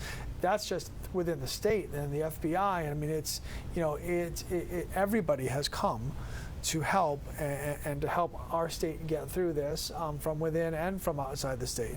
And that is, you know, not lost on us. It is, you take some solace in knowing that you've got people who will come help you. At the same time, you try to reconcile the fact that you even need the help in the first place. Right, right. And then, of course, on the other level is the number of police and investigative agencies that are now involved in this active search for the shooter. And to further the investigation, to identify the dead and wounded, to get the information out to the public. We're talking about local, state, and federal agencies all involved in this process. That bar Schmenge's, where we just heard from the city councilor, put a statement out on social media tonight. Can't really see that, so it basically speaks of the heartbreak that they're feeling. It's a tragic night for them, for the community, and they're sharing their thoughts and their pain with their community as one of the places where this carnage happened last night. So, you know, meantime, the entire state on edge this morning as we wait to hear more information, as we wait to kind of put together more details on what happened. We're all, and we're right there with you, spinning our wheels, just kind of trying to process what we know so far, trying to get a handle on what the current situation is, trying to look forward to how we're going to get through this. And unfortunately, you know, it's time is moving in slow motion right now in many ways as we wait for more information. Especially for those who have been up since 8 o'clock last night when the news first started to kind of spread, because at that point you're like, okay, you know, if you were able to, everybody plays amateur detective, right? If you were able to figure out this, then why has it been so long since the next step has happened? Listen, nobody wants to find Robert Card more than the people who are looking for him. And there are people who are still awake in large part because he has not been found yet, and therefore there's that uncertainty, and they just can't sleep. and that's a problem for us until it's settled. And while Maine is a small town in feel and in camaraderie, it is an expansive state geographically. So this search is going to be very difficult. Woods and rivers and streams and nighttime. Right. So yeah, listen, everybody's on it and they're looking, and hopefully they'll find him soon. Hannah Yashivi is going to join us live. She is in Lewiston. Hey, Hannah. Hey, good morning, Lee and Sharon. I'm here on Main Street in Lewiston, and this behind me is Mollison Way. And Mollison Way leads up, it's a 3-minute walk to the Spare Time Recreation bowling alley. As of right now, I just noticed police officers blocking this road behind me with the yellow tape, with an additional yellow tape, just to make sure as more people get here to try to figure things out and more reporters show up from out of state to make sure that they're not heading that way. It's a very active scene. Lots of cruisers, police officers here trying to determine what happened here. A 40-year-old Robert Card is still at large as of what we know. And it's 4:51. People are starting to wake up. They're trying to make that decision if they should go to work or not. The shelter-in-place order is still up and running, especially here in Lewiston and in the Auburn areas and neighboring towns. Schools have been closed for the day. And I do want to let you know that I'm about 9 minutes, it's a 9-minute drive to the second location where the second shooting happened, the Shemengi's Bar and Grill. And I wanted to read this post that Shemengi's Bar and Grill posted on their Facebook page. This was about an hour ago, and it reads, "My heart is crushed. I'm at a loss of words. In a split second, your world gets turned upside down for no good reason.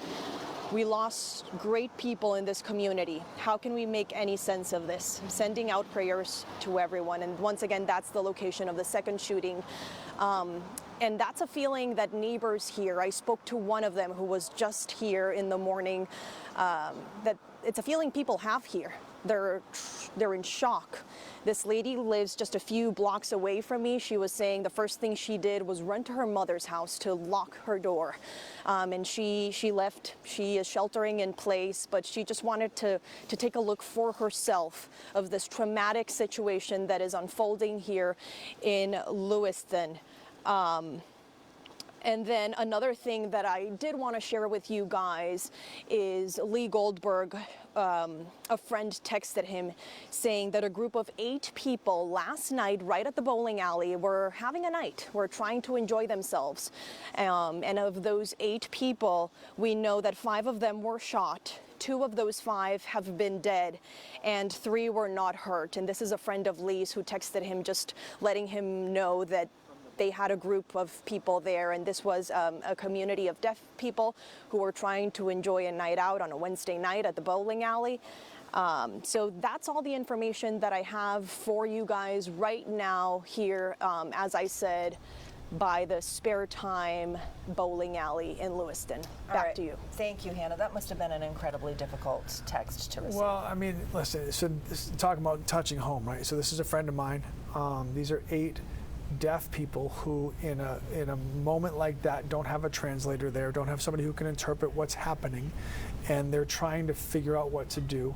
And so communication is already hard in a chaotic situation, and tragedy because 3 of the 8 of them who went bowling for the night on a Wednesday got shot, and so it's horrible, and yeah.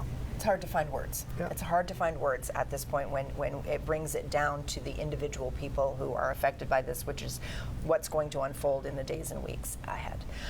Meantime, we've talked a lot about the person of interest in this case. There was also a car of interest found. That was found in nearby Lisbon, and that is where our Sam Olson is this morning. Sam, let's hear the latest from you, please. Hi, Lee and Sharon. I'm in Lisbon Falls, and as you can see behind me, there are a couple police cars in the area, but overall, this area is pretty quiet. Police are still looking for the suspect Robert Card in the area. Just down the street to my left on Frost Avenue, police found his car last night empty. And right off to my right is the Lisbon High School. Police have brought tactical vehicles into the parking lot throughout the night, and crews went into the gymnasium with tactical gear, and we haven't seen them come out. I know throughout the morning there was a chopper in the air for about 2 to 3 hours searching over this area looking for Card. And I know that Androscoggin River is also right behind the high school, so it seems as if police are looking on land and on the river. And the Lisbon Falls High School is closed tomorrow, but that is the latest, Lee and Sharon. Thank you, Sam. Yes, we have the facts of this case, which we are trying to bring you often. Much of it is on repeat because there haven't been a lot of new details released since last night, but we know that as the morning hours continue, more and more of you are joining us, and so at 5 o'clock we're going to start again to bring you all the basics of what has occurred last night and throughout the overnight hours. Meantime, we're also focusing obviously on the emotional side of this. Yeah, this is going to be a lot. This happened at 7 o'clock last night, right? Kids are still awake, they're not in bed yet. Right. And every adult's phone is going off, or they're getting the notifications, or they're finding out what's happening somehow. So the kids are seeing this. There's going to be a lot to talk about. So we had Greg Marley from NAMI in to talk about how to take care of this for yourself and how to take care of this if you have to mention it and bring it up with your kids. We want to bring back in Greg Marley with NAMI Maine. That's the National Alliance for Mental Illness Maine chapter. That conversation is a real one. How do parents navigate it? Kids are going to need reassurance. They're going to need a whole lot more physical hugs and cuddles. They're going to need simple messaging and the first step is for that parent to calm themselves so that they're delivering it in an even way, giving them just the facts based on their age and stage, Zach, not over their head. And expect them to have lots of questions and to react in their own style, in their own age. We've mentioned a lot of schools, even not near Lewiston or Lisbon, closing tomorrow, recognizing the scope of this. But you yourself, you spoke with the Department of Education earlier tonight. How are they planning to move forward with something like this, to talk with their kids? What the department was doing was trying to get out information to the administrators and the clinicians and the teachers on how to support kids when they're back in school, to how to hold the conversations, what resources are available in the state and nationally to help inform that around, it's called psychological first aid, that engagement to help ground and settle someone who's just jangly after this kind of traumatic event. You also mentioned that you have been speaking with coordinators in the Lewiston-Auburn area tonight. How are they preparing for all of this right now? Well, I had an email just a few minutes ago with Catherine Ryder, who's the Chief Executive Officer at Tri-County Mental Health. And she said that her crisis response, critical incident response team is out tonight working with law enforcement on death notifications and support. And they're going to be, across the community tomorrow doing the same work, supporting people doing that critical incident response to help stabilize folks. So are you working with other agencies across the state, or do you expect to be working with other agencies across the state to support those kinds of efforts as this unfolds? I think my schedule tomorrow is going to go out the window as I'm trying to support this, what happens in the aftermath of this event. Absolutely. A whole nother force of important humans comes into play